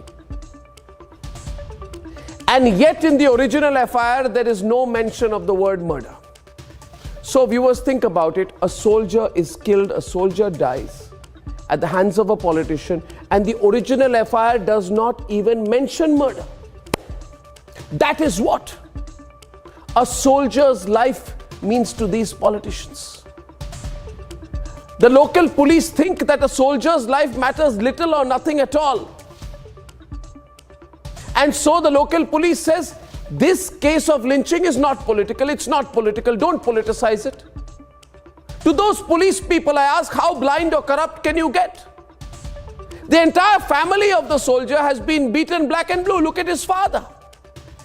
This is the way a soldier's family is treated in this country, ladies and gentlemen. The soldier is killed and this is what happens to their family members. A soldier wearing the uniform is lynched at the hands of a politician, and we are told to disregard the fact that the murderer is a politician. And viewers, this is the crudest form of injustice. Rahul Gandhi and MK Stalin should be ashamed of themselves for keeping quiet on this when a Congress allies politician has murdered a soldier. Viewers, I want you to stand up and fight this. Viewers, I will open the phone lines and I will open for more calls tonight. I'm sorry I couldn't take enough yesterday because we need to force justice with our collective voice. We need to force accountability with our collective voice. And this Lynchistan brigade, which says, oh, lynchings happened in India. Minorities are always being lynched. This Lynchistan brigade must speak on this lynching tonight. On this specific lynching tonight, ladies and gentlemen, that is debate number one. For this too is a lynching, but not a lynching on which Rahul Baba and MK Stalin want to talk about. I want to know why. Debate number two this evening. I shall tell you with facts why this is hashtag the end of Pakistan. Viewers, you can use the hashtag and let the people of Pakistan know that this is the end. And here are the headlines this Thursday evening on the Debate Tonight. सीधा मेरे को ये बोल के मारा